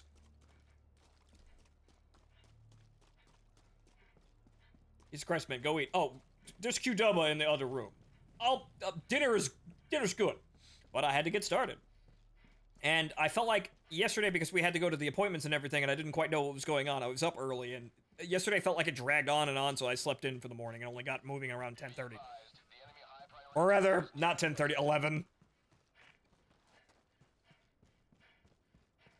I woke up at very early at around 7 o'clock.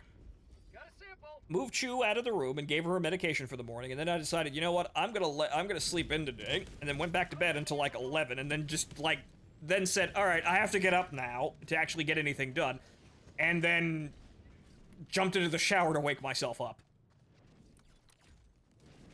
Tagging map. That is a bunker. Close. Another step towards galactic liberation. Intermittent fasting, huh? I suppose so, but this is probably really bad intermittent fasting. This is the opposite. I also have water, so that's going without saying. I have had water, so I'm not, only subsisting on mud with caffeine in it. What's this? Oh, it's the samples, right. Sorry. So I have not actually just been subsisting on muddy water with caffeine in it. There's actual water. However, I was getting ready to stream, and I wanted to stream for a long time today, but this is... Well, you know what? We'll see. We'll get to the goal, and then we'll see what happens when we actually liven this up, because I think it's because it's too serene. This is to do something, but it's... I'm not moving around too much. I'm basically holding sprint and running around trying to collect shines. So maybe if we spruce this up a little bit to the higher difficulties, I'll wake up. I see all the other VTubers out there are, they're trying to go for, longevity now, recently. I have seen. They're trying to stream for longer hours, and, that's a terrible idea in general, but show of force. Once again, just showcasing that, yeah, I can put the effort in. I can put the effort in, but that doesn't mean that I'm immediately going to get everything that I wanted, even though at this rate, well, we're just trying to help a cute dog, so that'd be good.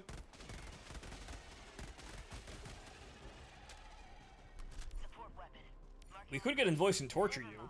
I think that would probably make it worse, obviously. Via the use of the word torture? Probably a pretty good indicator. But I wanted to stream for longer anyway, and I need to actually get more of my days. But getting more of my days, just...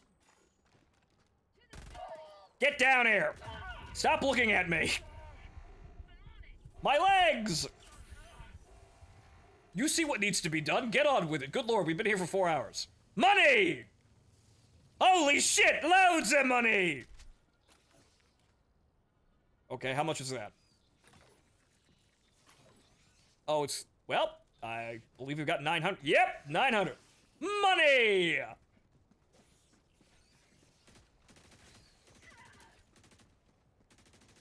That's exactly what we needed there. That wasn't 100 credits, but 30 credit. I'll take it. But I'm always up to actually showcase that, yes, I can do the streaming thing, and I can do it quite well. Not that I have amazing, song and dance routines, and, stream overlays, and flashing lights, and an actual good-looking VTuber avatar. We're working on that one, though. That's gonna take a bit, though. So, I'm always eager to showcase that I can put in the effort, if only for the sake of showcasing to others that it ain't just about putting in hours. For the love of God, save yourself some youth. It is really not about putting in the hours, it's who's watching you and what do they do after watching you for said hours. That's it. Otherwise, you're just gonna kill yourself. Did we get everything? I was about to turn around and get in the car! Another diver for the cause. YouTube meta right now seems to be either video every day for 8 minutes or stream video for 2 hours. Well, we might be moving over to YouTube too whenever I get on with this VTuber relaunch as well, so we'll see about that one. Because as I can see here, Twitch, while it's fantastic for easily getting into doing things, actually you guys missed a fucking site. There's a site over there. Tagging location. It's over there. Tagging location. It's over there. Southwest.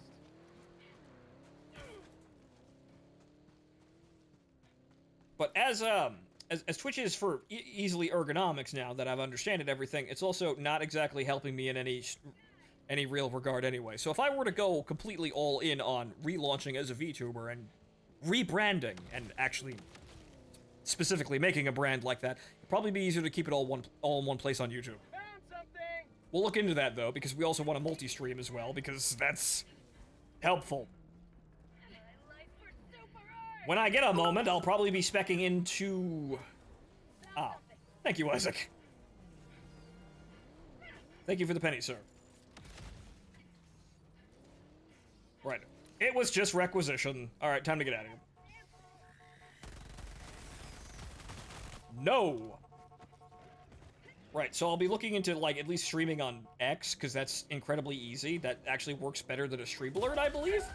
Or could work as well, just as well as in concert, because, hey, you have to click this link to go to the stream, but what if I just literally streamed right in front of you?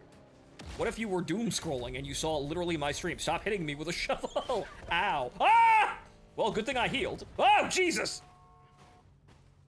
What is this, a Grand Theft Auto game mode? Calling in extraction. But yes, you know what would be great, aside from a stream alert? Actually having the stream on Twitter, so if you were doom scrolling, you saw me streaming. And then you decided to hang around and watch for a little bit. You couldn't chat, but maybe you could leave a funny comment for later. Or maybe, God willing, you go find my Twitch, or YouTube profile, and then you actually join the stream. Amazing! Unfortunately, while I could just, vapidly have overlays like everyone else, we really never got to the level of sophistication where I actually felt like that was actually warranted, and also, like, I could put my own spin on it to be at least, like, a little unique. We'll be working on that in addition to, everything else. That's just as important as the avatar, honestly, making the stream look entertaining. That's just as important as, making the stream look entertaining and actually having entertaining content.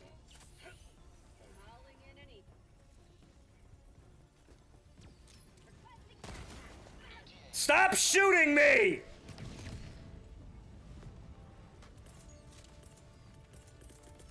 Calling in reinforcements. Good lord. That was not my fault! Do you upload directly from Twitch to YouTube? Yes. That part works. However, as I see it, Twitch has not been helping me terribly much, and on top of that, if I were to get big and succeed, I don't really trust Twitch's, governing authority to be very trustworthy at all. Because honestly, all I'm hearing now is just problems, with Twitch's staff and the moderators doing silly shit to people who didn't do anything. And it very clearly only affects people who are popular, because that's all you ever hear about. So if I were to do all of this and it actually be successful, I would not trust the platform that I'm on. So maybe that's something to do with YouTube. But then again, also YouTube has exploitive copyright strike systems that no one has actually really seen anything done about. So really nowhere is safe from morons abusing poorly thought out and maintained systems. But, may not stay on Twitch.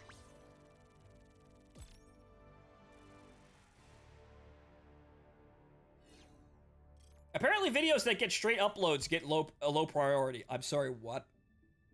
Who said this now? Granted, there's already shit working against them because, hey, they're 6-hour videos. 6 to 8 hour videos, and YouTube's not gonna circulate that shit properly. So who says this now? Well done. who did this testing now, because I'm not necessarily surprised, because I started noticing this problem with the deterioration of embedding shit on Twitter, before it was X as well. That embedding shit properly wasn't actually working correctly, and thus I think it was intentional, because it could have been very easily fixed. It's only gotten worse, though. And this is just kind of a sign of a cold war between these websites trying to get you to stay on the websites or not go to others. I know Pirate Software said it officially. I don't know who else did. Where the fuck did he find this one now? Where's the science on this one? Because generally speaking, he's been right, but what's the explanation for this one? How was this found? Coordinates locked. Hellpods primed. Engaging orbital thrusters. Because it's already pretty fucking evident that all of these sites are now actually either actively monetizing for their own gain or fighting against proper viral content. They either fight you to keep you away from virality, or they do so to charge you for it, which is, well, X is advertising. But that's actually advertising, and we can get a lot out of that.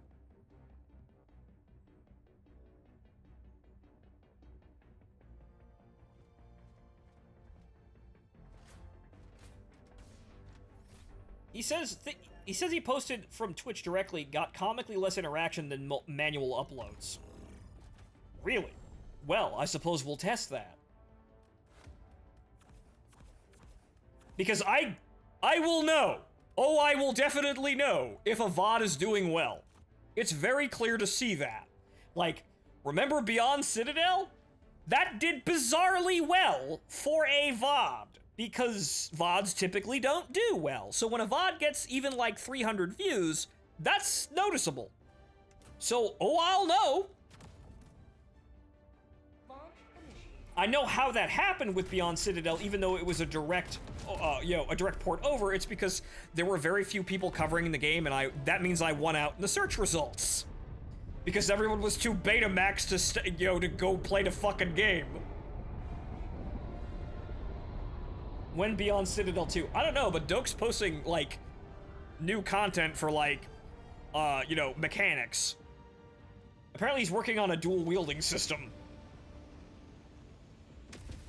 Where you have, like, arms or guns that can pick up other guns, and depending on which guns that you pick up, they change what the main fire and alternate fire are. So he looks like he's still working on mechanics within Beyond Citadel. Whether or not that means an expansion or a third game, we'll see. But yeah, I noticed that was doing pretty well because no one was covering the game.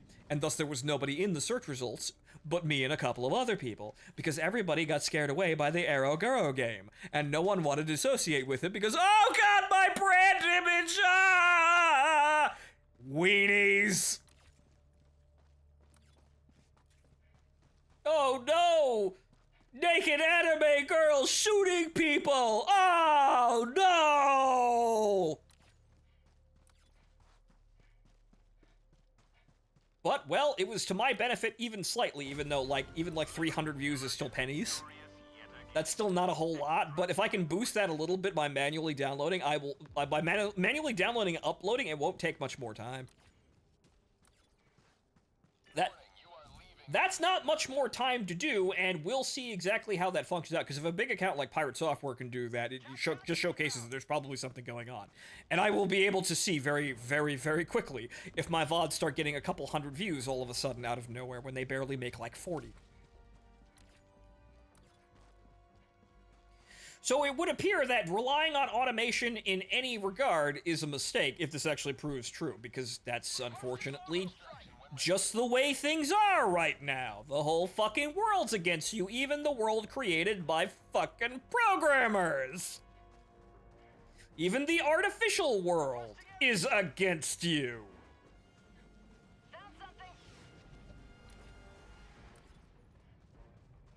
But hopefully, in the near future, I will be in a position where I can more easily dictate terms. And maybe, just then, I can make something out of all of this.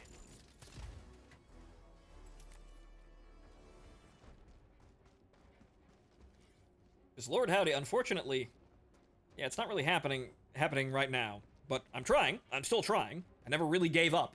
However, unfortunately, in the position that I'm in right now, I am forced to rely on far too many people, and the people that really could help me don't give a shit.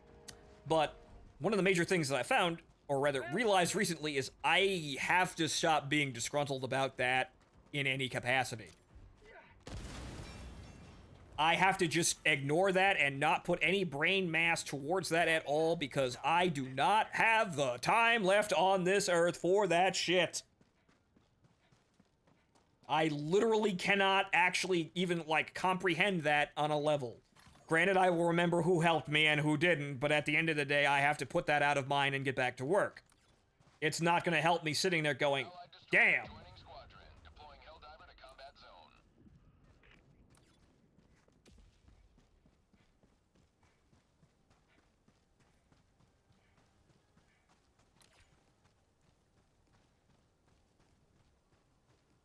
So, that's a good note going forward, and hopefully I'll be in a better state of mind when I'm not actually just sitting there getting angry at people I don't even know, or, well, people that I did know or thought I knew, and then they abruptly left me to die. I can't get angry at that. Extraction is available. Tech pack inbound. It's not worth it, it's a waste of time, and it's not gonna help me get out of here, and I need to run or I'm never gonna make it. The best thing I can hope for is the chance to slam the door in their face later. But that's it. That's literally all I can fathom, and I have to keep moving.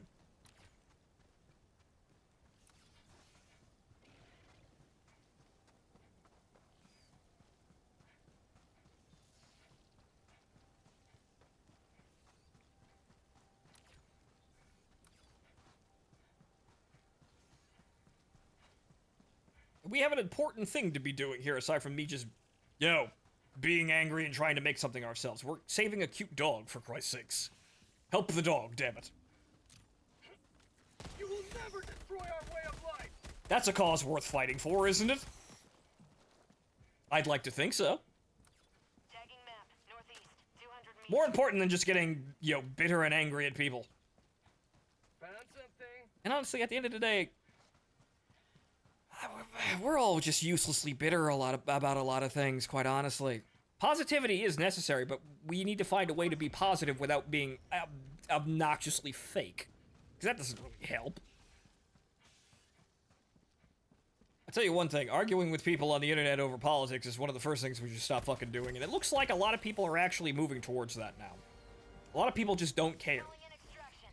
Like, they don't want to... A lot of people just don't care who wins and who loses, they just want to be out of this. Which is fair.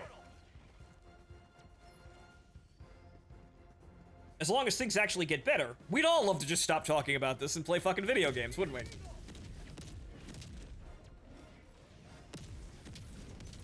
Also, Haruka Silver... Oh, it's Zaz again. I didn't actually comprehend that Zaz rejoined.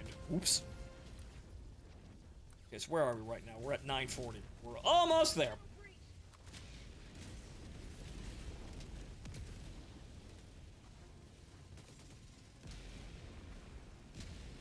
But I'll go and see and I'll have a test. Because if I have a random VOD out of nowhere suddenly doing more views after this stream, because I manually downloaded it and re-uploaded it, rather than using Twitch integration, I will know something's up, and it's not very surprising, but just another thing that might actually help later on, right? Every little bit helps.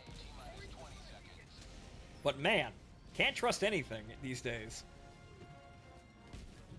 Way I see it, a long time ago, there's a lot of wind coming through this area, and now there ain't really a breeze. Now you gotta pay for it. Now there's a meter.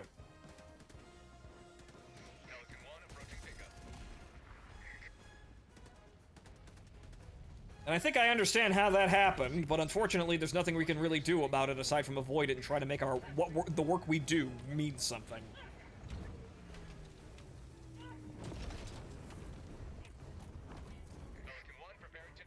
Hey Fonto, I'm doing a Minecraft. What? Oh. Okay. Haruka teleported underneath the pelican, then inside it, then back out of it, then and inside it again. Punching a rock. Very chicken jockey of you, sir.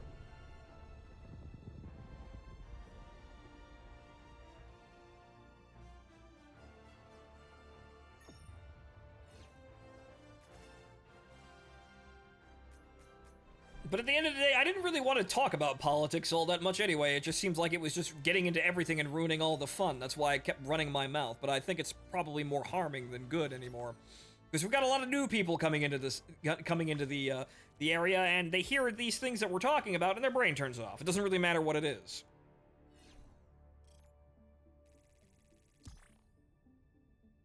That's the real it's both sides argument, that people are just walking away because they don't want to get involved. They don't really know what's going on, and they don't want to get involved anyway, which is entirely fair. You say woke, their brains turn off. You say fascist, their brains turn off. And that's not really any real way of running a show, right? So while I've been enjoying being myself, there are more productive things that we could be doing.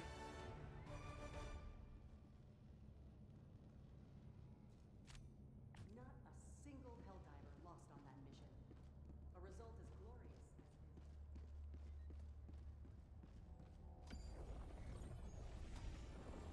The bugs are a plague. All right, hopefully we only... You are the Destroyer vaccine. has left squadron. Well, there goes Haruka, and hopefully we only have 1 or 2 more missions. Hopefully if things are good, we'll be done in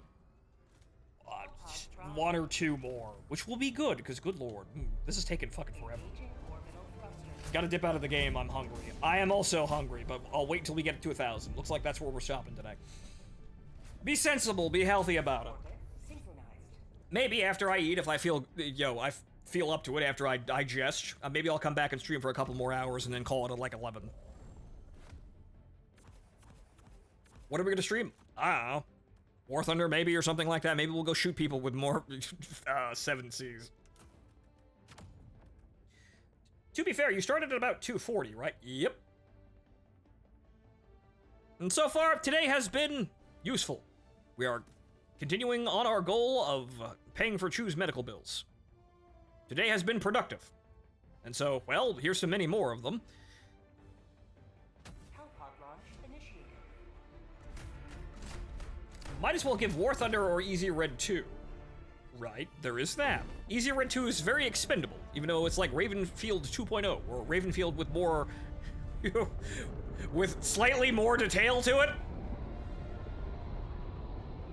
And Pop complains he can't get to 1,000 because he has no time. Well, granted, Zaz, this is taking fucking forever. It's just taking 4 hours, but I guess if you're playing the game,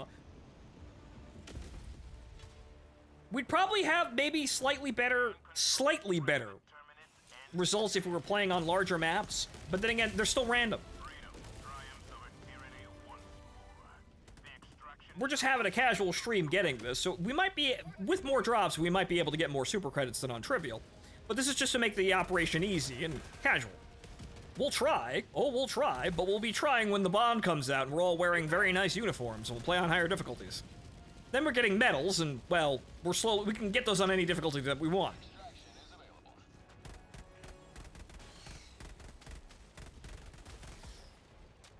It's still time consuming though, but it's really just play the fucking game and you will get the things. Well, yes, Haruka, there is a lot of things explaining Robotech. However, Robotech is also an atrocity in a lot of ways, and it's also governed by Harmony Gold, which no one likes. And they earned that. It's very interesting. There are a lot of writers that put a lot of effort into it. However, it is also tainted by it being kind of an abomination and also run by Harmony Gold. Fire in the hole!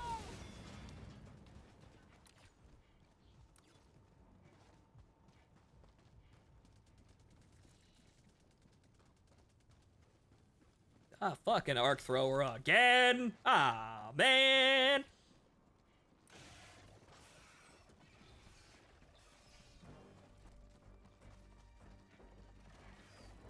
Found something! Requesting air support! Yeah, so there are 3 companies alone in Japan that own the Macross stuff. Yes, Haruka, but none of those companies took Macross and then jammed it together with 3 other series that were 2 other series that were completely unrelated, and then tried to mangle their own intellectual property out of them, while also fucking over the original creators in the process. So, you're not getting away from that. There's really no way you're getting away from that. Robotech on itself is, in isolation, kind of neat, but Holy shit, the means by which you did this do drag it down and there's no getting around it. Actually, they did. Haruka, they got permission from a company that didn't actually have the authority to give them the rights that they used. And they are consistently fucking over everyone else over arguing this. This is why we don't get anything nice from Macross, because Harmony Gold is trying to push this issue repeatedly. And they're wrong, but they keep it up. 200 meters. Throwing grenade! Follow me. Haruka, they got it off a fucking napkin from one of the middle between studios that was doing animations, not the original rights holders. Please do not try and argue the fact that Harmony Gold is right. For the love of God, don't do that. Sending in an eagle! I love all the people in my Discord. They're an interesting, colorful bunch, but for the love of God, don't do that, something this stupid like saying, oh, well, Harmony Gold is right. No, they're fucking not. Oh god, no they're not. I can't even get certain mech designs in Battletech games because Harmony Gold is such shit. No. Found something!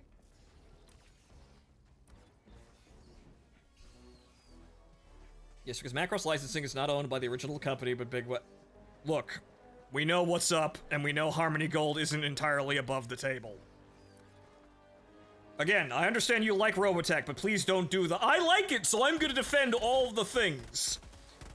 How'd you like I'm gonna defend all of these things because I like this thing so much. Look, I know you like Robotech as a thing, and it's actually kind of neat in itself, but do not defend Harmony Gold. Good lord. Do not defend Harmony Gold.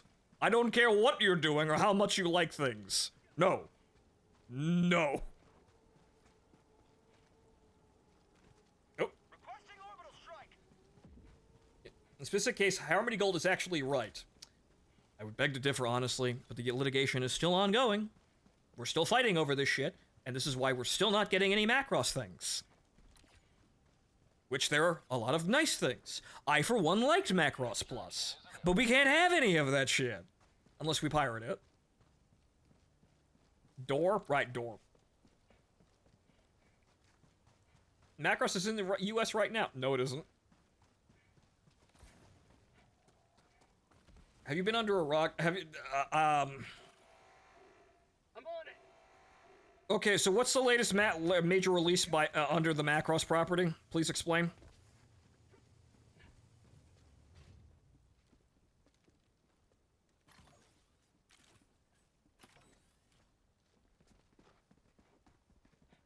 Disney streaming it. This is the first I've heard of that. South, on my position. But again, Haruka, I see exactly what you're doing. The latest movie, Macross Delta. Orbital inbound. It's happening for 2 years. 2 years. 2 years. It's very recent, sir. But again, I understand you like Robotech. Don't defend Harmony Gold. Found something! Harmony Gold is always to be dunked on. End of story.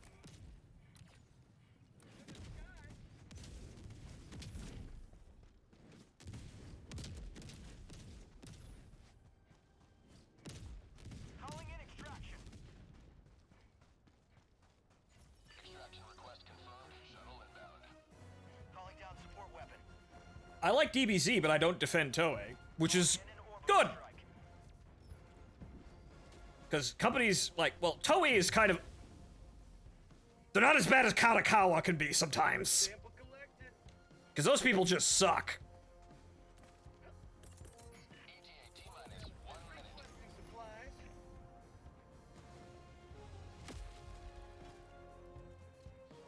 supplies. Yes, Haruka, you can chant this over and over again. That doesn't make me love Harmony Gold. You will never make me love Harmony Gold, because I know what they have done, and I know the amount of shit and trouble that they have caused because they can't get their fucking way.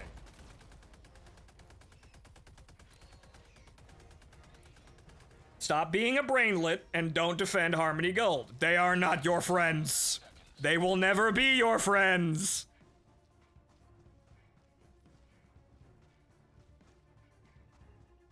ETA T-minus 20 seconds. Requesting sentry.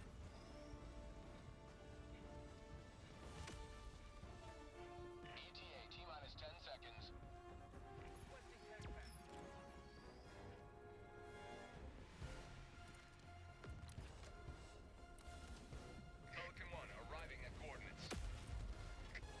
But then again, I suppose it doesn't really surprise me. We have people in people in the Mech Warrior and BattleTech communities defending people like Piranha Games. So I suppose people just do this, but I'm never gonna agree with it. Activating jump pack. Countdown initiated. Stand by for takeoff. Extraction complete. Pelican 1. No one cared. Well, Haruka, if you brought the original back, well, congratulations. Now you have the problems that, well, somebody flew out of the dropship. Now you have the problems that the original Mobile Suit Gundam faced. Which wasn't very good in terms of, like, success, unfortunately, in the West, because, unfortunately, dated animation still gets people. Hell, we have critical arguments to this day, even right now, about people actually sitting down and watching 0079, and people keep coming up with retarded reasons to not do that. Oh, I only want to watch the new things.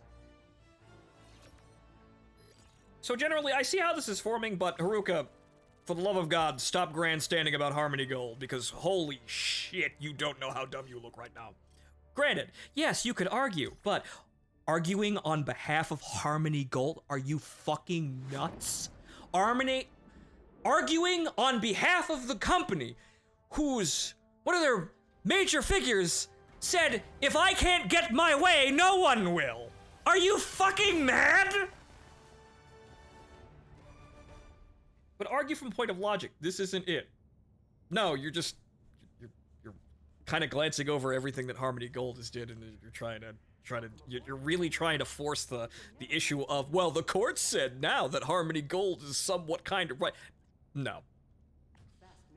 There is logic and reason, and then there's forcing something that really, there's really no ground to stand on to do that. No, not the court, Big West it.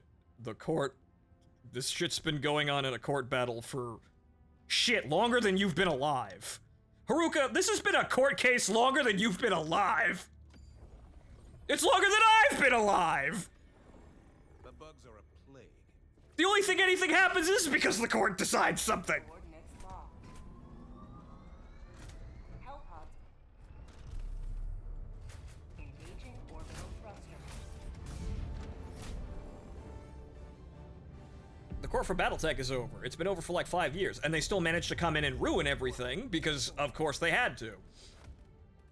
They cause a lot of trouble wherever the fuck they go, and honestly, at the end of the day, it's not really worth any trouble. Wow, Harmony Gold gets to come around and legalese their way into interrupting things that I like. Wow, so amazing. No, it's not. Fuck that. Fuck that shit. With agreement from HG, which is what they've been doing, and they don't deserve that. I'm sorry. They never will. Because of the amount of trouble they caused just to get that, and at the end of the day, wasn't valuable. That's for the fucking executives in Harmony Gold to line their fucking pockets over it. Hell pod launch. Are you kidding? Am I supposed to be happy about that? I'm not. I never will be. That wasn't to my benefit. They literally jammed up everything until they got their way. Why the fuck should I be happy about that? They fucked over basically everything. All those Macross games that we could have gotten over the years were all stopped by Harmony Gold. You expect me to be happy and have a logical argument with you? No, my logic is literally just because the court says now that they're right does not, like, in any way erase all the problems that they caused just to get their way. There was a lot of entertainment that I could have had growing up as a kid if Harmony Gold weren't such bitches about mangling the rights that they kind of sort of owned, maybe a little. What did Harmony Gold do now? No, Haruka's trying to defend Harmony Gold, which I know you're neck deep in a Robotech project, and that's good for you. I'm not saying that's a bad thing, but at the end of the day, you look like you're being tilted towards defending Harmony Gold. No. You're arguing on their behalf, and no, because look at what you're doing. You're arguing for a bunch of executives that kind of just jammed up everything until they got their way. There's no winning for that. What are you doing? Oh no, all those cool Macross games with those cool transforming fighter jets that I could have gotten as a kid that I didn't get because some pissy executive at Harmony Gold didn't like the deal they were getting. I'm supposed to just let that go? No, I'm never letting that go, and no one else is. Oh no! Harmony Gold didn't get their rights! Oh, they didn't get enough money. Oh no. Oh, what a tragedy. The corporation fucked over basically everyone until it actually got its way kinda now, sorta. Oh no. Oh no, that was all justified. No, it wasn't fucking justified!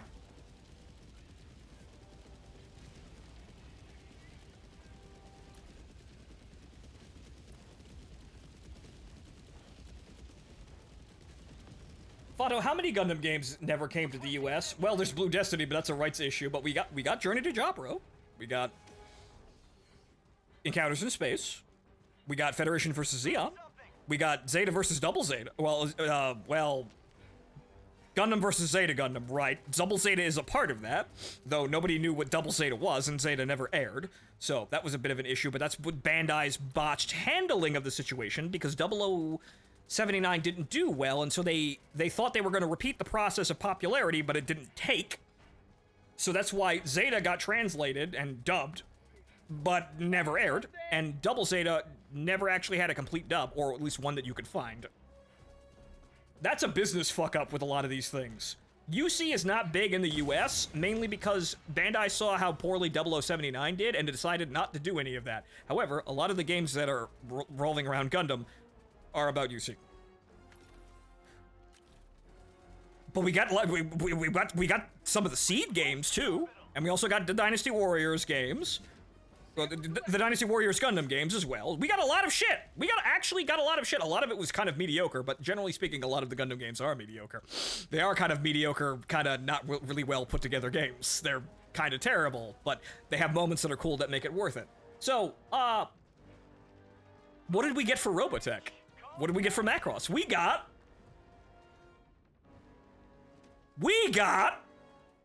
why I've got Battle Cry and the Game Boy Advance game. That's it. That is literally it. That's all we got for Macross specifically. Then there's the Robotech Invasion, but that's Massapedia. Dynasty Warriors Gundam? Yes, there were a bunch of Dynasty Warrior games that are actually Gundam themed. And they're actually pretty good. So they're all on, like, PS3, which kind of made them hard to get. Tagging map, west, 200 meters. We got a lot of actual Gundam games. It's just that we also could have gotten the Macross games if Harmony Gold wasn't such a bitch. And I'm never not going to be angry at that. And there really isn't any, like running to me with a court ruling and saying, oh, well, look, is not going to make me happy about that. And it won't do it for anyone. So again, yes, I know you're helping with an RPG around Robotech, and that's good, that's fine. A great use of your creative power. There's a lot of things in Robotech that are actually interesting with this whole joint thing, disregarding the abomination of it being created. However, holy shit, do not defend Harmony Gold in front of me, oh my god. Ever once mentioned any court ruling? It is a court ruling, because it was only a court ruling, and if Big West has agreed to this, it was through a court ruling. Again, Haruka, this has been a court battle since before both of us were born. What are you doing?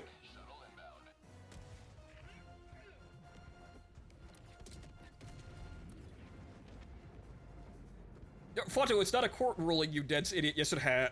Yes, it is. Yes, it is, because that's the only reason we weren't getting anything. ETA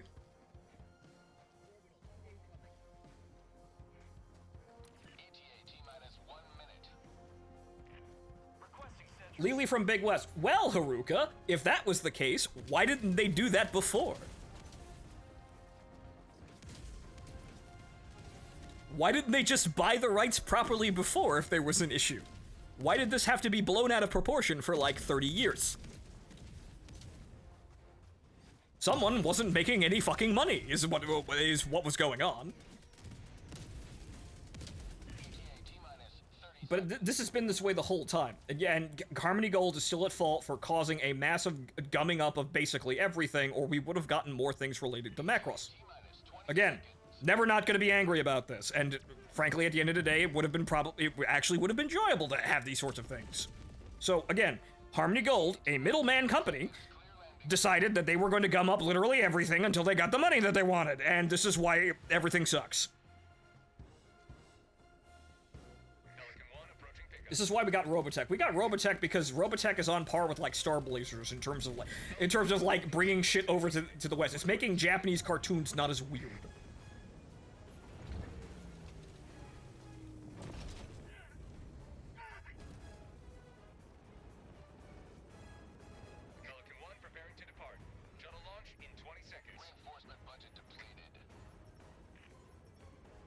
Also, reminder, there is a game where your Gundam OC lives through 1 Year War, Zeta, Double Zeta, and CCA, and your OC son goes to participate in F91.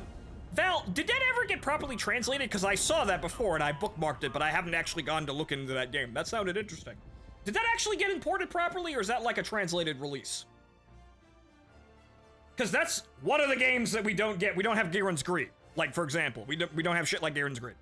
Because that 1 Year War UC isn't terribly popular inside of the West, so I put a strategy game that's entirely based around UC.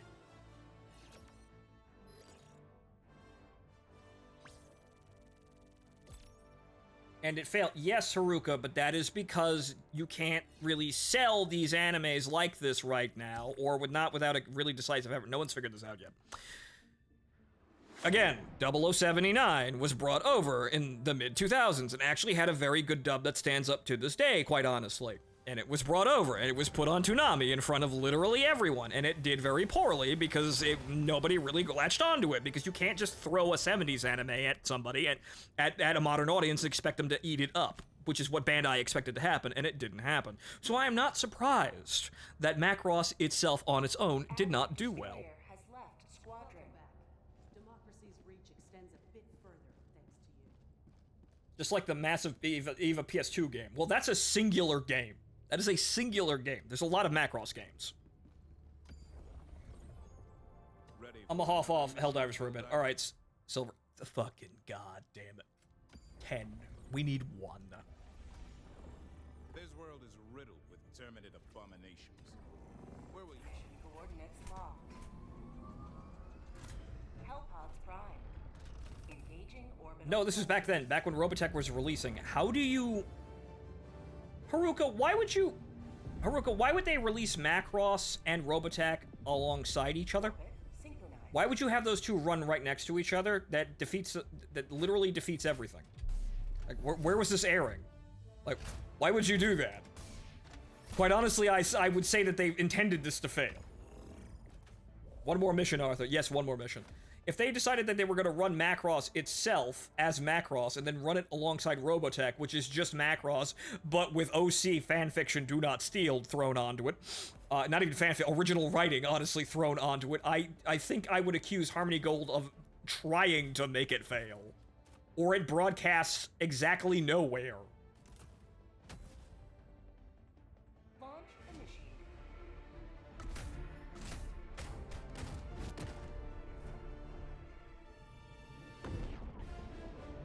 Though there was, as I remember, that Robotech movie that did come out somewhere in the late 2000s, if I remember. I can't remember exactly where that was going, but it was Massapedia themed.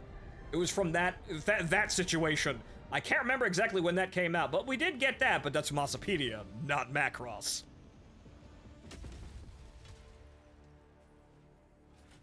Let our enemies choke upon their territorial ambitions. You have served democracy well. Extraction. All right, one more. We need one more. One is just Megazone. Really? Really? That's what... I know about Megazone, but really? They made that into a Macross? What? They made that into... What? Shadow Chronicles, and the other is Sentinels. Right. Megazone? They brought in Megazone? Because I know about Megazone. I haven't actually sat down to watch all three. Like, for some reason, the Megazone that I have is misordered, or like mistitled, so I don't know which is episode 1 or 2 or 3. They brought that into Robotech too? Hackers on motorcycles? That's technically Robotech now too? What the fuck? What the fuck? Hackers on motorbikes? Specifically for a Southern Cross show. Are you what?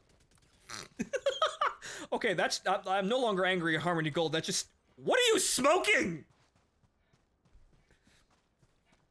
Hard games on motorcycles. No, legit, like, Megazone is literally hackers on motorbikes that transform into giant robots. Extraction is available. It's one of those acid trip fucking, like, anime OVAs you only kind of hear about that somehow got made. That no one would be able to make today because it's so fucking completely out there. No, I'm not going. It's called Robotech the movie. Jesus H. fucking Christ almighty. Megazone? So how does this relate to that 40-foot tall psycho bitch? Well, that's actually just Macross. It's fucking terrible. I bet it's fucking terrible. It has nothing to do with anything. It's literally just like making like... Look, Robotech as in regards to Macross is, there's some original writing in there, but this is like professionally done fucking Yu-Gi-Oh! Abridged. You're just making characters say shit they're not actually saying and wrapping the plot around this and editing anything that doesn't fit out. That Megazone? Really? No, it's actually tied to the direct plot of Southern Cross. I had no fucking idea. I had absolutely no idea the rabbit hole went this deep. Southern Cross. Good lord. It's a poorly cut Megazone. Yeah, they butchered it, as they probably needed to, because what the fuck are you doing? Did we do it yet? We did it! I hadn't actually seen it, but Zaz actually... I'm trying to I got flashbanged by this idea, I'm sorry. But... Zaz actually did it, we did 1,000. I can now take a break and go eat. The pacing is fucking terrible. Yeah, I bet, because you probably had to edit it like F91 in order to make that work. Yeah, I bet it's shit!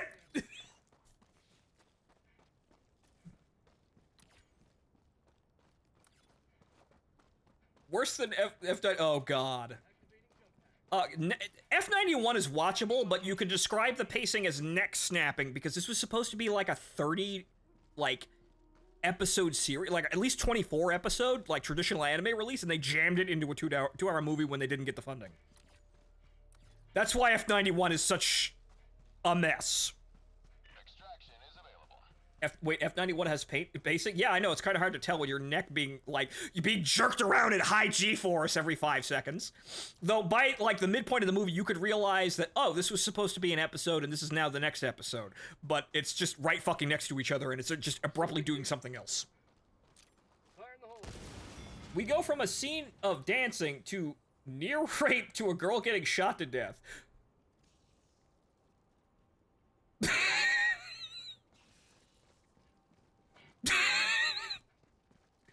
Here's more money. How do you make it worse than F91? By trying to do something you really shouldn't be doing. At least F91 is its own creators trying, who can finagle just that extra $1 to try and make the thing work to bridge the gap to get it released. Everything done with Robotech is basically just taking something that already exists, not being able to animate anything else, and then going, ow. Then going, we're just making this up as we go along. What are you doing, Zaz? Marking location. Is there a friendship bunker over here? Yes, egg roll. That was F91. That's the opening to F91. Ah, it's a door. I see. I'm on it. But yes, so the reason why F91 has such bad pacing is because it was supposed to be a series and then it got jammed into a 2-hour movie to actually release it. They were told they had funding and then they abruptly didn't. So they kind of had to jam literally everything together real quick without really being able to blend it back together. That's how we get the adventures of Iron Cuck and After Images with Mass and bugs. Not these bugs, though. I mean, like, flying discs that fly through the air that kill people on sight. This is Iron Cuck's plan.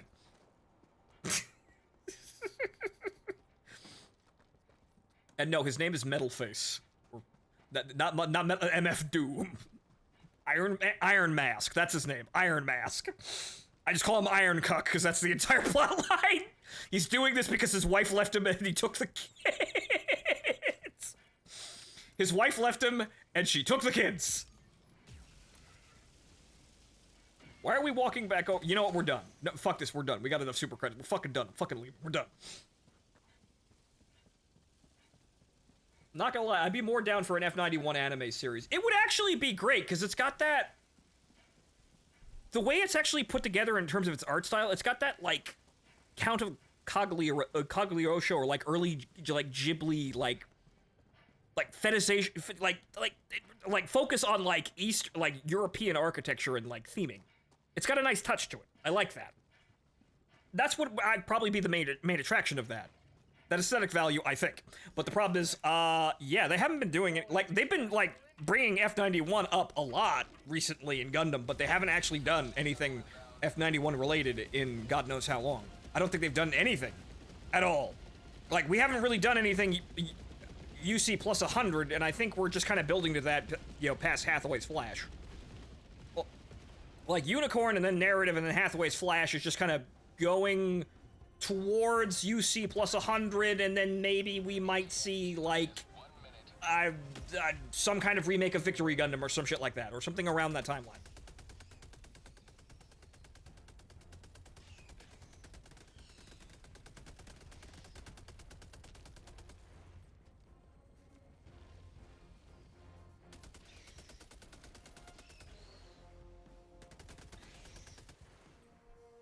Counter break. Say hello to democracy. ETA T-minus 30 seconds.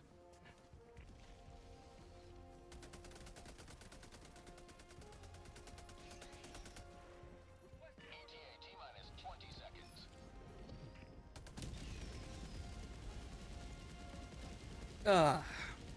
I need to eat. I'm starting to ramble now into a corner, honestly. Took a break there, but yeah, I need to take a break here. We're not here to argue about silly shit. Ow. Jazz, why are you shooting me? Oh, you did the stupid revolver trick again. God damn it! Stop playing Russian roulette without my consent. You know what? Ha! I win! I need to take a break and eat, though. This is all fucking fun and games, and I'm trying to help a cute dog. What the hell am I doing arguing about this shit? In immortal words of Ice Cube at the end of Today's Been a Good Day. Fuck I'm thinking about! Pelican 1 preparing to depart. Shuttle launch in 20 seconds. Reinforcement budget depleted. Get in the car, Zaz! Get in the car, Zaz! Pelican 1 beginning ascent. Also, which anime franchise do you love more, Gundam or Macross? I'm gonna have to say Gundam because I've seen more of it at the end of the day here. Macross is kind of hard to track down, and I can only, yeah, like, you had to go really surfing for these things, and then I would come across things like, say, Macross 7, which I had as a youth going, what the hell is this? And didn't keep with it because I had no idea what the fuck it was. However, admittedly, Macross has transforming F-14 Tomcats into giant robots, which is just the coolest fucking thing ever imagined. It will always be just the coolest thing. There's really no getting around that. So it's not like I hate that or think it's lesser for that one. It's just that I don't really have very good exposure with it. Mainly because of some people and some court battles and some decisions. But oh well, I still got entertained. Gun to your head, Gundam or Ava, Goon? It's Gundam. Because Ava is only one thing, and everything that tries to, like, expand upon Ava is, like, very limited. There isn't much to go on there. And then you have things like Anima that kind of, like, try to do spin-offs, and it just gets very weird. Like, Anna wanted somebody else to take the Ava license and do something interesting with it, but no one did, and that's why he made the rebuilds. So, I feel like someone really needed to step up and do that. Probably would have been better, though, because I think, honestly, I still have to choose Gundam over it, because there's just so much to like about Gundam. Ava is just a show I remember. We could argue about Ava being good on a critical level, but it's just a show that's a nice memory, in a way. Or, rather, an interesting memory, I should say, because a lot of it isn't very nice. But they just really haven't done enough with Ava. Destroyer has left squadron. Retake. Oh, well, you know, right, yeah, I didn't expect that. If we're including the Dojins... Martin, if we're including the Dojins in the choices there, there are no UC Dojins. They don't fucking exist. There's like 5 of them. Pick me if you come back to Helldivers 2. Fonzo, one more dive. Well, he left. You'll be level 91. Well, I suppose I can come back in and get level 91 when the Warbond drops. It's always good to leave something to do for tomorrow, right? But okay, ladies and gentlemen, I need a break. I need to go get food. Thank you for your donations today, Dancing Fool and Martin, and thank you everyone so far for donating to help pay Chew's medical bills. I am forever in your thanks. However, yeah, let's stop being autistic and arguing about anime and lots of other dumb things, and let's go actually have fun later, I suppose. I will keep you posted. I'm gonna go have something to eat, and if I feel like it will come back on for another 2 or 3 hours and go play something else light. Potentially. But, so, ladies and gentlemen, I have been your host, Fontaman, and this has been Helldivers 2, and that was a lot of fucking grinding. But hey, we're here. I suppose we'll get the extra credits for the third armor set of the Warbond when it actually drops, because we're going to need to go grind medals anyway. So, we will see to that when we see to that. But, so, that's one thing more crossed off the list. Tomorrow we're going to look to see if Kadusha is free. We're going to try and play Monster Hunter if we're not playing if we are or aren't playing Arma. We're going to play it earlier in the day. If we're playing Arma, we'll also play Arma if Arma is actually running. But we'll be playing Monster Hunter tomorrow afternoon. So, you get to watch me beat monsters to death, and we'll find space for everything because, well, it's the whole month. 21 days. So, I'm rambling, so I'm going to stop. But ladies and gentlemen, I've been your host, Fontaman, and good night. If I don't see you for the rest of the evening, enjoy the rest of your evening. See you next time.